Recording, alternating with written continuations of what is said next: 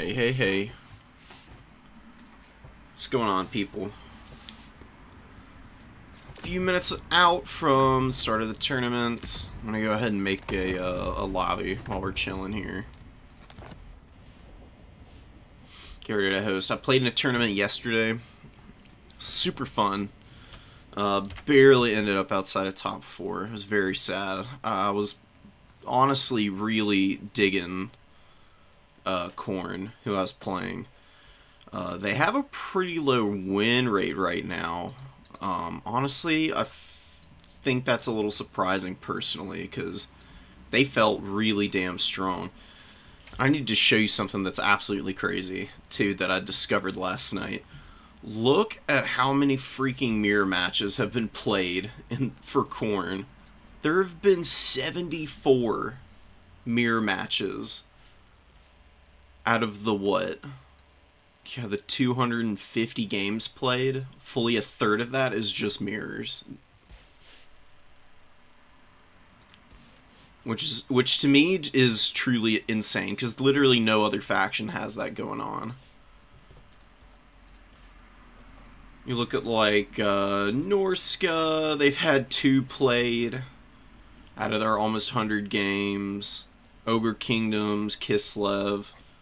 Korn is the only one where people are absolutely slamming this like greedy little piggies. Which honestly doesn't surprise me too much. It's actually a fun mirror match to play. I played 2 of them in the tournament last night, so it's not some random fluke either.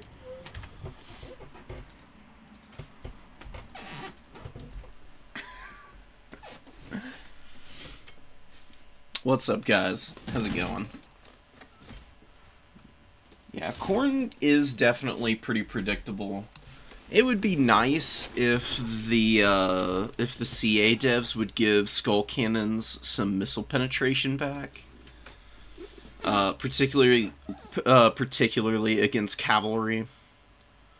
They used to pierce through like an entire unit of cav. Now they can't kill but one model, and then they drop the vortex, which just really isn't strong enough for countering kite. The skull cannons used to be really good at countering all the horse archers. That's what I used them for, and I never felt like they were underpowered. But they got changed, they got that vortex, and they don't counter the skirmish cav anymore. And ever since then, those matchups have been very forbidding for Korn, especially the Dark Elves. Dark Elves just have all too much going on for them, and they can really bully you, man.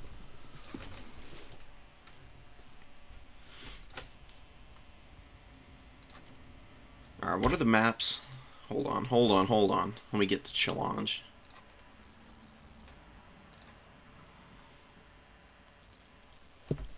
What am I doing? It's the wrong tournament entirely.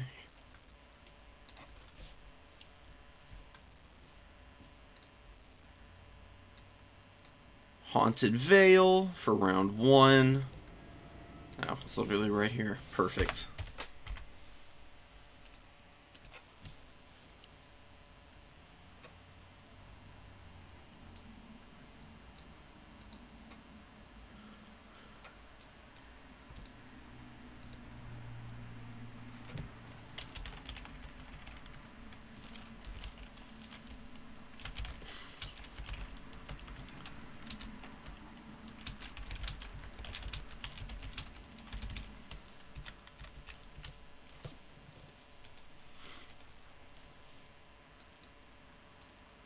Slaanesh vs. Chaos Dowie. If you're playing Slaanesh into Chaos Dwarves, then you're screwed. Chaos Dowie are really good against Slaanesh now, after all the adjustments. It's not unwinnable, but it's definitely a really tough one for Slaanesh, because they are very squishy, and if any missile fire hits you from the Chaos Dowie side, you're going to get shredded, because all of their missiles hit like trucks, and you're already dealing with pretty low health pools as Slaanesh on a lot of your really elite stuff, like Seekers, Fiends are pretty durable, actually. They just have really low armor. But Heart Seekers, even your Hellstriders and stuff like that can get shot up. Even though they have a shield, that helps a little bit. It's only like a 30% block chance. To answer your question, AI, I think your best bet as Chaos, or as Slaanesh in that matchup, is you go with maybe like Exalted Demonettes and a Seeker Rush and just try and run over the Chaos Dwarves. Because if the Chaos Dowie just get to set up on the field, they're going to box you out pretty quickly. Because Khorne is weak to Kite, but Slaanesh is held together by their Javelin Horsemen. If Slaanesh didn't have Jav Horses, they would lose to Kite and shooting constantly.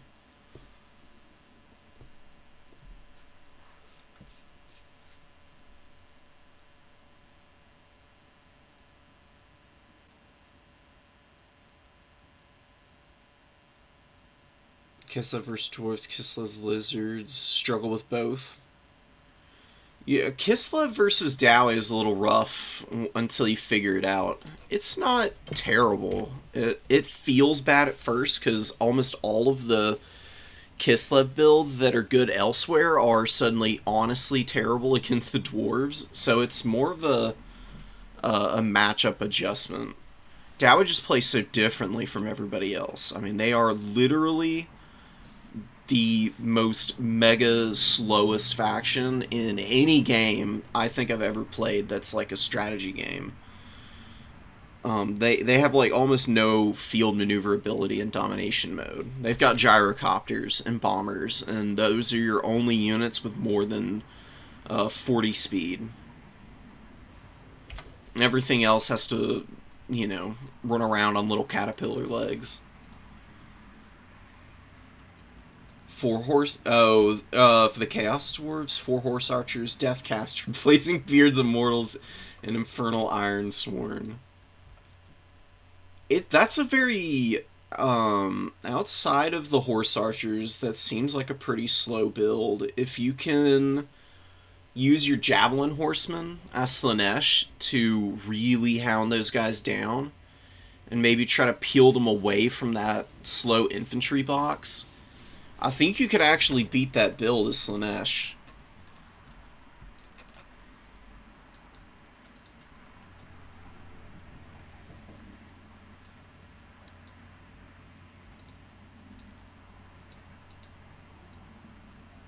He didn't bring... If your Chaos Dwarf opponent's not going to bring Fireglaves in the opening, you should punish them for that.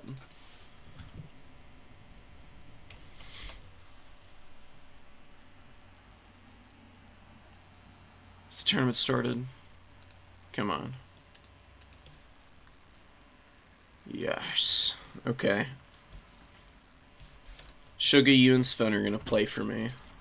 Play for all of us.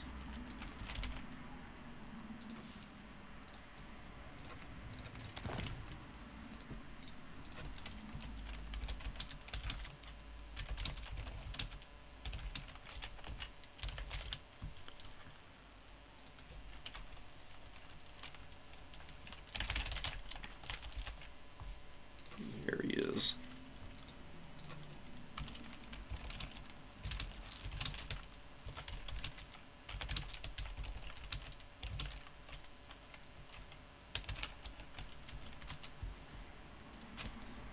Oh, yes. So we're getting Kislev, and Sven plays Lizards and Khorne, I think.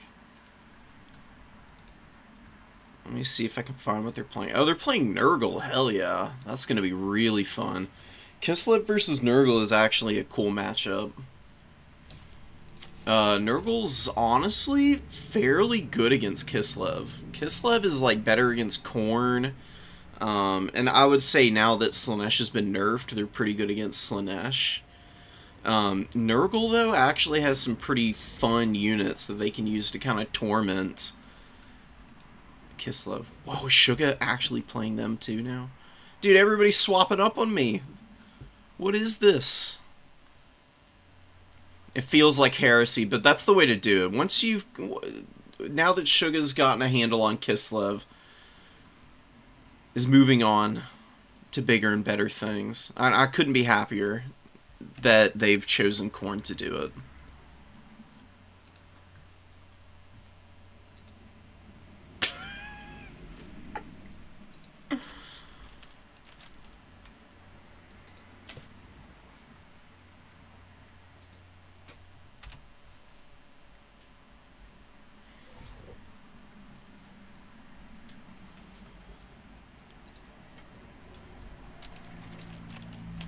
Talking to Broccoli Fangirl.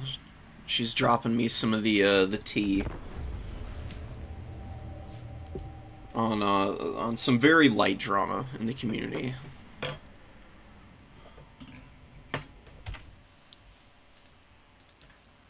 So this season actually seems to have moved the Chaos factions down a tier. Like, all of the Monogods outside... Well, the Chaos Demons aren't technically a Monogod faction. They've just got all their units. Mono Demons, I guess. Anyways, like Nurgle, Khorne, Tzeentch, and Slaanesh have all dropped the win rates really badly. Khorne was at like 50%, now they're in the mid-40s. Nurgle's actually okay.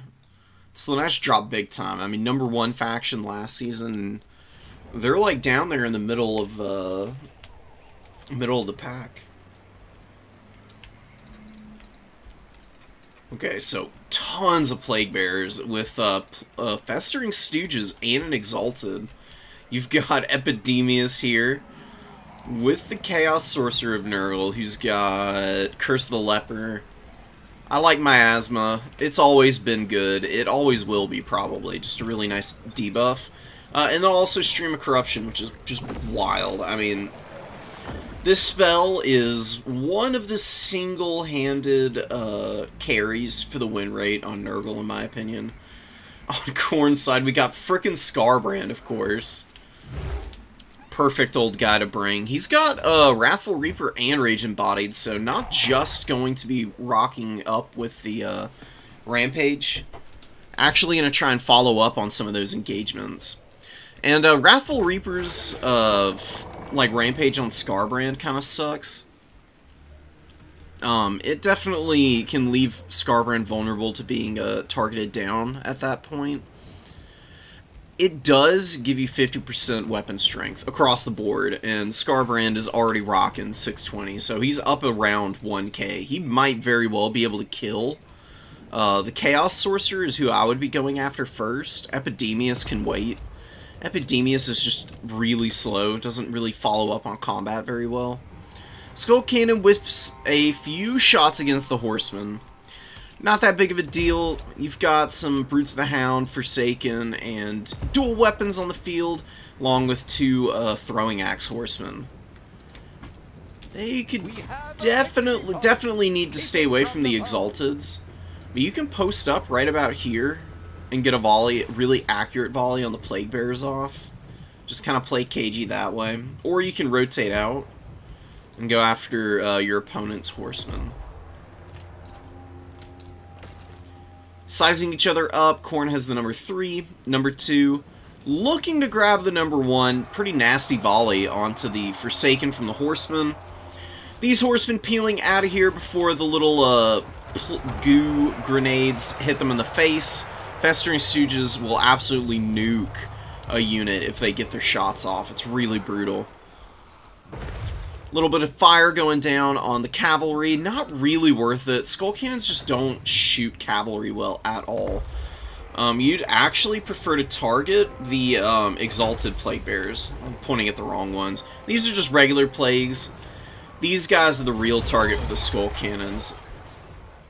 They're just long-range infantry poke on elite stuff. And then for the Marauder Horsemen, if you want to bring a counter to Horsemen, actually you want a Soul Grinder. Khorne's Soul Grinders have a shotgun cannon that's actually really good against skirmish cav units. It pokes them down very effectively.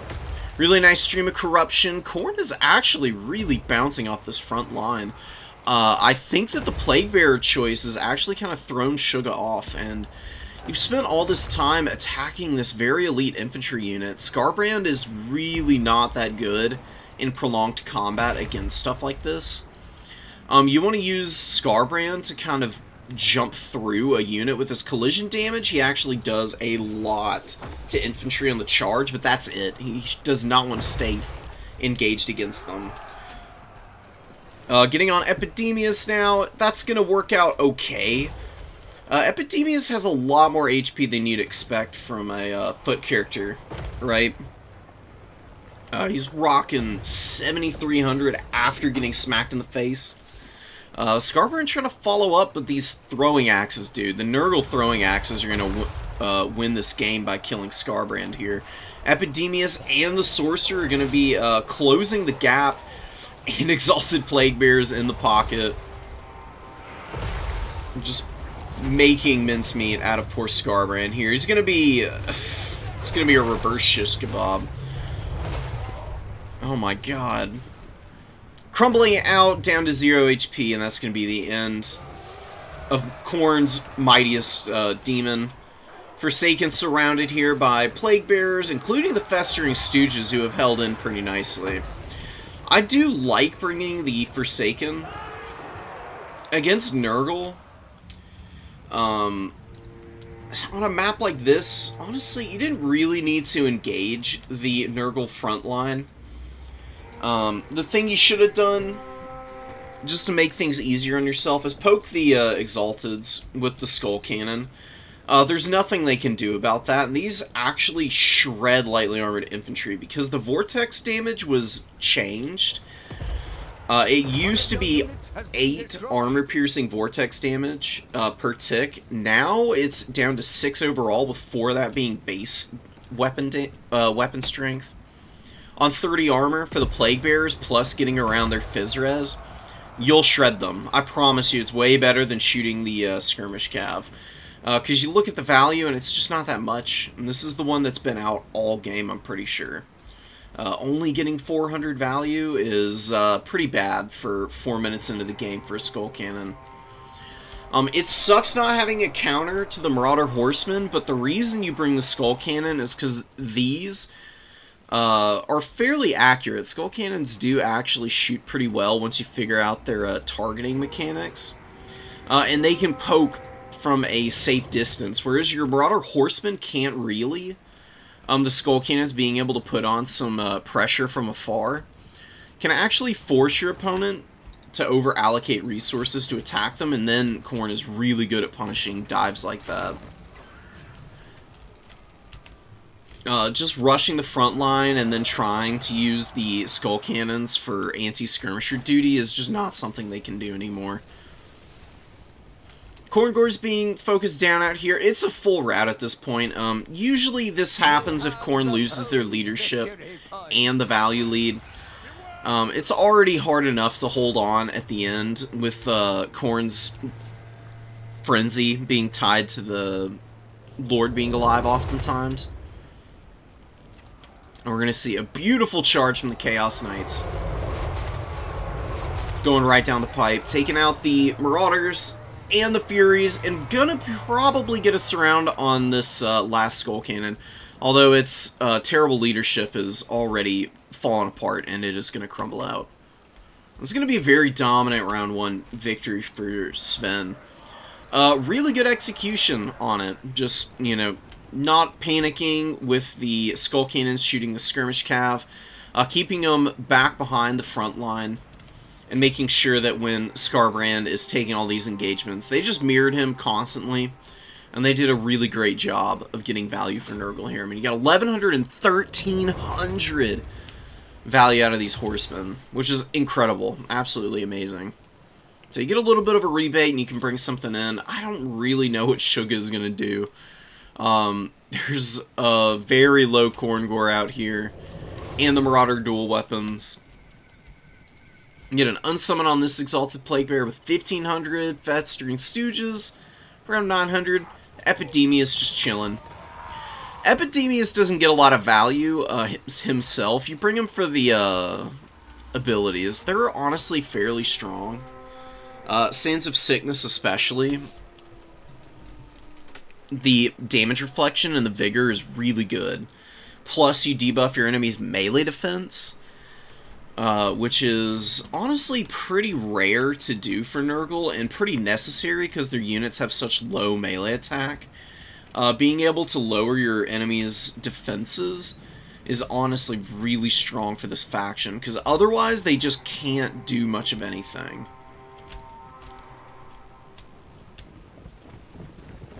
Got the Marauders with the dual weapons going to be rallying back up into the forest. We got Scarbrand? Yeah, we got Scarbrand back out. There are no throwing axes currently. I actually don't think that Scarbrand's in a bad spot. You got the Chaos Knights with lances that have to rotate all the way across the field. And Sven's not reacting right now. It doesn't really need to with the triple cap. You can just sit here and run the clock out. I'm just curious to see if Scarbrand's going to maybe be able to kill Epidemius at the least. Charges right through the Festering Stooges, gets a little bit of trample damage on them. Nothing too crazy, though. How has he already lost so much health? I know he got hit by the Festering Stooges with the last few javelins. I didn't think it'd do that much damage. He's getting pounded here. Oh my goodness. Oh, because he's nuking himself. The Sands of Sickness melee reflection is hitting Scarbrand and probably help do a decent amount of work against him.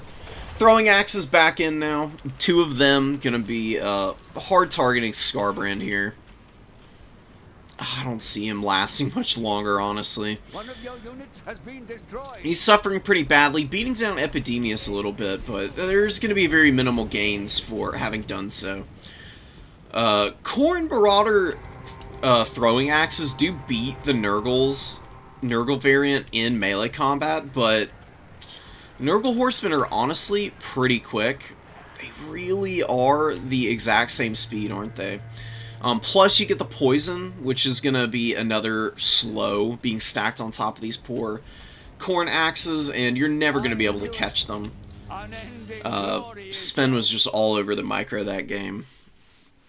And Suga's targeting priority was just a little bit off. Just a slight adjustment to what you're shooting at, and the Skull Cannons will be a big enough threat that your opponent's going to come to you. And at that point, that's where Khorne can bring out the quick units to really punish all of that. Bloodbake Berserkers over the second Skull Cannon would have probably been stronger as well. Just something to keep in mind. Is recognizing when and where you need more punching power. And against this front line, like, I know you've got all these Marauder dual weapons. It's not like they were terrible, it's just that the Plague Bearers are fairly tanky infantry, plus the Fizz Res on them means the Khorne dual weapons just don't do enough damage to get through them. Same thing with Brutes the Hound, and honestly with the Forsaken as well. I do like Forsaken in this matchup, but I prefer them in reserve. And for the Khorne frontline, if you want to bring stuff that's going to be effective against everything that Nurgle has, you bring Bloodletters. Bloodletters are really strong. I'm pretty sure they still beat Plague Bearers. If the Plague Bearers are getting like tons of heals, it's a little bit less likely, but they're still damn good if your opponent goes for Chaos Warrior walls. The Forsaken I like as a reserve unit to kind of follow up on stuff, and Karanak is really good. I mean, if you could have brought Karanak in to go after the Chaos Sorcerer and lock down Epidemius from being able to use his abilities, I think you just needed more build-up time.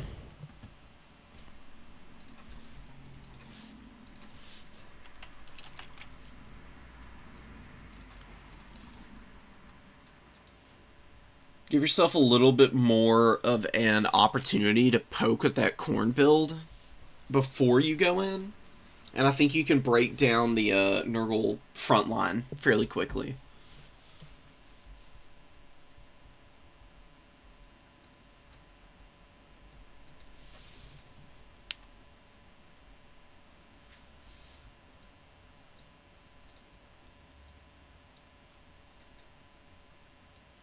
Is the Corn Soul Grinder bugged? No, it's not. So the way the Soul Grinder works... Let's actually just... I'll just show this unit off. It literally never gets picked, which I think is silly. Actually, you know what?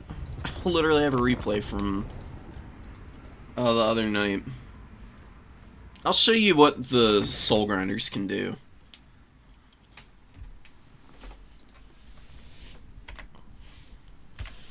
This is from the tournament last night, in the final round. Oh, and that's you asking. Boss, it should just fire automatically. You don't use the Soul Grinder as like a dedicated ranged piece, because you can. It's got like a precursor missile. Eradicate all life. This is Karneth's command. So you can see it right there. Fire at will is disabled. Unit with precursor missile weapon will only fire at a target that they have been ordered to charge. Fire at will is enabled. The unit will fire at the closest enemy. Ignore the typically has limited ammo, because the Soul Grinder of Corn has a shit ton of ammo for this. Fires every 5 seconds, does 120 damage on 3 shots, and they hit pretty freaking hard. And you can actually, like, poke down single entities with these guys, believe it or not. I mean, against a Chariot, a little hard to hit with all of the shots, but you can see them actually chunking down the ammo a little bit. At the very least, it's taking about 300 off this guy. Final boss gets a really good engage over here. I was a little too risky with the Horseman, and he got a Rampage with Scarbrand, and actually did good damage, but Marauders got pounded pretty badly still. And the Wrathmongers did eat a really awfully strong volley to the face from the Horseman here. My Exalted Bloodthirster's going after the Exalted Hero. Bloodthirster's also a unit that doesn't see a lot of play, but I actually like for a few matchups. If you don't go Scarbrand in the mirror, then you can do like Bloodthirster for a cheaper, still really strong Combat Lord. And then duo him with like a Soul Grinder or the Bloodbrute Behemoth. There's a lot of really cool stuff you can do in this mirror match. So just charging some stuff down with the Fleshies. They're very good boys, very good against Marauders. This is what you do with Fleshhounds, by the way. A lot of people seem to have a misapprehension about how Fleshhounds are used. They're a very bad unit if all you're doing is, like, cycle charging armored stuff or trying to counter a bunch of mobility, usually. They're a harass unit. That's literally all you want to do with Fleshhounds is charge down the weakest units on the field and just bully them relentlessly. Because Fleshhounds lose to a lot of stuff in the same, like, weight class in terms of cost. They're 750 gold, and you have to do a lot of work with them to keep them alive sometimes. Soul Grinder is just absolutely smacking this Exalted Hero down.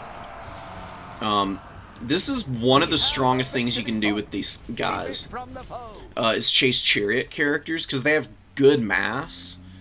And for whatever reason, they just seem to connect really consistently against them. I think it's because this is a fairly biggish model. And I've noticed that horseback characters sometimes can struggle to chase down Chariot characters. So my opponent's like 2 very strong combat choices to accompany Scarbrand have been pretty hard countered just by the presence of the Soul Grinder alone. And this is one of the better matchups for it. You've got lots of infantry that it can also fire its cannon at. You can see how quickly it's shooting, man. It's got good collision attacks as well, so it's very good at cleaning out infantry. You just use this as a hit-and-run piece to constantly harry your opponent down. Scarbrand, as well as the Fleshhounds just going in really deep on the Skull Crushers. My opponent is trying to peel for these guys. I will say, Final Boss, that there were a couple of times you could have pulled me into some traps. Like, he had the Bloodweight Berserkers over here, and he had your Skull Crushers just peeling off next to them. I know there's a Horseman here, but it's only one unit. If you can skirt around the Minotaurs, this is what you do. Instead of going this way, you go through and loop back around just to peel the Fleshhounds off your back, because they're actually doing a lot of damage against this counter unit because they're nipping at their heels. Fleshhounds are a little bit quicker, obviously. And they are pretty good at pursuit damage. There's quite a few cavalry and stuff who don't have great charge speed, so they can't really follow up on units that are running away from them. Fleshhounds have no problem at all doing it. And they're keeping these guys in play for the Exalted Bloodthirster to chase down as well. Minotaur's coming in, going to be finishing those guys off, and the Soul Grinder just continuing to flatten whatever he can get his hands on.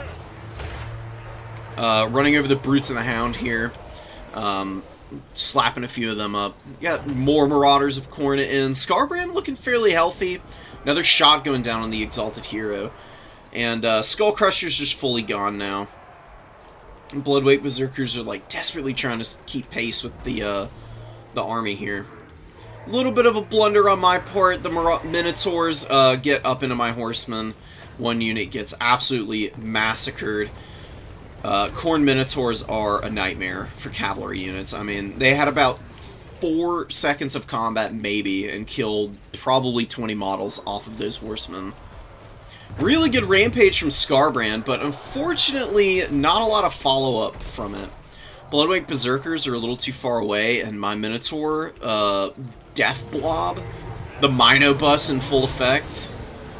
It's kind of funny that Khorne does it better than the Beastmen ever could.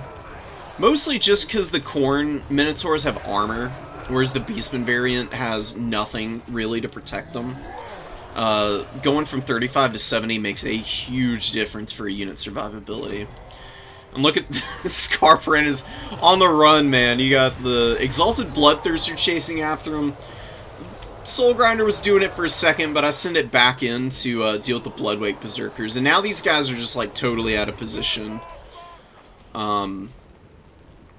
They're strong individually against all of these units, but I just surround them and then pop the Horn of Khorne, get everything up to like 60 melee attack, and just stay fully committed to killing them all. Really all I need are the Minos and the single entities now. If you ever have to kill the Bloodweight Berserkers in melee, this is what you need to do it. This is how you get all over them. Khorne is one of the few factions that can do this, though. You need either a lot of debuffs to kill Bloodweight Berserkers, or you need a lot of self-buffs. And Horn of Khorne is just really good and free, easy access to something obscenely powerful. Knights of the Brazen Throne coming in, and I'm trying to keep the Bloodletters alive. Kiting away with them. Seeing this, bring over the trusty Soul Grinder. And I do have the... So the Bloodletters, actually, I did give them a charge order onto the Knights. Don't just leave Bloodletters idle, because they don't have charge reflection. So if they're going to get attacked by heavy cavalry, have them actually get a charge off. Because they did do a little bit of damage to the Knights. It's nothing crazy. I mean, they're going to get like 200 value when it's all said and done, but it's better than 0. And if they're just sitting idle on the charge, Knights of the Brazen Throne will literally go through the whole unit. They almost one-shot it as it was. What happens is the Knights like punch through the Bloodletters, go out the other side of the unit, and then you just turn around and charge it again, and you will have killed the whole thing. Luckily, we did have the Horsemen in position. They get a little bit of value poking away at these guys. I've got my Minotaurs chasing. Minotaur engagement over here with some Fleshhounds. Fleshhounds very good when they are duoed with something like a Minotaur. Because the mass combined from both of those units stops pretty much anybody from escaping. Fleshhounds are really good on a surround with 750 mass. Minotaurs have 1,500? Oh, 1,600. So a little weightier even. Bloodletters I'm just going to throw into the Brutes and the Hound. I don't really have much of a choice here. We get a great engagement on the Knights of the Brazen Throne. They just don't have anything to help peel for them. And the Minotaurs duoed with my Soul Grinder here and the Exalted Bloodthirster. chewing through him pretty quick. And he got Blood Beasts over here. I love the monkeys. I'm a Blood Beast believer. I actually think they're a really strong unit. I mean, that was all from one charge. Them bullying those Marauders like that, they're very, very good at doing damage to low-tier infantry like that. Hounds and some very tattered Bloodletters and the Minotaurs, just finishing off Scarbrand down here. He's gonna give one last angry yell before he vanishes into the warp. And my Bloodthirster has been an absolute nightmare this game. Without missiles to punish these guys, the Exalted Bloodthirsters are kind of a badass unit. There's a few matchups where I like these guys. Khorne Mirror matches, against Slaanesh, they're fairly strong. Nurgle's another pretty good matchup for this dude. A little bit less good, but it's still pretty doable for him. I knew it. I'm trying to think if there's any others. Maybe Vampire counts for the Bloodthirster. That might be pushing it, though. Don't worry about it, boss. So, boss, the biggest thing that you needed in that game was you needed more your own Marauder Horsemen. Khorne Horsemen carry this matchup. They are so good. I mean, you can see how much value they all got here. Only one of them did pretty mediocre. That was more my fault than the unit not being good. 900, 1100, you've got 1,000 here. You got the Minotaurs, able to, like, countercharge anything that tries to get in on the Marauder Horsemen. And I brought my Soul Grinder because I wanted to get a leg up against yours. The Exalted Heroes are a really cool idea. I just don't know if these Exalted Heroes on the Chariots are ever going to be good. Gorby's Chariots are, quite frankly, just a really shitty unit. They're not fast. They don't have very good charge speed. It doesn't feel like they have 2,000 mass at all. I don't know what's wrong with the Chariot itself. If you bring these guys on Juggernauts, I think you've actually got something. They're really strong on the Juggies. And you've already got, like, a full Juggernaut army. So I would say you should really lean into it. Why don't Beastmen have Khorne Minotaurs? That's a really good question, because they do have a lot of other random, like, monsters. Let's go take a look at Beastmen. I'll get into replays in just a second. I'm sure people are posting them now. We just kind of got sucked into talking about some other stuff. So, you know, you get the Senegors of Tzeentch and Zangors, so it's not unheard of to get the two variants from a DLC for the Beastmen. For whatever reason, though, they just never got the Khorne Tours. I feel like maybe they're thinking about adding them because the Khorne Tours did finally get Woodsmen and the ability to hide. They lacked this literally from day one, and it only got put in recently. And it was such a little change. You might not think that hide and Woodsman is important for Minotaurs, but this is massive. It means that they don't get shot in trees. They're way more effective, because Woodsman, not only does this just mean that they pass through trees, right? This is a little misleading. It also means they don't take any penalties from being in forests. And as a large unit that can suddenly take clean engagements in the woods now, there's actually quite a few maps that have opened up for Khorne to be able to tree camp. And you might think that's kind of silly and cheesy maybe, but Khorne has to be able to do that because you don't have answers against a lot of kite. So your Minos being able to hide and stay completely hidden and not get poked even if it would be inaccurate in the forests is pretty massive in my opinion.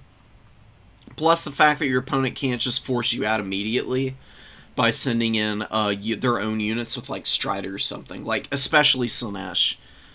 This is going to matter a lot in that matchup. So kind of a really cool change.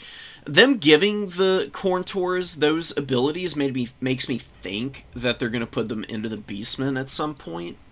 And they gave them Hide and Woodsman to, you know, reflect that they're a Beastman unit, right?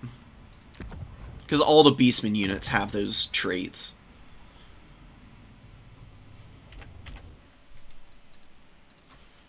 Alright, give me a sec, guys. I'm gonna go grab the replays, and then we can just go through them. We've got some Kislev versus Korn. We might watch that one soon. I think we've gotten plenty of Korn action, though. We're gonna do Lizardmen and Wood Elves first. That is a very enticing sounding matchup. There's a Slanesh mirror. Holy crap, dude. Honestly, all of the Chaos mirrors, except for Nurgle, are fun. Nurgle is kind of boring of a mirror to play. But Slanesh, Tzeentch especially. Tzeentch is really wacky with the mirror matches. Wrong file. How am I going? Here it is.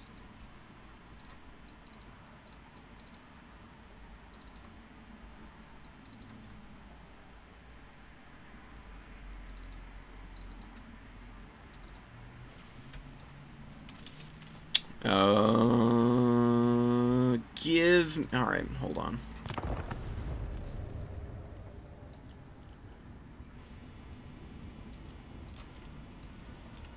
Can always re-download any of these. I had a few games in there that I wanted to do some individual casts on, but just so that I can keep it all together today.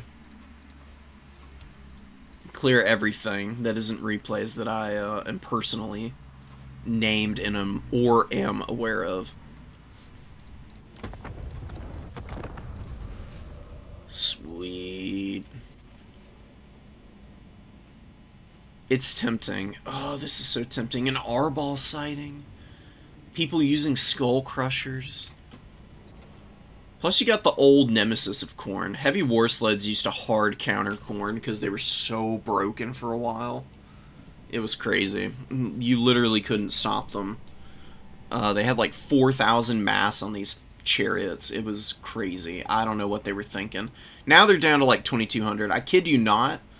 I think they used to have 5,000. Like each individual heavy war sled.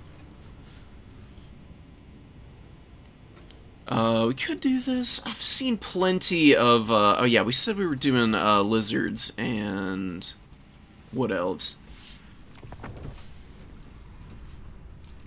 We've got Astromancer here. An Astromancer sent direct by Mazda Mundi, apparently.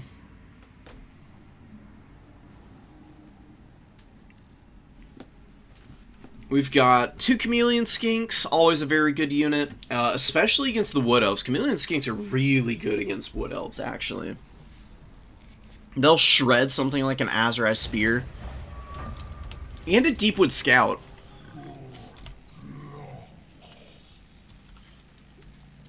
So, it's going to be a very value-focused Lizardman build.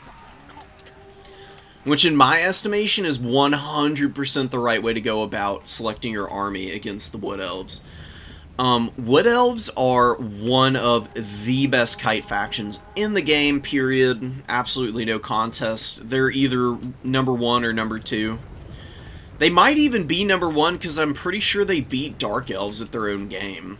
But anyways... the reason for that is the Deepwood Scouts, you've got Way Watchers, you've got really good horse cavalry.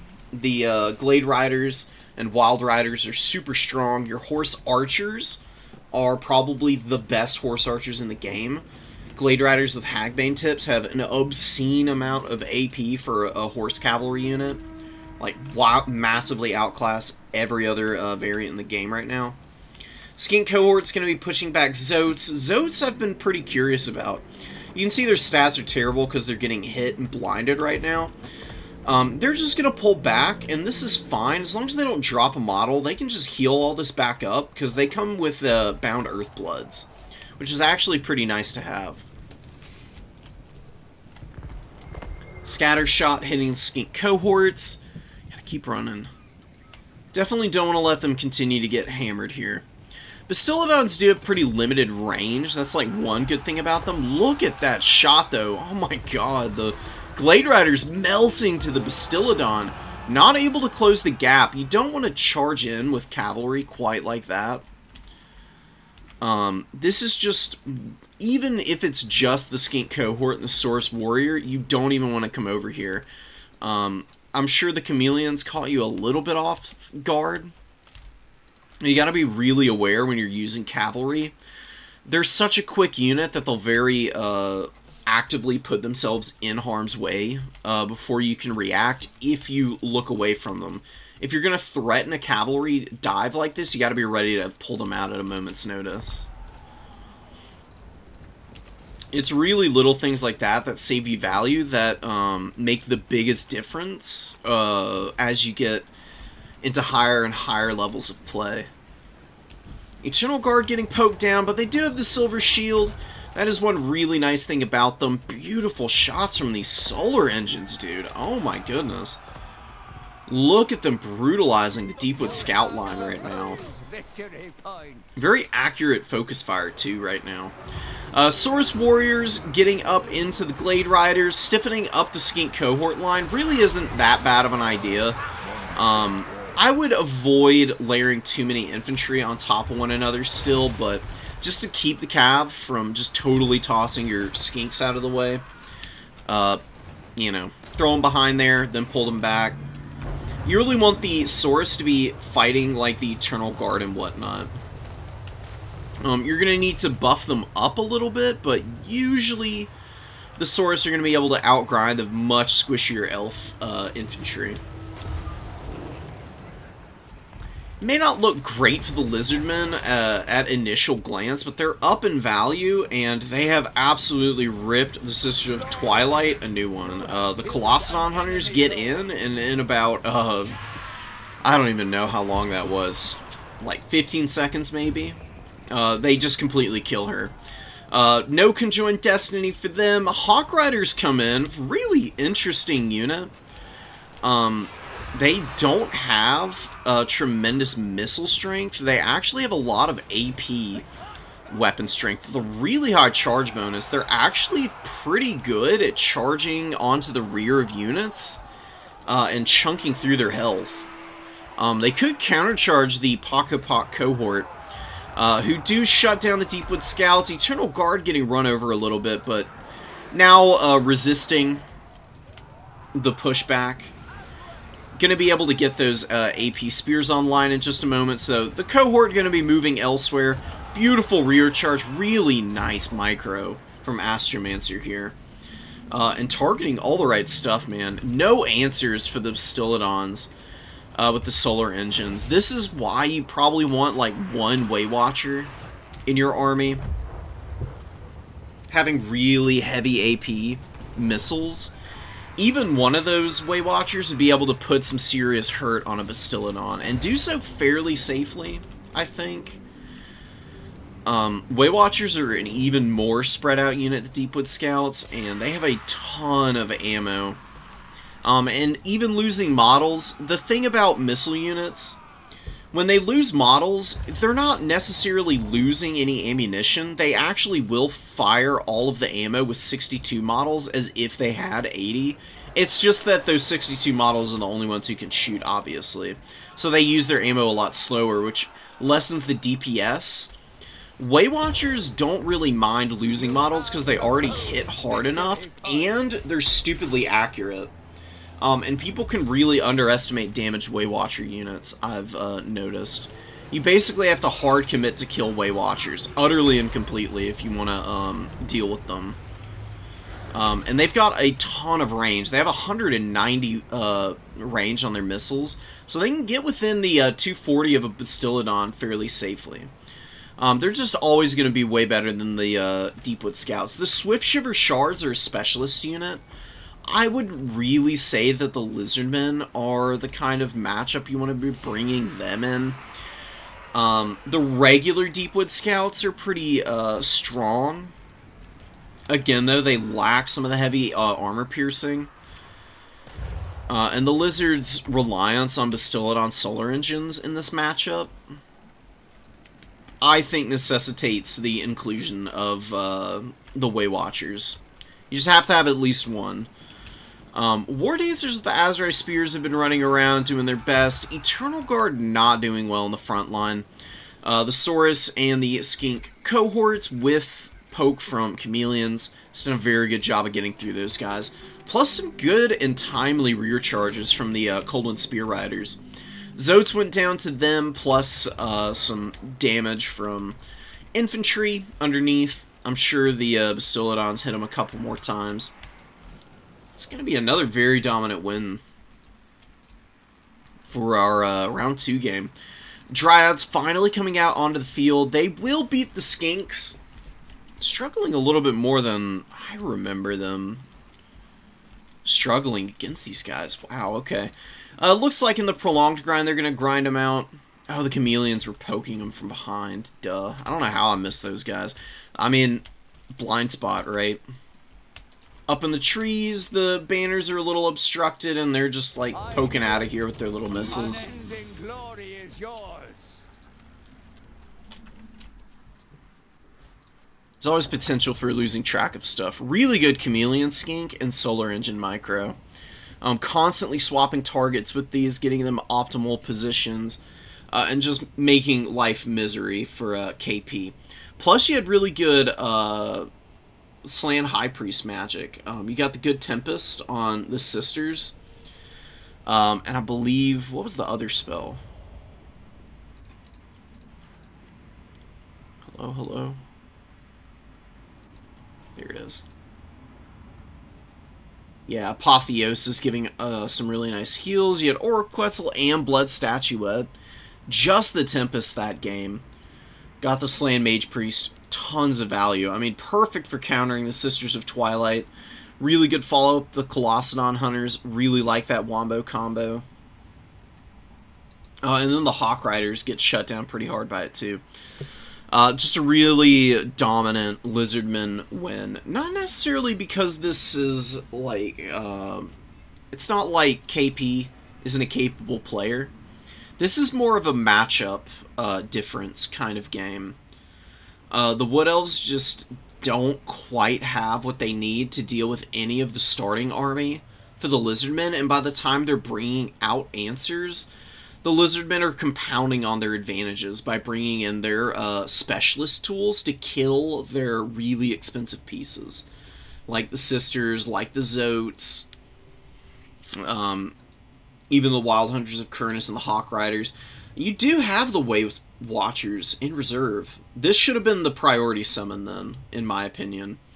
If you don't want to do Way Watchers, you can do Starfire Shafts. The Glade Guard with the AP fire damage missile, they're also a fairly good choice.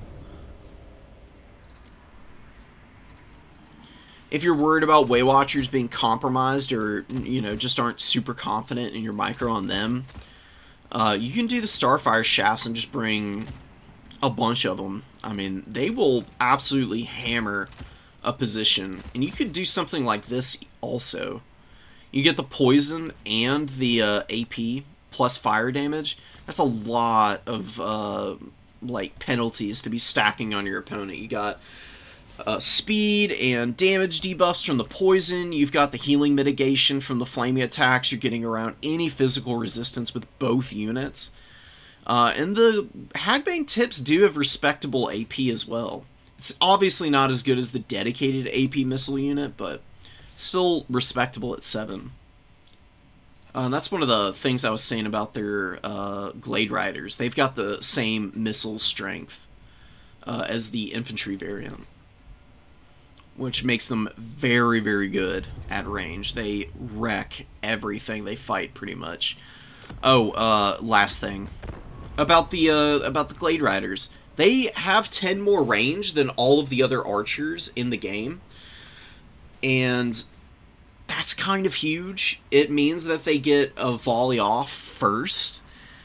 It might not seem like a whole lot, but I'm telling you, man, at those max distance skirmish games between horse archers, the Glade Riders are just that much more accurate because of the 10 extra meters of range. It's pretty crazy to see firsthand. You wouldn't think it. I promise you, though. You will not be disappointed if you play around with them. Alright, we got Mr. Fly here versus Do Your Lines. I don't know what kind of lines we're talking about. We've got... what do we have? Searing Doom, Final Transmutation. Plus you've got A-Cold, who's going to be trundling in here on foot. Going to be trying to beat down all the armored infantry. I do think he's a really good choice against Kislev. He's a little vulnerable at times to stuff like Streltsy, because they have AP and they're very accurate even against small targets like A-Cold.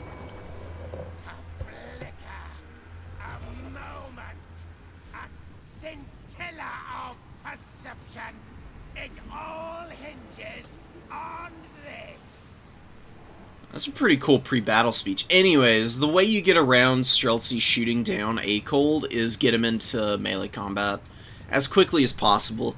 If he's just engaged in even something like a Kislevite warrior all game, or not all game, but, you know, if he's like fighting units like this in succession, he will get like 200-something kills. I mean, he is crazy good against infantry of any type because of the Breath of Life giving him perfect vigor. He's at like peak efficiency, just shredding through stuff. So Marauder Horseman of Tzeentch going to be waiting in the wings, going to be boxed out early on here by all these Kislevite units. Going to be very careful with your heralds, man. You cannot leave them up in the front line like this. They're too squishy. Good damage from the Exalted Flamer and good targeting, man. You hit the Kislevite warriors first, and then you almost one-shot this Kossar with the spears. Oh my goodness. Brutal damage. This Kossar is 100% shattering when Buyer Blood wears off here. Streltsy gonna get hit by a Searing Doom and the Exalted Flamer. This is the target that needs to be focused right now. This thing is gonna get like 2,000 value in a few minutes here. Blue Horror is being run over by Zarina. Zarina definitely needs to keep going. Don't want to leave her sitting in place to get shot down by the Exalted Pink Horrors who are coming up now. They don't have great AP, and Zarina does have 110 armor on the Chariot, but with the Warp Flame lowering that down to 100, you will get a little bit of effect out of the base missile damage. Plus, they have decent AP, as is. Good focus fire going down on Zarina, and continuing to follow up on damage with the Exalted Flamer. It's gotta have paid for itself by now. 1,300, actually well over. We get a little Grom coming up. Where's little Grom shooting? No. Don't need to be shooting the Screamers. Still need to hit that Flamer. It's stuck in some halberds right now, though. Could be that the Kislevite warriors there start getting some good damage in. Actually, maybe the right call. Oh, this is the Shrieking Sky Rays. And that little Grom shot killed 5 of these guys. Oh my goodness. Immediately jumping up pretty nicely in value. A-Cold just grinding through the armored Kossars. A little bit of a whiff from little Grom. Not a lot of pushback on this side of the field from Kislev. They do have their missiles laying down some hatred on these Marauder Horsemen of Tzeentch. Those Javelins are damn good. They'll definitely be able to poke down something like a Kislevite warrior, but with how many hybrid missile units are on the field, I'm a little worried for Tzeentch in the long term, maybe. Because they could get outshot. The Marauders of Tzeentch are all pushed back now, so there's not really a front line. You've got Blue Horrors to replace, but the Pinks are not going to be able to follow up enough, I fear. It's really going to come down to what the Exalted Flamer is able to grind out value-wise. It's already gotten 2,000. It's only got a few more shots, though. It's got 4 volleys here. And this is about the time that you want to get something like a Winged Lancer out, if I were Kislev. Because you need something that's really hard-hitting to start shutting down, like the Sour Guts and the Exalted Pink Horrors. Your missile units are very beat up. If you can preserve them as is, you definitely should think about it right about now. And you do get a Kossovite Dervish looking to collapse from the rear. Could definitely get in on these blue horrors, and they would crumble out if you rear charge them here. Their leadership is very low currently, and demonic instability is crushing. It is so obscenely punishing. Your units just melt in front of your eyes when it actually procs. A bit of a whiff on that little Grom shot there. You need to give it actual orders to hit individual units. It's very bad at prioritizing targets on fire at will. I would never ever trust it to do it competently. Zarina is getting a lot of infantry kills, but she's getting poked down really nicely by Tzeentch. Alright, is Mr. Fly going to bring this one back? This is a game that's very much in the balance right now. You got Furies locking down the Wolf Hearts. That big value lead early from Kislev looking to evaporate a little bit here, and the Exalted Pink Horrors are actually killing the Kislevite warriors in combat. Exalted Pinks really aren't a bad unit in melee. Their attack is a little limited, but good melee defense makes them fairly resilient to something like these Armored Kossars and the Kislevite warriors in melee combat. Synagores of Tzeentch coming out, and giving the shift orders. You love to see it. Shift orders are actually a really good idea. It's a little funky to get used to at first, but if you shift click, you queue up orders, and it's really good for stuff like Synagores. Because you just rush up, get in position, immediately charge down, and you can focus your micro elsewhere. In a position like that, it's the perfect opportunity to be using those stacking methods. So Chaos Furies do get rear charged, they're going to crumble out. They don't kill the Wolf Hearts, but they do put a lot of damage down on them. And Akold is still here. Oh my god, and we get the Tzeentch army ability going to be trying to finish off the Wolf Hearts. I think they're going to be able to get out of here before they get totally murdered. They still take a little bit of damage, not really that much. It's a very expensive army ability. I think you'd have been better off using it here on the Griffin Legion, because there is a lot more locking these guys in place. They are pulling out now. I think he had a better opportunity there, though, than on a unit that was just like totally unengaged at that point. Blue Horrors fighting the Patriarch. Patriarch does come out with the heals. Very back and forth game. Way closer in this game than we've seen from the last few. And we got Kossovite Dervishes looking to run up in against the Sour Guts and the Exalted Pinks, who have formed a nice little firing line here. Able to get a little damage off, but Kossovite Dervishes will find a home here. What kind of damage are we seeing? Nothing too serious, and the Synagores, oh man, the Synagores of Tzeentch are about to bully all of the mobility for Kislev, aren't they? Another final transmutation on Zarina. Not overcast, but maybe not needing to overcast it here. Just getting some steady, consistent damage against her is pretty nice. Oh, and saving for the Searing Doom, which just brutalizes the Winged Lancers here. That's why Searing Doom is one of the best spells in the game. If your opponent misses it with their cavalry, cavalry get absolutely melted. I mean, that was a full health Winged Lancer almost, and they're down to 1600 now. Rhino Horsemen have struggled a little bit this game, but they've been steadily poking Zarina down. It's been a very slow process, but it has definitely helped get Tzeentch back into this game. And I think that the Tzeentch player did this the right way. Like, you see a super expensive lord, but then a ton of super cheap infantry. Or a super expensive lord, I should say. I think I may have gotten my words mixed around. Go away, spam caller. Anyway, you've got a super expensive lord and a cheap front line. One that you have a very effective counter with. in the Exalted Flamer here. I mean, you got 2,300 the first time around. You kill as many of the infantry as possible. Bring out your own missile units behind it to start cleaning things up. And then the Centigores for the late game punching power to peel for those missiles. Mwah. Chef's kiss. Really nice stuff from Mr. Fly here. Brutal shot from the frickin' Little Grom. Oh my god, how many models did that kill?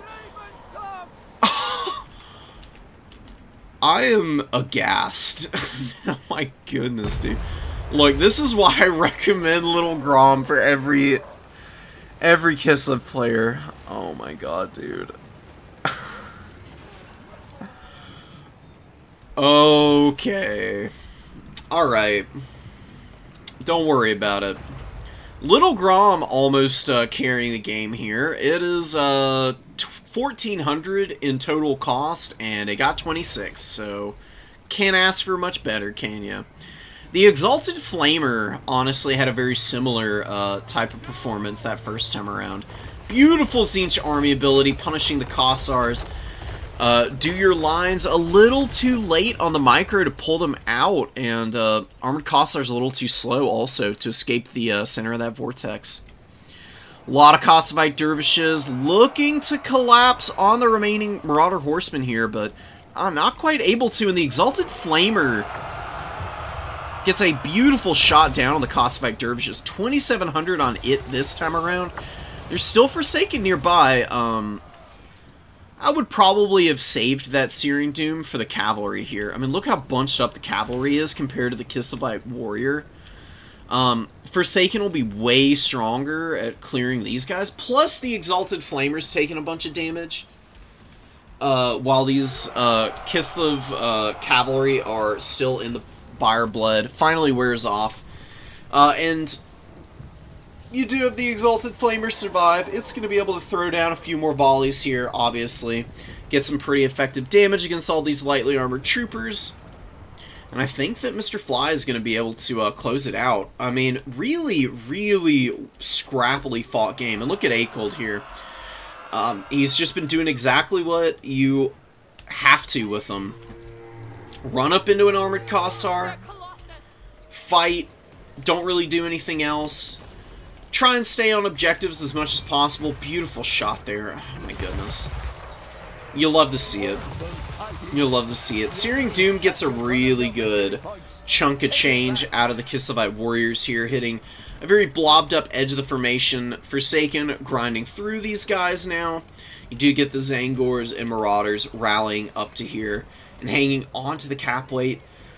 Flipping here with Akold on the objective now. Shrieking Skyrays have gotten through a majority of the health on the Kossovite Dervishes with their AP weapon strength and anti-large bonus, which is massive on these guys. 25 is pretty crazy. And they're a 950 gold unit. Shrieking Skyrays are ridiculously powerful, so honestly, maybe shooting them with the Little Grom early was the right call. I'm just a little sad that the cavalry came out so late for Do Your Lines. You had so much infantry. I liked the Little Grom summon, but I think what you needed first was actually a Griffin Legion, and then you bring Little Grom out. Either that, or you bring Little Grom and you just delay your engagement on the middle. But if you want to engage early, you do the cavalry and then Little Grom. Streltsy with, I mean, decent value from the first time around, but again, same problems. They just keep getting swarmed, man. If it's not the Exalted Flamer nailing them with the Vortex and the Flamethrower damage, it's being charged by Forsaken, jumped on by annoying characters who are just locking you down and stopping your units from shooting. Little Grom comes in here, is trying to bully Akold right now, which is honestly kind of hilarious. Not really able to get any good damage in on our evil, I mean, I guess you'd call him a Sith, really. He's really awesome. I mean, Akold's one of the coolest characters in the game. You wouldn't really think that Tzeentch would have such a combat-oriented acolyte. like this guy. But the way he fights and the way he's animated makes it pretty obvious. The like inspirations for him.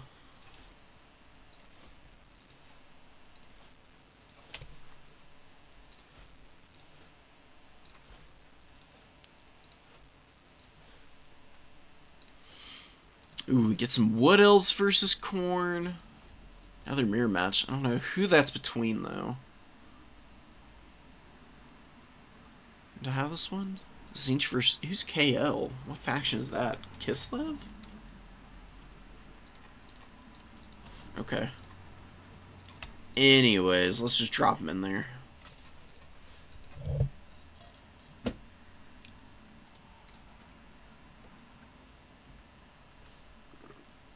Yeah, seriously, Akold is the neckbeard who studied the blade until the Chaos Gods noticed him, and they gave him the beautiful body he always wanted, and now he's just a huge asshole to everybody. That's really how Akold feels to me. Akold is like a schoolyard bully who discovered how to do like magic tricks as well, and he just uses them to torment everybody on the playground. Horse archers always good in this match. Oh yeah, that's a good point. The Kislev horse archers are really good against Tzeentch and all the Chaos factions in general. Just because they counter the Marauder Horsemen so well. That's okay, Shadow Days. That was really well played for what you had on the field. It was just unfortunate that you missed the opportunities to punish the Exalted Flamers. Flamers are so squishy. If you see an Exalted Flamer and it's in range of your missiles, you have to shoot it. It will shred your army. If you shoot it, though, you'll kill it in probably like 2 or 3 volleys, and that's it. That was just like... it was that one mistake, I think, that... allowed your opponent to get back in that game. Where do you send replays? Send them into the Discord, Trader.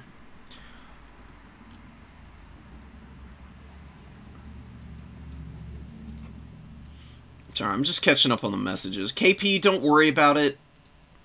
Getting wrecked just happens. I have literally gotten wrecked recently. Like, fully just bodied off the field in a... For me, I felt like it was embarrassing fashion. What happened to you was just that your army was hard countered. I liked it. I think that would work against the Lizardmen, but you need to summon your units in with a little bit different priority, and definitely need to find a way to kill the Bastillodons. That was a really epic game. Alright. Start grabbing some more replays here. Corpse. Oh my god. Oh, there's so many people playing Khorne. I want to watch them all. Oh. Come on. I'm gonna have to watch some of these, because it's literally like 4 people playing them, I think. Because you got Piston, you've got Suga. Is Final Boss playing today? Boss, are you here? Boss would be playing them. I don't think he is, though. Okay, it's just 2 people, but they've sent in, 4 replays. Oh, Corsair is back. Let's watch Skaven play here. Corsair plays very off-meta with the Skaven. It's not just Icket every single game. It's actually these really interesting Eshin sorcerer builds. And Corsair has been refining them a lot over time, and I haven't seen them in a while, so I'm curious how they're going to do against Spider. Spider coming in on a more meta faction, quote-unquote. Chaos Dowie very strong. Magma Cannon going to be great against these Skaven.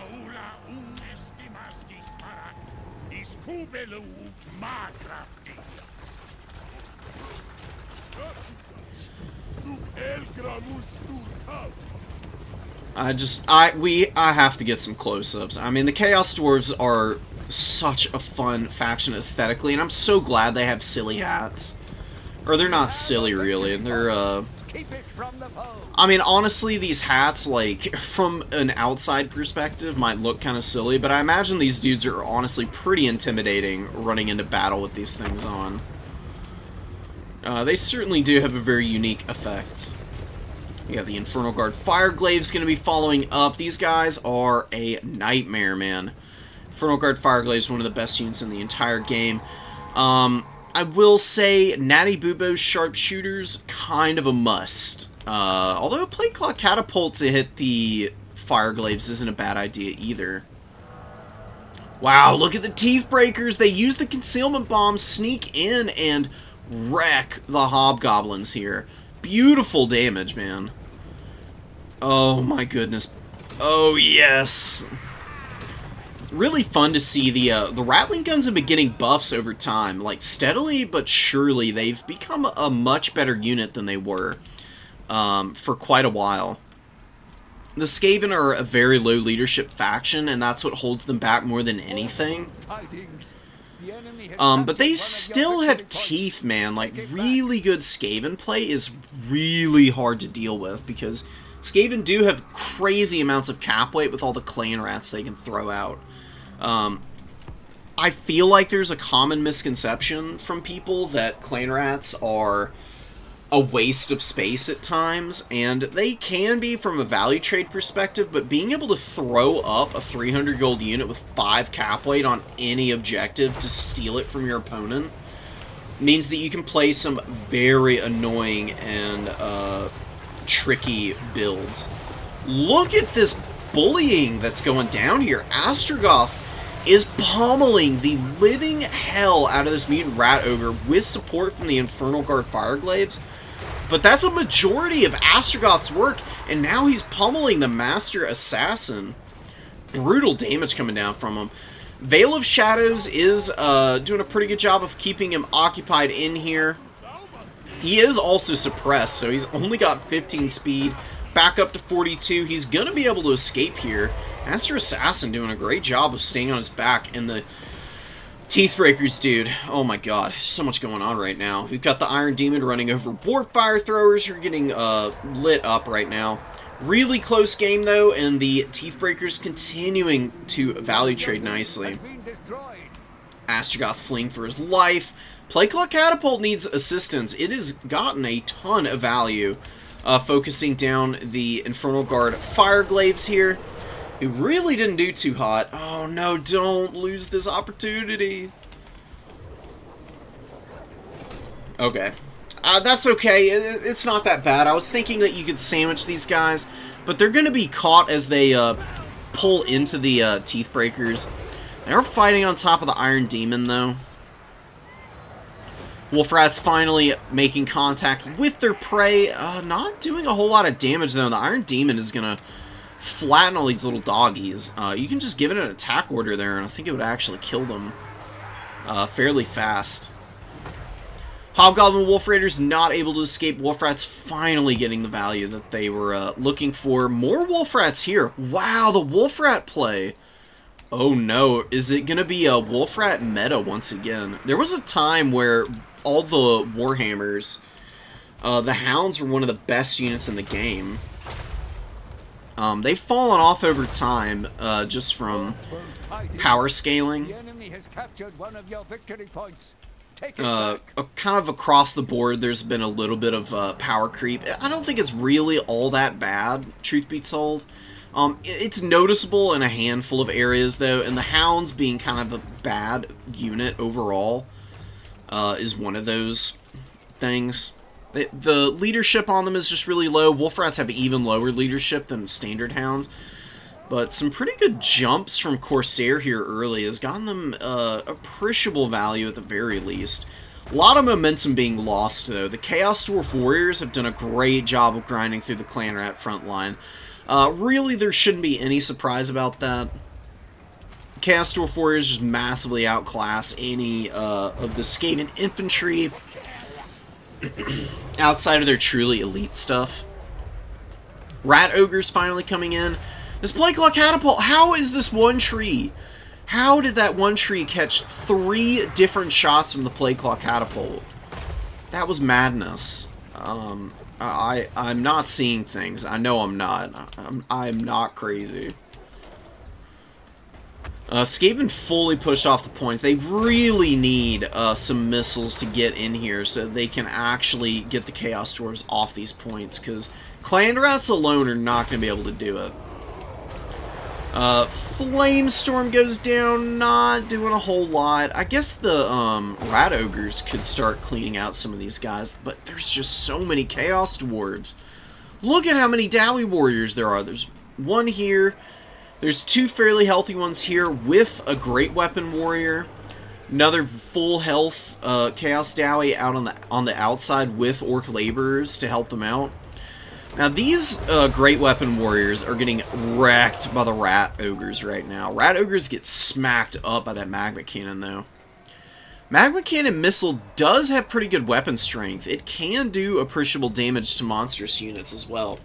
And the Vortex ain't bad either. I think it's 8 Vortex damage per second. Oh, 12 per second. So, honestly, good enough that I would say that the Vortex being as big as it is, honestly kind of worth hitting Rat Ogres with that. Skaven are going to try and move in on the number 1 here. I don't see any way to access that effectively, though. This is just Iron Demons in a nutshell. I mean, they are impossible to lock down. They're almost impossible to do damage to sometimes, seemingly. It's not even worth engaging them, oftentimes. I had a game against Turin where I kept trying to kill them. I won the game, but literally by the barest of margins. And the Iron Demons were just running over my entire army.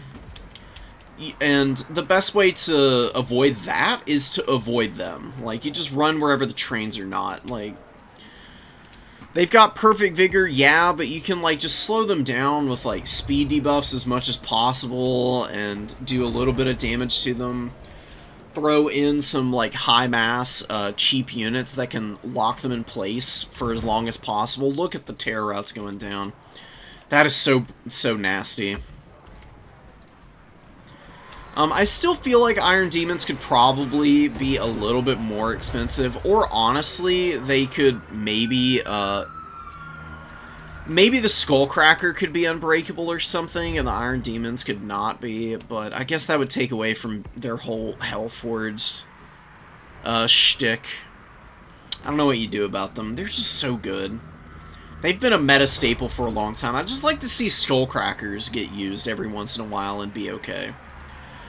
Skaven are swarming points, but they don't have any killing power on the field, and I fear that what's going to happen is the Iron Demon is going to continue to just completely run over the entire infantry-based army now. Plus, you got a replacement Infernal Fireglaive. Playclaw Catapult is almost out of ammunition here, too. It's got 4 shots. Maybe you can get some good damage on these guys in the process.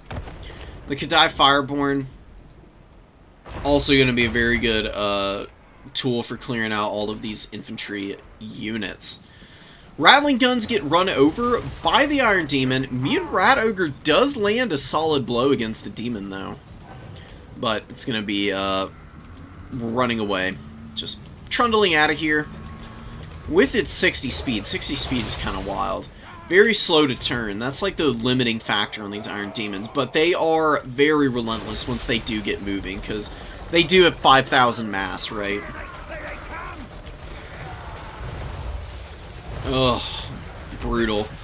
It doesn't look all that impressive, but they are truly like an actual subway train, like flattening somebody on the rails, man. I mean, they destroy infantry in the charge.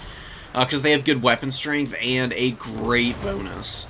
So they hit very, very effectively with like 51 melee attack because of the perfect vigor on these guys.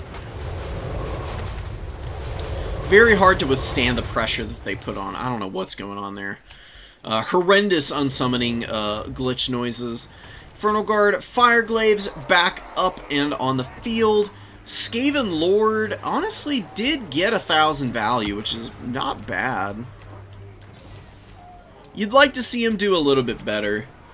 Astrogoth gets pushed off finally. The Eshin Sorcerer didn't get a whole lot of value. The Veil of Shadows is fine. It's just a little too it's a little too gimmicky, unfortunately. If it locked units in a little bit better with the undercasted version, I would say it's a great spell, but otherwise it's a little overcosted for what it does.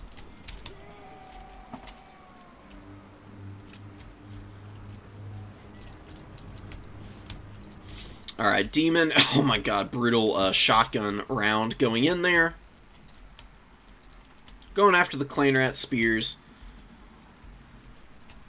Oh wait, there were 2 Iron Demons? Oh, I guess there were. This one being resummoned, I guess. Also had 1350 value. I am not surprised, honestly.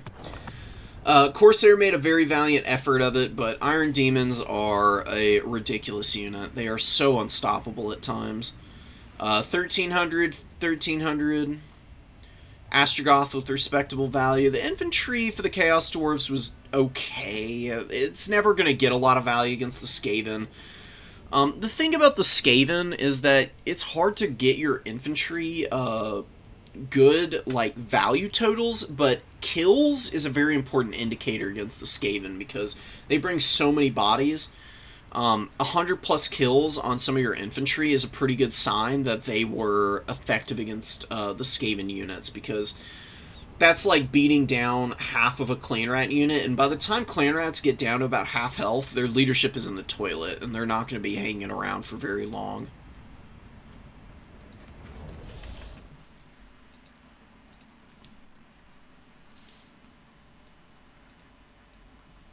We do have some Khorne players, Scarbrand. I'm sure you've obviously seen them now.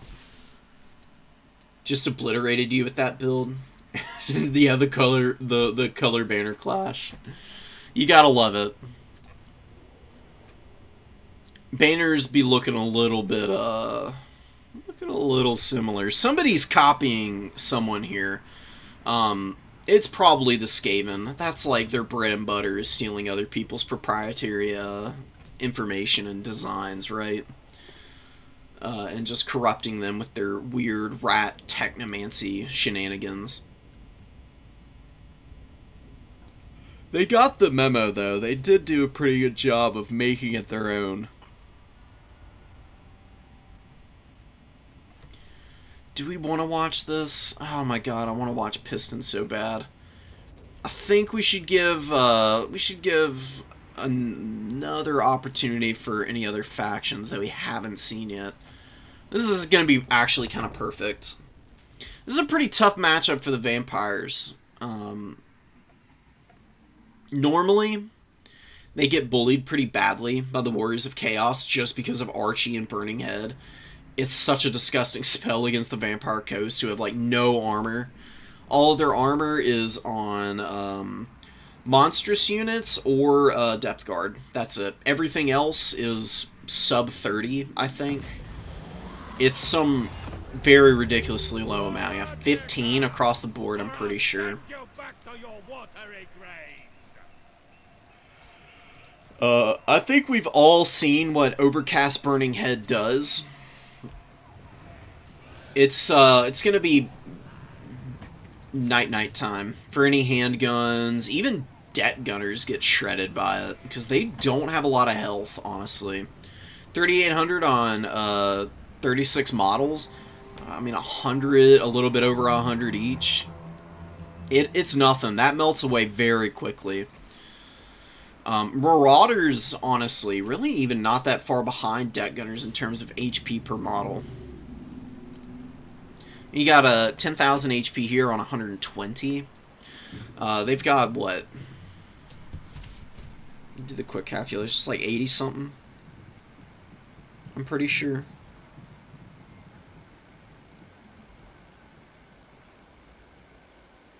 Yeah, 85 per model. And you know, infantry are pretty squishy. You've seen Burning Head against a Marauder unit, so you can kind of get an idea of why it's so effective against debt gunners still. Archie does get pummeled a little bit. Got Luther Harkin flying overhead, and he's going to be silencing Archie with the pistol shots. Disrupted is really nice. It is a little bit of a shame that Luther doesn't have more ammo because he fires so quickly. You need to put him on fire at will. Or not on fire at will. You need to take him off of fire at will. And then give him his attack order, and he won't shoot anything other than what he's being ordered to shoot at.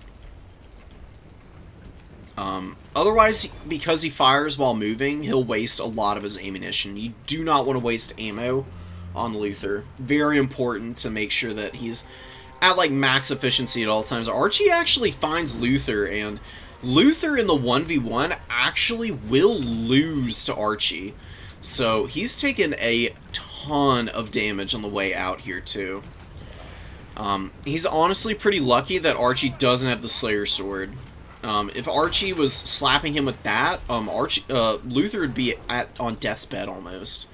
The Slayer Sword is a massive increase to weapon strength for Archie, and he does do an extra 20% on top of all of that, so it would be 100% more powerful. His attacks, because Slayer Sword is 75% weapon strength of both types. Actually kind of like the Slayer Sword in this matchup. I recommend peeling as many items and abilities off of Archie as possible, but for the Vampire Coast, I think that your Crown of Domination and Slayer Sword are definitely worth it here.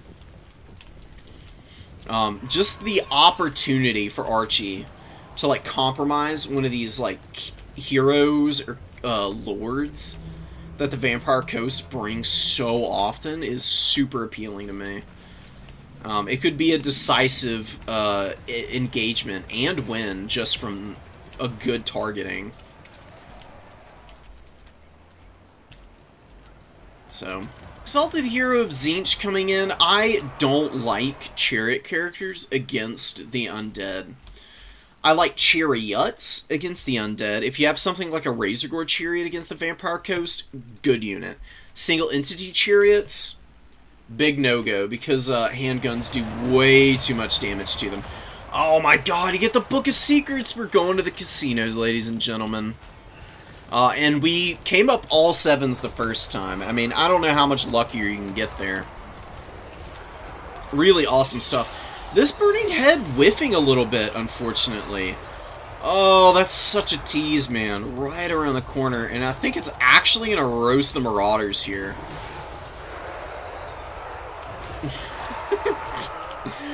Oh my god, Archie, what are you doing? This is why you don't use Burning Head in the front line. If you like used it over here where there's a bunch of armored infantry, do it. If you got a bunch of Marauders fighting something, though, you do not want to burn them, because they'll lose their nerve very quickly as a result. You can see here, you know, they've already got all these leadership debuffs applying to them. Contending with the burnt contact effect is something they very much cannot afford. Plus any damage they might end up taking. And instead of using it in the front line, I hate using Burning Head in the front line, actually. I don't think it's all that good. Just use it on the missiles. Other missiles are able to dodge by being fairly quick. Zombies are not going anywhere, though. You will 100% hit the unit. You will roast them down. This is 550 value. You overcast it, and you'll basically kill this unit, because on 120 models, these guys have 7,500 HP.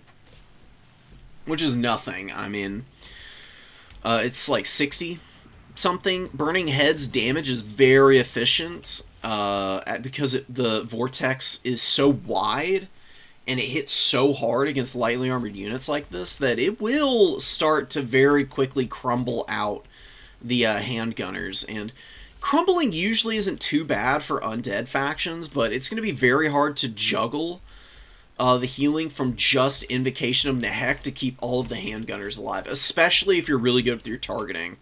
Like, a Burning Head right up through there is like the perfect avenue. You've got pole arms in here, you've got a handgun that's kind of gotten stuck in the front line, and then you could get lucky and also hit the other rotation. It's a very long-lasting spell, too. You need to look for maximal gains from it, because you do have a pretty long cooldown to wait on it. It's not terrible at 37 seconds, but it is quite a bit of time. Actually, going for it here. There you go. And you get some of the Fellbats in the process.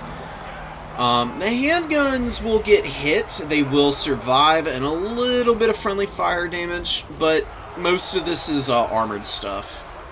So they don't mind nearly as much, and the Chaos Warriors have good leadership, so the burnt effect's really not that punishing for them. Oh, does it not apply for friendlies? I thought it did. Maybe they changed it in a patch and I didn't notice. There's so many little things that you have to keep track of. Tidings. The enemy has captured Maybe it... somebody please let me know. If you know for sure whether or not your own spells apply the leadership debuffs, I really would need to know that.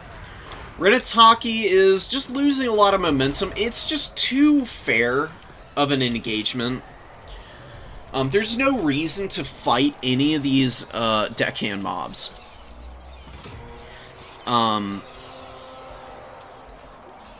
You want to spend as much time fighting missile units as possible. And another thing that would be pretty nice here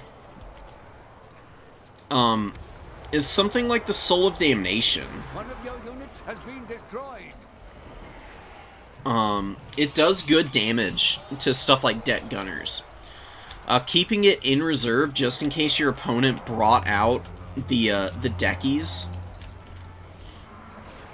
is something that you should always be aware of and keeping track of. So deck gunners do get compromised by this Forsaken unit, plus the Burning Head. You saw how much Burning Head did.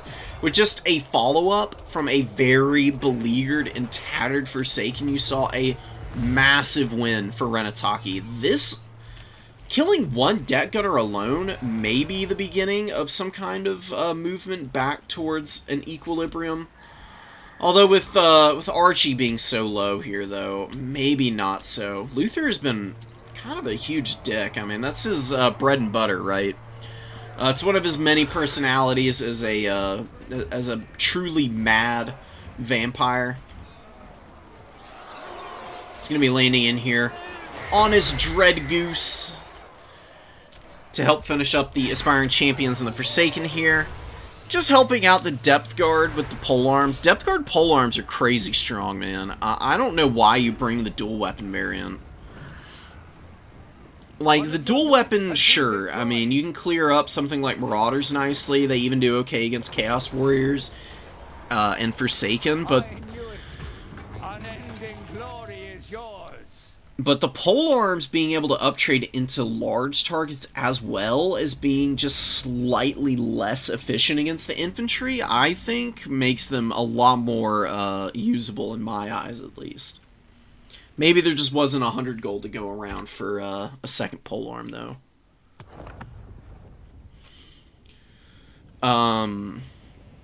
Daceberg.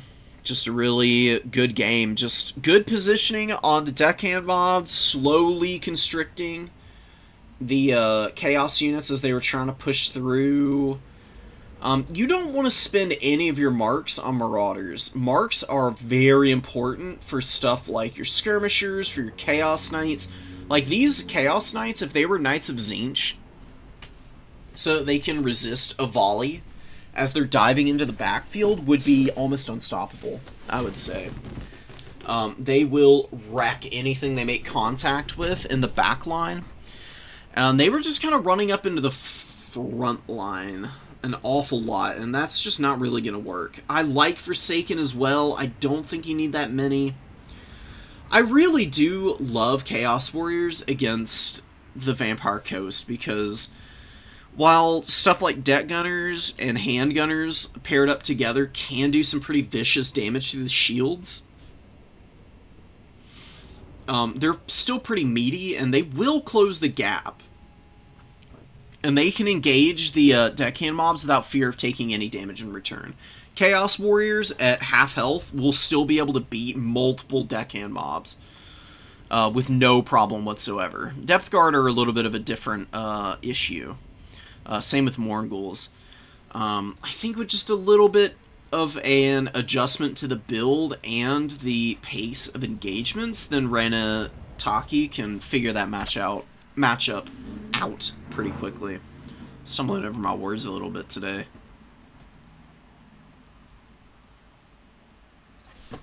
Coast vs. Dowie. We've got Korn vs. Skaven. Okay.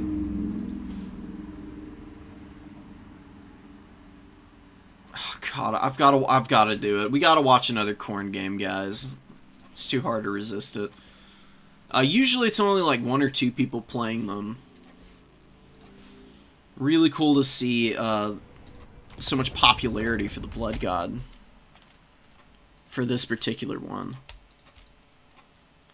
Korn honestly still feels really strong. I think that the Skull Cannon nerf has just really changed the number of matchups those are good in. I think they're going to be very specialist pieces now. Hellforge Bellers is still really crazy.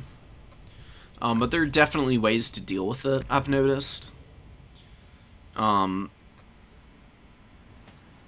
I think really it's going to be people learning how good the Skull Crushers and Knights of the Brazen Throne are, because, good lord, are the Juggernauts in a pretty good place now. They were pretty bad for quite a while.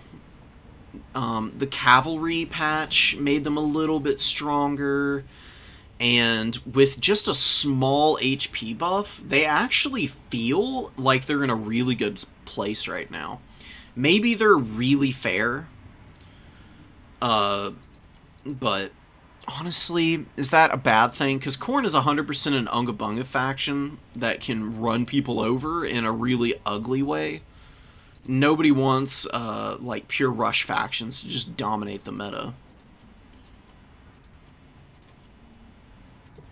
Where the hell is this Skaven matchup? Hold on, guys.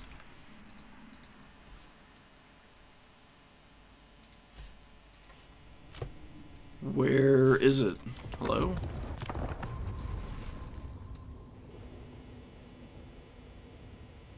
What? This is baffling. I just dropped a whole bunch of replays in that are not being recognized.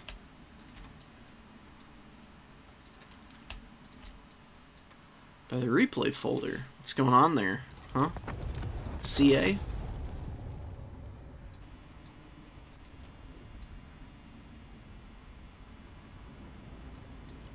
Bizarre. Okay.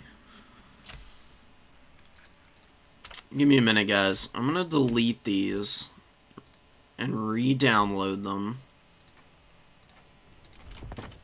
See if that fixes anything.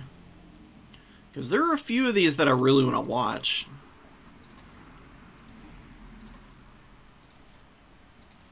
Maybe I'm just totally not paying attention. But it seemed like a few of them ended up in there, but the balance of them are just like floating out in the ether somewhere.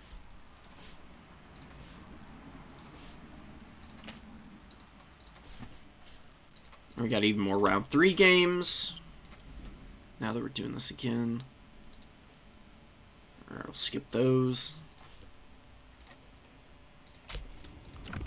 Alright, hello? No, it's still skipping this Skaven game that I want to watch. What the hell is going on? I'm truly baffled. Alright, well... maybe it's somehow a problem with Discord?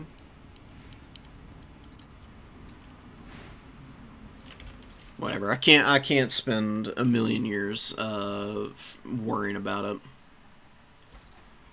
Let's find another matchup that will be interesting. What else? Kislev would be pretty cool. Fabrosi is back against the High Elves. I haven't seen any High Elves today. Let's check them out. See what Durka is able to get done.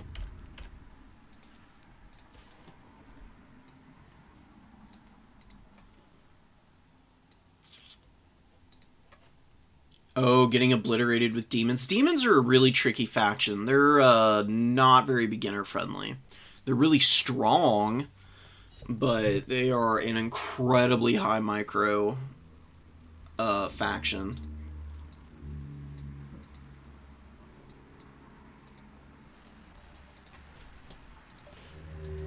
Only I, Count Noctilus, can rule the...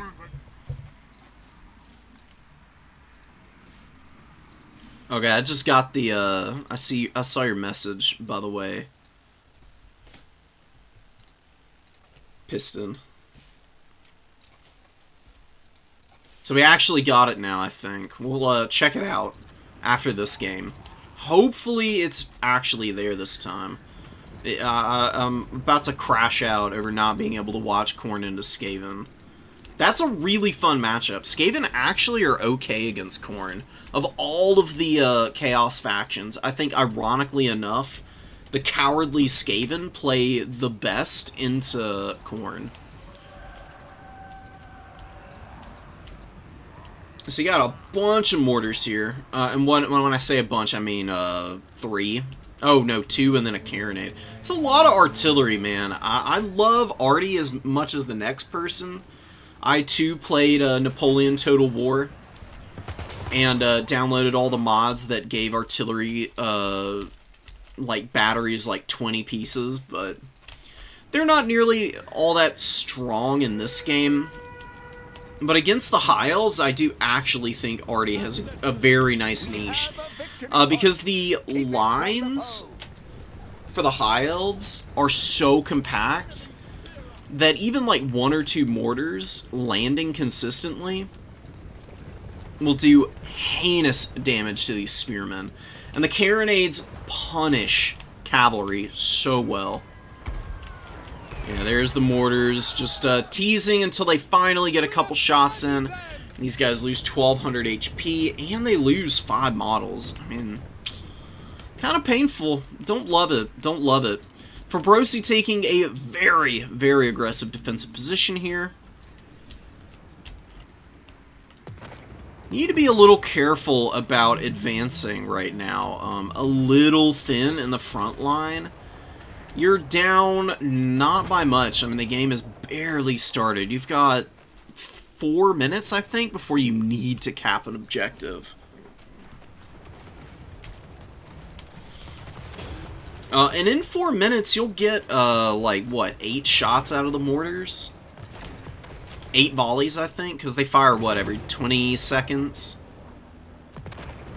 A little bit more. You got plenty of time to value trade here, and I love what Fabrosi is doing. Just keeping the infantry nicely paced. You want to be very careful of this forest. I would have this deckhand mob here at the edge of it, because it will reveal anything scooting around the outside, and then also cut off the shortest possible route to one of the mortars here. You just can't. You will not be able to survive if you allow Illyrian Reavers to slip into the backline and kill the artillery. I think that would be a devastating loss of momentum. Dirk is fully pressed out here and is starting to panic. Spearmen should not be advancing right now. Nice burning head. Not overcast, though. I don't think it was. Well, the deckhand mobs do have a ton of HP, so maybe a little hard to tell. It's effective damage. I'd still like to see it on the bombers or the handguns, though, man. Always the better options for dropping the big wind spell. Tyrion is on the outside looking in. I don't like Tyrion against Vampire Coast, really. Sunfang is cool and all. It does good damage and could be a really good way to clear out Vampire Coast numbers in the late game. But typically speaking, Tyrion's just going to get shot to pieces. Like what's happening here. He does get into the deckhand mobs and is safe from the gunnery mob for now. But the High Elves have lost so much. 2 Illyrian Reavers gone, Ranger gone, Spearman about to be dead. Tyrion's taken a bunch of damage, Flamespire Phoenix has gotten hammered pretty badly. Hasn't used any of the Wake of Fire either. It's not a great bombardment, but it does do a little bit of damage, and there you go. That's why Tyrion can't really fight well in this matchup, because he charges in, he'll get smacked up by the missiles, and then something like a Morngul will come in and just lock him down for the rest of the game, and maybe even kill him. They could break his leadership or terror rout him, because Tyrion is not immune to psychology, funnily enough. He 100% can terror rout. And Mornguls do cause it. See if he's able to hang in there. He's in a really bad spot, though. Flamespire Phoenix leaning on the deck gunners. You get a nice Burning Head to follow that up, but plenty of other missiles to punish. Deck gunners getting hit pretty hard. Withstanding that Burning Head pretty well, though. See the janky bouncing off the wall mechanics. You get like you got the start of a nice triangle here. Animated Hulk scrapping against the Spearman with the assistance of some zombies. Perfect stacking from Fabrosi. Oh, and a beautiful summon to protect the flank here. Spearman not going to be able to access the handguns. Wow, dude. Fabrosi is parrying every one of these pushes so nicely. Morngul's could charge the flanks. The Lamprey's Revenge come up through here, and these Morngul's could maybe pull out and then just get like an invo from Noctilus. And Noctilus with some decent value himself. I mean, 312. He doesn't do a lot of fighting. He's a really good support character. Could maybe commit him in here, though. He'll do some pretty good damage to Tyrion if he can swing in against him with his halberd. And then he can also chip down Spearman nicely. That was a beautiful shot from the mortar. Just one mortar round landed in there and smacked up those Spearmen. Enough that their leadership got low to the point that they terror routed, and then their leadership broke. So they're going to be running for a little bit there. White Lions doing their best. Good compromise on the bomber mobs, and some good focus fire on these handgunners. But the Talons of Torquilita and the Sisters of Avalorn being brutalized by the artillery right now. Awesome stuff from Fabrosi. The fact that there's nothing to punish these arty pieces is becoming a big issue for the High Elves. You can see why I really do like the mortars. They haven't been super accurate, but they've still gotten their value back. Just because, like, every time one of these mortars is able to land in, it's killing, like, 3 or 4 models, oftentimes. Oof, there you go, that's a good one.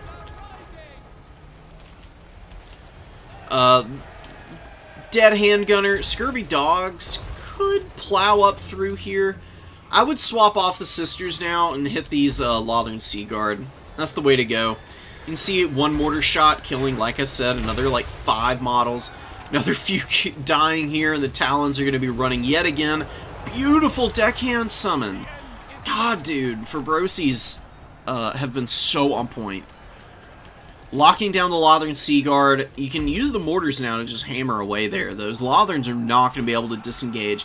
And they're still in a fairly compact line. Like, there's some pockets of models here where a lucky mortar shot would do some really good damage. Morngul's are all going down here. A little surprised that they didn't do better, but the Lamprey's Revenge, I guess, are going to be hanging in just fine. And they'll also be able to beat down Tyrion a little bit, but Tyrion does have magic and flaming attacks. The flaming damage against the regeneration on the Lamprey's Revenge, he's going to be very efficient at taking down individual models. Can we see any kind of movement from Dirk here? I mean, Dirk has obviously ground back a little bit of value. Dirk just got down so badly early by losing all of these Illyrian Reavers and Spearmen and Rangers. With Dirk, like, actually making a concerted push, you can see that him doing a lot better. And the Vampire Coast is holding on relatively okay, but a lot of their missiles are going down now. Ouch, dude, that Wraith Storm brutalizing the Illyrian Reavers. It's just that the mortars and the carronade are still hammering away and getting decent value. And there's no way to compromise those currently. Still a little bit of protection back here. There's still a couple of handguns. One handgun is going to rally, actually. Very fortunate that it is. And handgunners opening up. More mortar shots landing in. Mortars are 600 gold, if I'm not mistaken, right? One of your units has been They're destroyed. relatively cheap, and they've doubled their value here. Not something that you see very often. Syrene's attacking Tyrion here in a beautiful burning head to get rid of the last handgun. Or not the last handgun, this one's still around. Second to last at the very least. Noctilus is up on the number 2, but One of your units has been not enough destroyed. bodies on the field for Brosi. God, a bloated corpse would be hilarious right now. Like, running out here and trying to blow up on all these guys would be epic to see. Dead Gunners coming up. Depth Guard Polearms moving in. I think Brosi is fine. I mean, the tickets are fairly even. Took a while for the High Elves to retake the number 2. They got shot off pretty thoroughly. And then their reinforcements have only just now been able to retake that. Very lumpy formation here. You don't want to keep infantry too close together when there's mortars on the field. Oh yeah, give it to me, baby. Units has been destroyed. Mortar's getting some good shots there. Mortar's completely out of ammo. Although this one suddenly has 5 volleys. There's no restock. I must just not be paying attention, I guess. Handguns being roasted down by Burning Head. It is the black spot, so, you know, fresh and healthy, ready for duty. Few mortar shots coming in, continuing to rack it up, man. 1,500 on a 600 gold artillery piece is pretty damn strong. Definitely want to unsummon them ASAP, though. These Illyrian Reavers are going to kill that artillery crew very quickly. Hyle's finding a way into the arty, but losing a lot of momentum here on the number 2. Lampreys come in, and with Noctilus and the Depth Guard Polearms, they're taking down the Puremain Company. Rangers, leadership just not good enough to be able to hang in against all those fear-causing units. They're fleeing. Yeah, Mortar crew just melts. Carronade crew not going to be far behind them, but at the least the black spot and the handguns are doing a good job of protecting. And we do get a terror up from the Mournguls. Actually might be enough to save the Carronade. Tyrion, stuck in the crew, is actually, I think, a big enough target to be hit by the gunners right now. Let's see if they open up on him. If they do, they should kill him fairly quickly. You can see, yeah, there you go. About 300 HP taken off of them in that volley. High Elves still losing more and more momentum on the number 2. Durka has pulled it back, but I think it's a very inflated value at this point. Second and third summons don't quite count correctly for value trading, and I'm pretty sure that Dirk has been getting a lot of value fighting the Lampreys, and, you know, the Lampreys have literally lasted all game. They've probably soaked up about 1,700 damage in terms of value just from units shooting at them. It's honestly, having tanky units like the Lampreys can be very underrated because if they get their value back and survive until they're healing capped, oftentimes your opponent has spent so much effort trying to kill that unit that even if you're close in value, you've more than made up for it everywhere else on the field. And I would say that's very true for this game. The Vampire Coast has just wrecked the infantry force for the High Elves. They are so gassed. They have nothing left to give, really. They've got, like, Rangers and some Lotherns that are shut down. Illyrian Reavers trying to do stuff. Flamestar Phoenix has not been good this game. If you're gonna go for a Phoenix, I would recommend the Arcane Phoenix. The Arcane Phoenix, Ember Storm, shreds units, and it's a pretty big radius. It's gonna be very good for punishing blobs, and you know, Vampire Coast wants to blob a little bit because of like Invo of Nehek and stuff. It's also pretty good against missile pieces. The Ember Storms do a pretty good job of shredding through infantry's HP.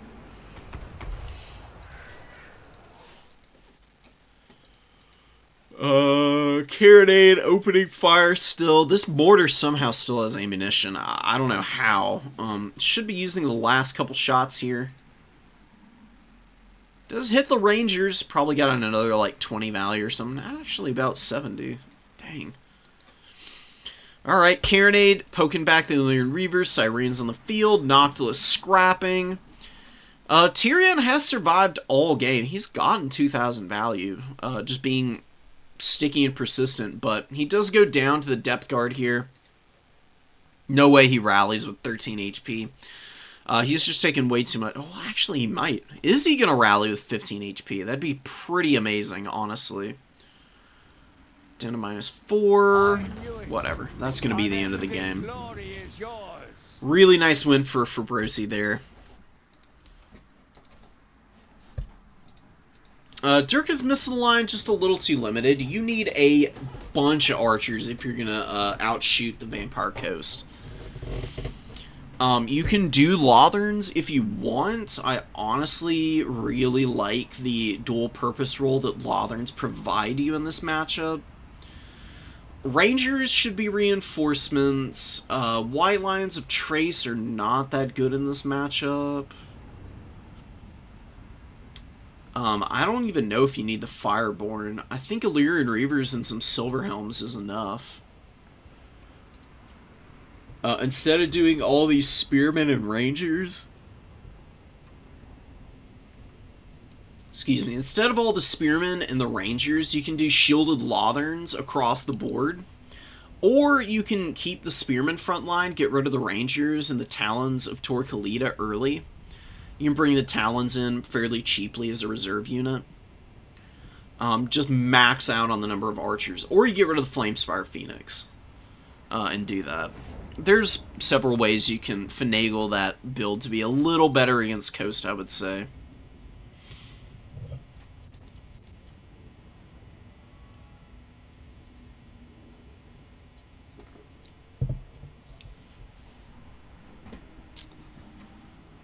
Sven in TMD. Oh, yeah, that's right. Hold on. We want to watch this Khorne vs. Skaven game.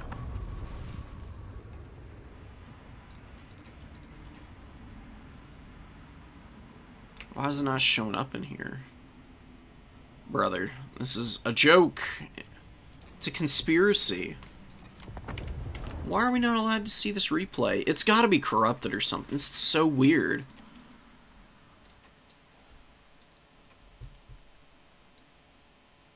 Oh, it's just showing up as a file. Okay, okay.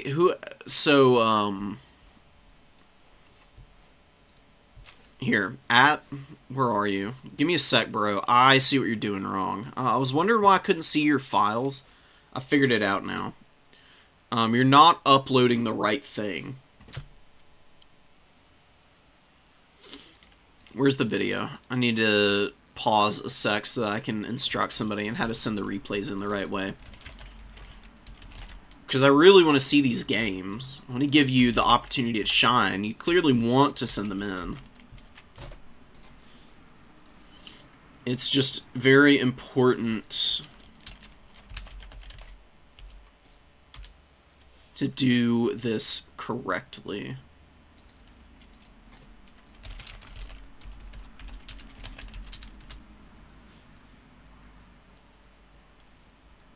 Here it is. Copy, and let me find them in here so I know I'm messaging the right person.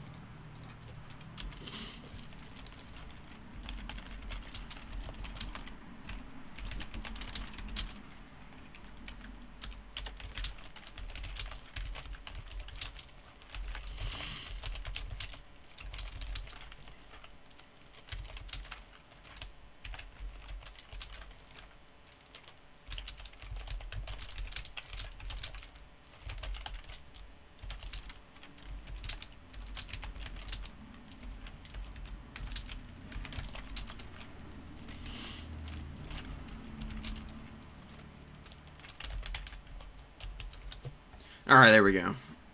So, hopefully they'll get me the right files, the right versions, and then we can actually watch them after that. There's a very specific way you need to send replays in for it to work. Because you can find the replay files through a different like route on your drives, but they're not something that you can drag and drop for other people to watch. It makes no sense. I don't understand it at all personally, but that's just how it's set up for some reason. And you need a little bit of help from the community, usually, to be able to throw it down.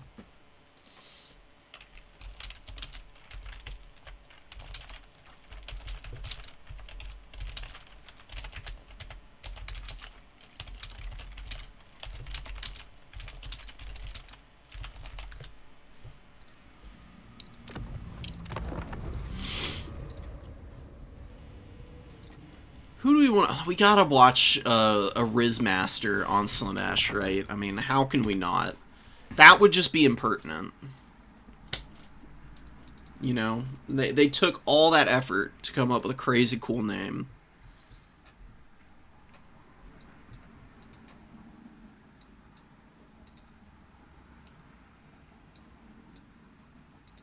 Oh, I'll check out your Nailbiter against the Tomb Kings also.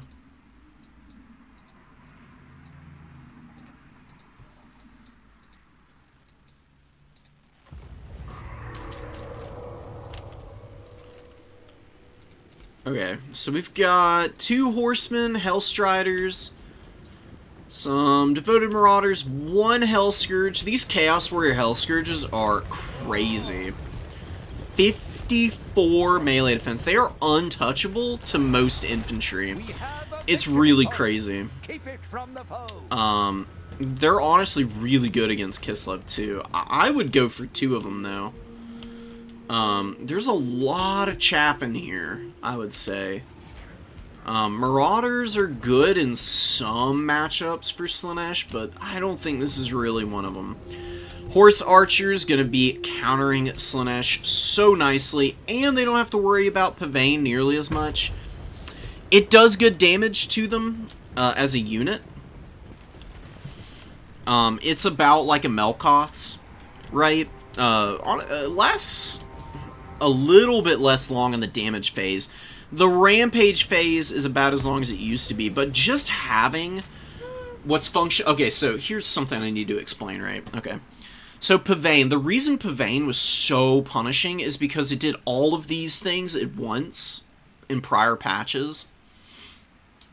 It would rampage, do damage, and debuff your vigor all at once. And you had 5 seconds to react before your unit got rampaged and just died, because Slaanesh is so good at following up on like rampages. It's not even fair, honestly. They've changed it now, and it seems way more balanced, because now you've got 15 seconds. You've got the initial cast phase. You've got the 10 seconds where damage is being done. You can move your unit away from a danger zone within that time, so the rampage is a lot less punishing. It's still pretty good from what I can see, but it's a lot less abusive than it was. Because now it's not just something that will delete you. You know, it's not a guaranteed kill on a unit. Because there was a point where Slaanesh would literally just have their caster, like, they would run up in here, they would cast it on a Horse Archer, that Horse Archer would just run in and die. They would pick apart your mobility core that way. If you had any, like, cavalry on the field, like Griffin Legion or something, the Griffin Legion would come out. You know, Slaanesh would, like, bait an engagement out. They'd hit you with a Pavane. Your stuff would run in. It would all die. You'd cry, and then Slaanesh would win. Now, they're a lot more balanced. Slaanesh has to be a little bit more self-preserving, and they can get kited around pretty badly by some factions, it seems. Secret Chariot doing good damage to the Armored Kossar here. Little Grom looking to pummel the Hellscourge Warriors. A little far away, not doing great work against them right now. Do get the Slanesh Furies diving in, but we do have the Incarnate Elemental being best buds with this thing. Plus, you got the Ice Guard Glaives with their magic damage missiles, poking down the Furies pretty nicely. Hellstriders looking to compromise the Horse Archers, but these are the Hellscourge variant, not the anti-large variant. They're going to be a lot less effective if they do catch the Horse Archers here. But it does look like they're making pretty good impact right now. Maybe I should amend my statement. Horse Archers losing quite a bit of HP, but some of the Hellstriders get peeled off, getting stuck in the Ice Guard Glaives here. And a huge rout. Beautiful stuff. I mean, being dragged into so many units, you see faster and stronger enemies, damaged by artillery, attacked in rear, a little too much for their 60 leadership to be able to withstand. Armored Kossars moving forward, looking like they want to just rush in and immediately get scrapping against the Slanesh units here. The Slaneshi units are going to be peeling out. Little Grom turning his attention over. Gets a really nice shot on the Princes of Perfection. A little bit of bowfire also poking away at those guys. Hellscourge Warriors need to be the priority for the Kislevite forces here, in my opinion. Ice Switch with Kiss and Death Frost. Death Frost is really not going to be all that strong. I guess it's okay. It'll be good against the Chaos Sorcerer. Normally, it's not that good against him, because Soul Feeder is a really strong passive heal whenever he's casting, but Pavane is the only spell, so it's not going to be used that much. Ice Switch runs right into Sigvald. Do not lose your Lord like this. That would be a disaster. Winged Lancers just pile right up into the flank of the Princes of Perfection, shredding them pretty nicely. Pulling out now because the Furies are coming in. Get another Winged Lancer making their way out onto the field. Rally them both together, and they should be able to keep any Furies at bay with no problems at all. Hellscourge is holding, Forsaken out on the field. Horse Archers with some good value. Just about paying for themselves across the board so far. They have murdered the Slaneshi Javelins, so Incarnate Elemental is just going to have free and easy engagements for the rest of this game, basically. They will it will obliterate these Chaos Warriors. You can see the Flock of Doom, Spirit Leech, or not Spirit Leech, just the bound, like, Flock of Doom perpetual damage is being activated here. Not taking a whole bunch of poke either from these guys. Hellscourges do have a problem fighting single entities because their melee attack is so bad. Especially stuff that's like a Mortis engine, right? Like, that's a real pain for such a defensively oriented unit. You've also got the Furies in here. They're struggling a little bit. This thing is also pretty good on its own with all of this weapon strength and melee attack against infantry. It can clear them out fairly quick. It's so cool, man. It's just a giant Wendigo. What's not to like about that? Winged Lancers over bundled onto this Hellscourge Warrior. Also, definitely charge bonuses worn off by now. Little Grom with okay value. Definitely not the strongest performance from it, but it's got a good blob to fire into over there. This Ice Witch needs to get the hell out. She should not be fighting Sigvald ever, ever, ever, ever, ever. She is not good at combat. And Sigvald is a probably not a top 5 duelist. He doesn't have the AP for that. Probably a top 10 duelist. And when you consider how many characters there are in the game, that is very high praise for Sigvald, since he is a foot character. There's just a few too many things that can work around him, right? Like, he's got perfect vigor, so he's at least 40 speed at all times. He hits fairly hard. He's got a perpetual heal. It's just that sometimes you can outmaneuver him. Sometimes he can get bullied by some of the other scary characters in the game.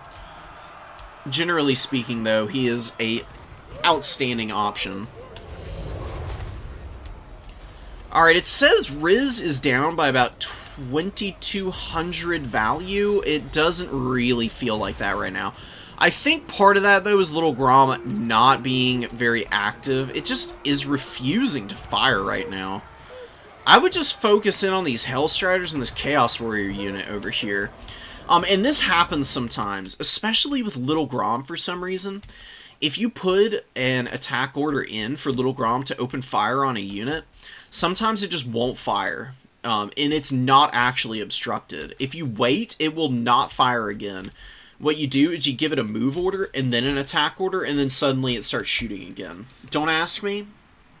That's my personal anecdotal experience. It's held true for me many times. It almost always fixes the problem. Winged Lancers having to run away from these Hellstriders is so annoying. This is why you bring Griffin Legion, and not Winged Lancers against Slaanesh. Because Griffin Legion don't have to run away from the Hellstriders. Because Griffin Legion have better stats than Hellstriders do. Plus a ton of armor. Winged Lancers have 80 armor. Griffin Legion, I believe, have, what, 110 or 120. It is a lot. It is very strong. Slaanesh is actually weathering this storm from Kislev right now. It's this Incarnate Elemental keeping Kislev in the game right now.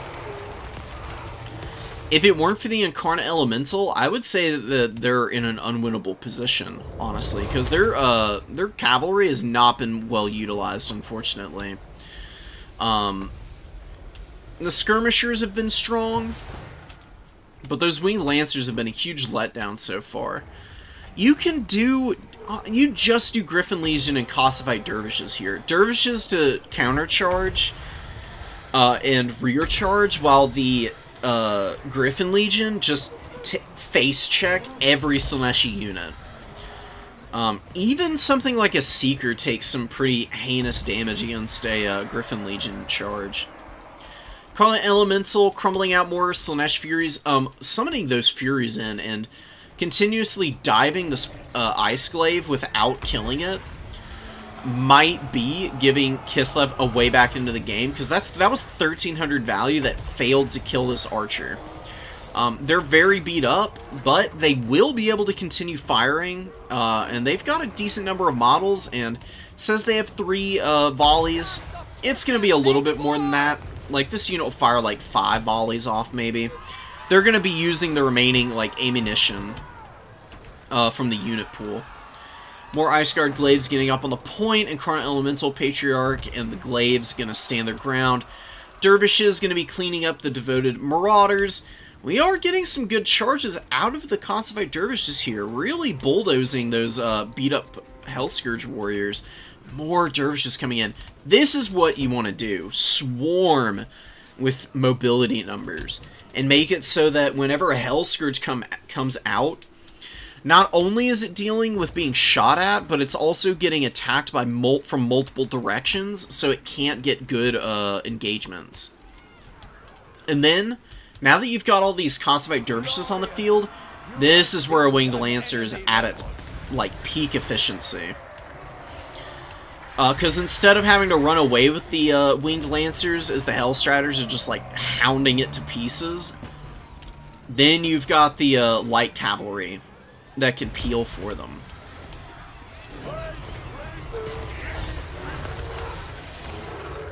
$2,100 on the Incarnate Elemental. Patriarch supporting it does have one more Solyax. Should come in fairly soon here and be, you know, really nice just to heal up some of these Dervishes and the Ice Guard, who are a little beat up here, plus the Incarnate Elemental. Would be really cool to see. Oh, Big Boy is just so happy. Just getting to have a whale of a time. Look how cool this thing is. I mean, it's terrifying looking, you know? It does seem a little incongruous on the Kislev roster, but it's... like I said, it's such a cool unit that I'll forget it. See, Little Grom, like, more obstructed because it's got cavalry. It's got a fire over here. But now that it's moved and opened back up, it's immediately gotten tremendous value. I mean, 1,500 on it. I think it was just that period of time where it wasn't firing. That's kind of where Slaanesh was getting back into it, but now that Little Grom is active, there's been a counter push. The Incarnate Elementals continue to grind out value. Slaanesh is just fully offline. They don't have the means to get back in this game, unfortunately. These Devoted Marauders, we're going to stay with this for just another minute because I want to watch this Winged Lancer charge. It's going to hurt, man. These Marauders also getting slowed, so their momentum stuffed up a little bit, and the Winged Lancers just fully flatten the unit. Beautiful damage. You could have stayed in here a little bit longer because of the glorious charge on the Winged Lancers. You might have been able to fully break that Devoted Marauder unit, in fact. Pulling out, though, is, you know, probably fine. It's not going to lose you any momentum. Horse Archers steal the objective from Sigvald.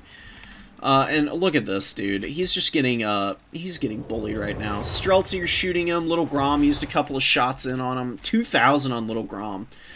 Wow, Little Grom being cost-effective yet again? Who'd have thought? Never, ever seen it happen personally.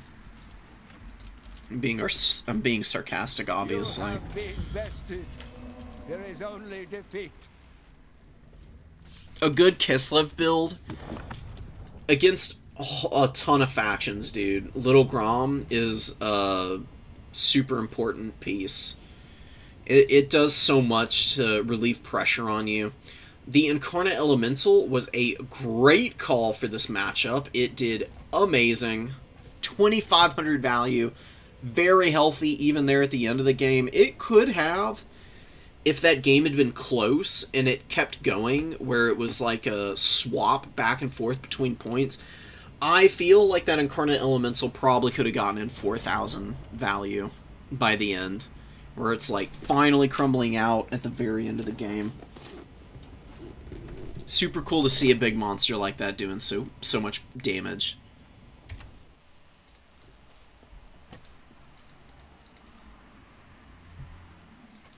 Hell yes. Pont dropping me a bunch of replays. Make sure to download all these.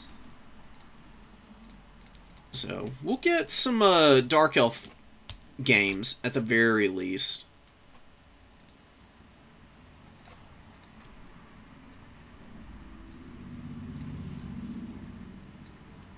Yeah, that's exactly what my thought was, Piston. He's also, just because of the Perfect Vigor and never losing stats, over the course of time, other characters tire out. And then, even if Sigvald doesn't have, like, an AP advantage over them, he still beats them, because then he outstats the hell out of them. He's already hard enough to hit with the exhausted penalties to melee attack. Most characters can't fight him in the late game. So he gets better over a longer period.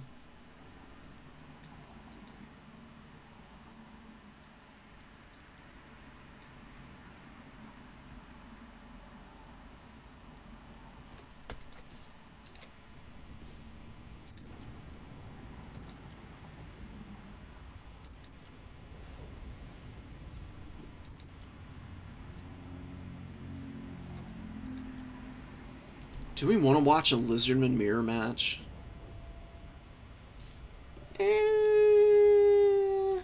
Maybe, nah, not today, not today. Not this one, at least. We've seen plenty of very similar-ish looking ones. Y'all let me know if you want to see that lizard mirror. I'm not super invested in that. But if everybody else is interested, then we can do it.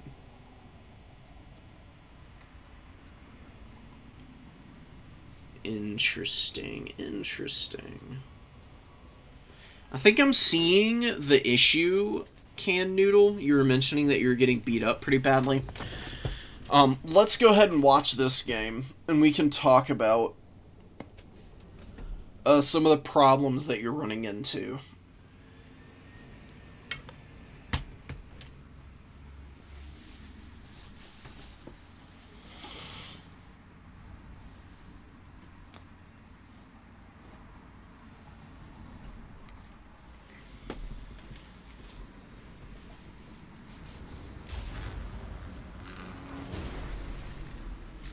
up. Give me 1 sec.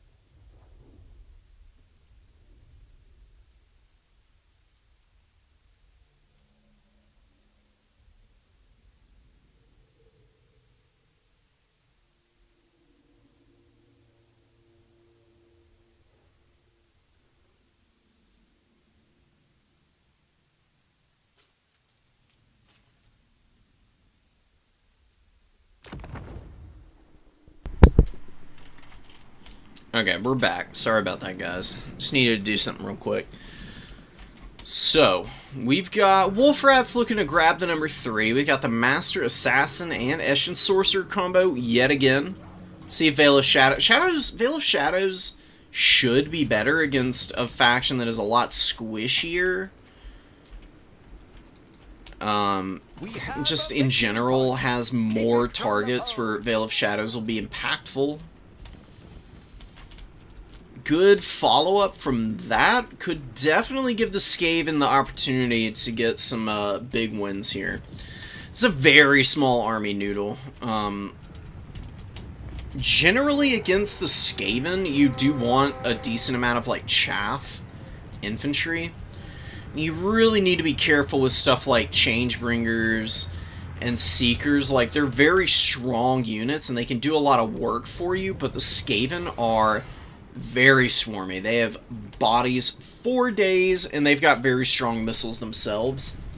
One slip-up with something like the Changebringers will get them killed. They're very, very easy to shoot down. They just have, like, next to no health. I mean, on their 12 models, they just leave way too much room to be bullied.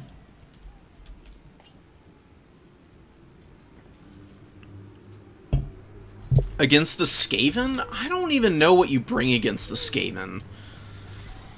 In terms of clear, this is probably where you bring the double exalted hero on a chair. Oh no, I don't know what I'm talking about. This is demons. So what did Demons of Chaos do then? We'll go and look. I do think Grand Vomitus against the Skaven isn't a bad idea. You know, a lot of the heroes and characters are foot characters, so Vomitus is very strong against them. Brutal damage. The Teeth Breakers lighting up Vomitus in the sky. They do have magic attacks.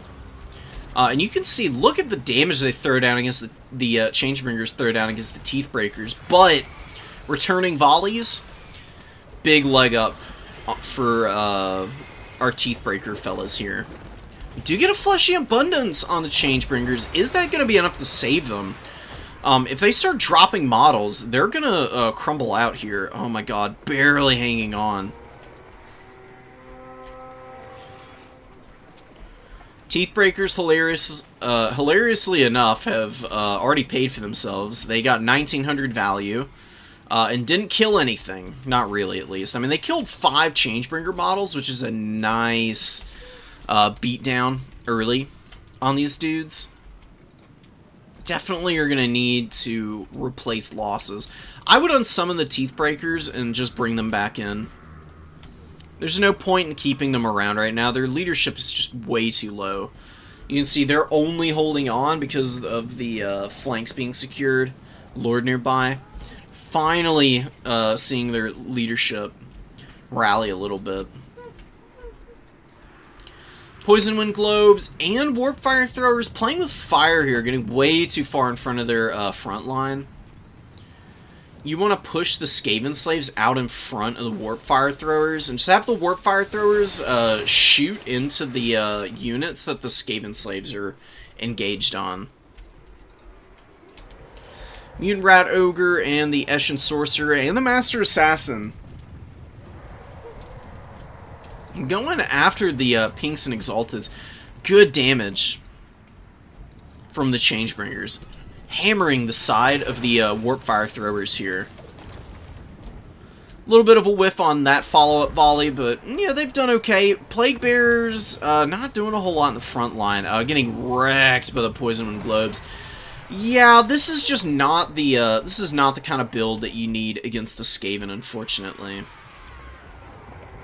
Oh, and a beautiful Veil of Shadows. It does affect flying units. I was really surprised to find this out. So this is, I think, just a matchup knowledge thing for Cam Noodle. These are just the kind of losses that you have to eat early on until you figure out how to play into other factions. Did get Restore the Blighted, which gave him the heal, but it ain't proccing a second time, and that's going to be a GG for the Demons of Chaos. I don't think there's anything they can do from here. The Changebringers are about to get gunned down. Look at the focus fire coming in. God, Teethbreakers with 4,000 value almost. I said on some of them, but Corsair's stuck with them and has actually grinded out a lot of extra value with them. Brutal stuff, man. That other Rattling Gun has almost doubled its value, too. Seekers up in the back line. They've been inactive way too long. They need to be attacking more ferociously early. Really good micro from Corsair. Look at that. Layers. Layers. Or you can come up on the other side, I guess. That's in fact what's going to happen here. You get the shift clicks too, man. People are learning how to do these shift click attacks. And actually being fairly good with them. You see there's a little bit of a delay as the unit like gauges the path to take. It's not that long though. It's like a 4-second delay on their attack, but I don't think it's that bad. It actually gives you a little bit of time to like check in on a unit and make sure that the engagement is still worth taking. Yeah, the weapon teams just got entirely too much value. You can't let Skaven weapon teams do anything. It can be a little hard to get in on them, but what you do to counter something like what Corsair has here, because they brought a bunch of Rattling Guns, they don't have Jezzails, and they only have like one Poison Wind Globe, you attack the front line first with your infantry, and then you overwhelm the edges of the flanks with stuff like Seekers, with Demonettes, with your Lord, with Karanak, and Furies flying over the top, and you just dive onto the weapon teams. Because weapon teams are squishy AF. They die so fast, it's ridiculous. They've got so many models with no HP on a lot of these units. The Teethbreakers are about like a deck gunner. They've got more armor and a little bit better stats, but they're still insanely weak in melee, so they just fold up to anything getting them. You see the Demonettes finishing off there. Rattling Guns pushing forward. Karanak fighting the Mutant Rat Ogre. I mean, Karanak's gonna do okay in this fight. He is a superior combatant here, but he is getting debuffed like crazy. Looming Dread being thrown down. What a fun, such a fun ability. Not one you ever see, because like I said, Skaven are Ick it and Ick it or bust, basically, a lot of the time. But Corsair played really clean this game. And, yeah, there we go. We get a takedown of the Mutant Rat Ogre, but it leaves poor Karanak open. to the Rattling guns, and he is going to get hammered pretty badly here. Karanak's also really good against Skaven. I mentioned that Karanak was good in a few matchups. This is one of them. He's really good at killing these sorcerer characters and like master assassins. He's even good against Ikit, but he does crumble out there. He gets his Prey of the Blood God off, which is going to do some damage, but not a whole lot. Corsair, just all these wolf rats, man. There's a billion of them just swarming around the field. Haven't really gotten a lot of value, but they have been instrumental in capping the objectives. I guess that's good enough, honestly. Veil of Shadows goes down, another overcasted one. It does hit units outside of its radius, believe it or not. I don't know what it is. But it affects units a little bit outside of just the big whirling vortex, it seems. Especially the overcast. I think that may honestly just be a bit of a bug, though. Because I don't really know what else is causing it. It's got a pretty wide radius. The regular casted version is really not good. It doesn't really do much. It's basically useless.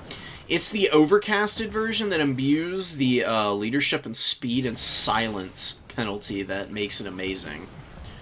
I don't know why that's not on the base form.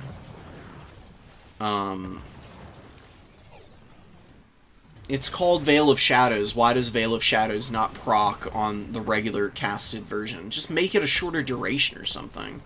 Hello? So confusing. Some of the balancing priorities for CA, I don't know where they get them from. It's like one of the few, after all of the adjustments, after Shadows have changed and that whole debacle, it's one of the few remaining gripes I have with CA. It's just like, what are you doing with some of these spells, man? Like, some of them are just wildly overpowered, and then there's stuff like Veil, which doesn't even seemingly work the way it's supposed to work. So we just got lots of engagements kicking off, with most of it just being cleanup. These Seekers are being swarmed by the Wolf Rats.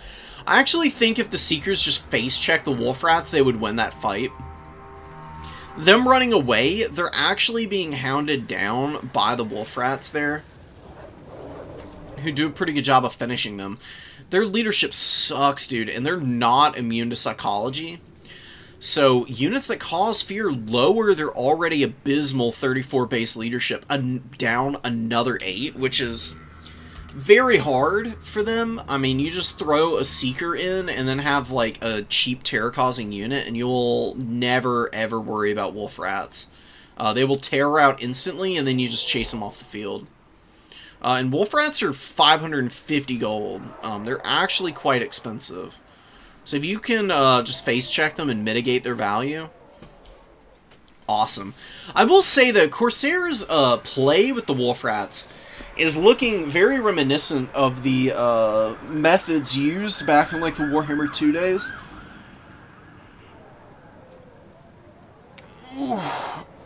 Gotta stretch here. Where you didn't use them to like hard engage onto units unless you had an overwhelming numbers advantage. Kind of like what happened here with the pink cars. You do have the spawn zones available for a response with some Nurglings. But those Wolf Rats were just bouncing out of fights, being very annoying and very discerning about when and where to fight. Definitely is what helped Corsair get that value lead. I actually really like that Exalted Bloodletter summon. They were doing fairly well considering how truly awful this situation is for the demons. Exalted Bloodletters are just a super shredder unit. They obliterate anything infantry related. And here's the problem with going top heavy on builds like this with only like 15 units.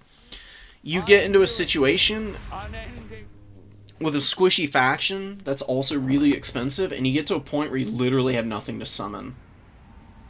Because everything just costs too much.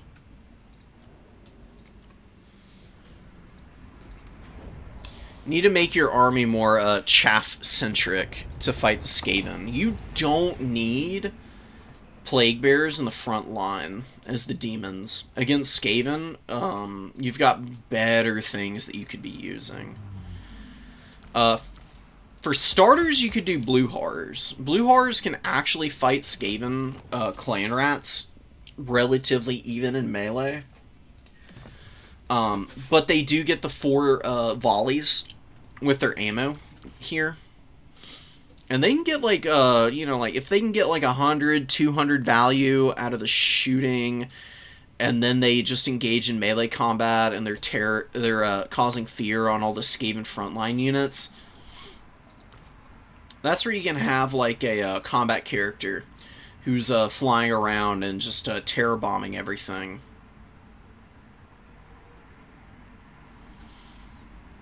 I'm honestly curious to know what the best option is. I mean, I do think Vomitus is pretty good.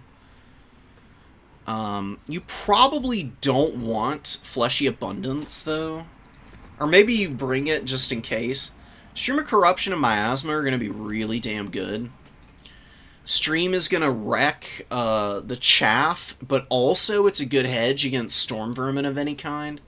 You can get some really good value popping that. You could do Caress, who's got the Slanesh lore.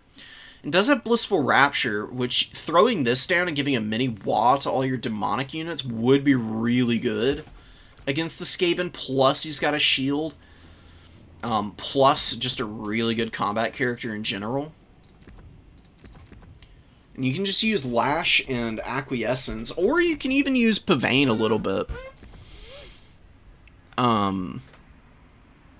I know Pavane's been nerfed, but it's still worth casting on missile units, because when missile units rampage, they stop shooting. So you could pop this on an expensive unit, force it to rampage, and just keep it locked down all game, basically. Oh, you get extra damage on the upgraded Pavane now.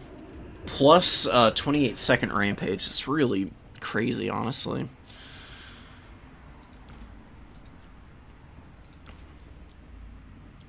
At least it's more balanced. You can go Lash and Acquiescence, and that'd be fine. Hysterical Frenzy is okay. It could be better, I guess. I wish it were. Just do some Nurglings. I actually do really like the Noxbringer in the starting army because it destroys ammo. A lot of those Skaven units have pretty limited ammo pools.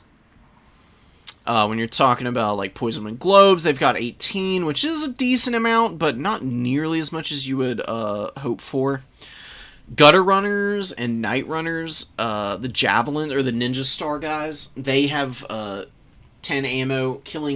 Destroying one volley with the Noxbringer is awesome. I mean, just one volley makes a big difference. You can also hit the Avalanche Mortars, who have limited ammo. Natty Bubos, you can destroy some of theirs. Teeth Breakers, you can destroy their 15 shots. It's a very good beastie. Plus, it's a terror-causing unit, so you can go in and cause some leadership problems for the Skaven. Do like a Bloodletter. An Exalted Bloodletter, is that crazy? Kind of crazy. I don't think you'd do that. You could do Plague Toads. So Plague Toads against Skaven. Good against Storm Vermin. If your opponent brought the Halberds, just make sure they're on top of a Nurgling. They'll butcher Skaven slaves and clan rats, no problem. Again, make sure they're on a Nurgling or a Blue Horror if they're fighting spears. You can do your Furies. Just get all 3 of them. Corn Furies are the undisputed champ, IMO. They're the best of the variants. They wreck everything. Super strong unit. Zinch Furies are a little bit safer against missiles, though, because they have a barrier, and they still do really good damage, even if they don't have Frenzy, which is the big selling point of the Corn variant. So it's just something to keep in mind. I would recommend like 3 of them. Fleshhounds are fairly strong against Skaven. You can do like the Shrieking Skyrays and maybe like 2 Fleshhounds. Fleshhounds do beat Rat Ogres, actually. It's kind of great. Bloodletters or Demonettes? I would say Bloodletters generally. Better than Demonettes in all circumstances.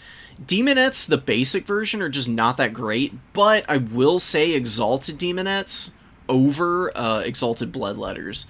Just because they have a Charmed effect, they've got Soul Scent, Strider, and Devastating Flanker with a bunch of speed and great leadership. They are very scary. Don't have a lot of HP, but they are good enough that I recommend them. You can do like 2 Seekers, another really good AP unit. What else? Yeah, probably just infantry from there. Do like 2 Bloodletters, I guess. Maybe you can do like an Exalted Pink or something, why not? Yeah, honestly, pretty solid build here. How are the Sour Guts in comparison? Yeah, Sour Guts just do the little exploding bit, and that's about it. Sour Guts are really just not as good as they once were. This used to do a lot more damage. It was 72 damage, and it was all AP, which was way too broken. I mean, my god. It's horrifying.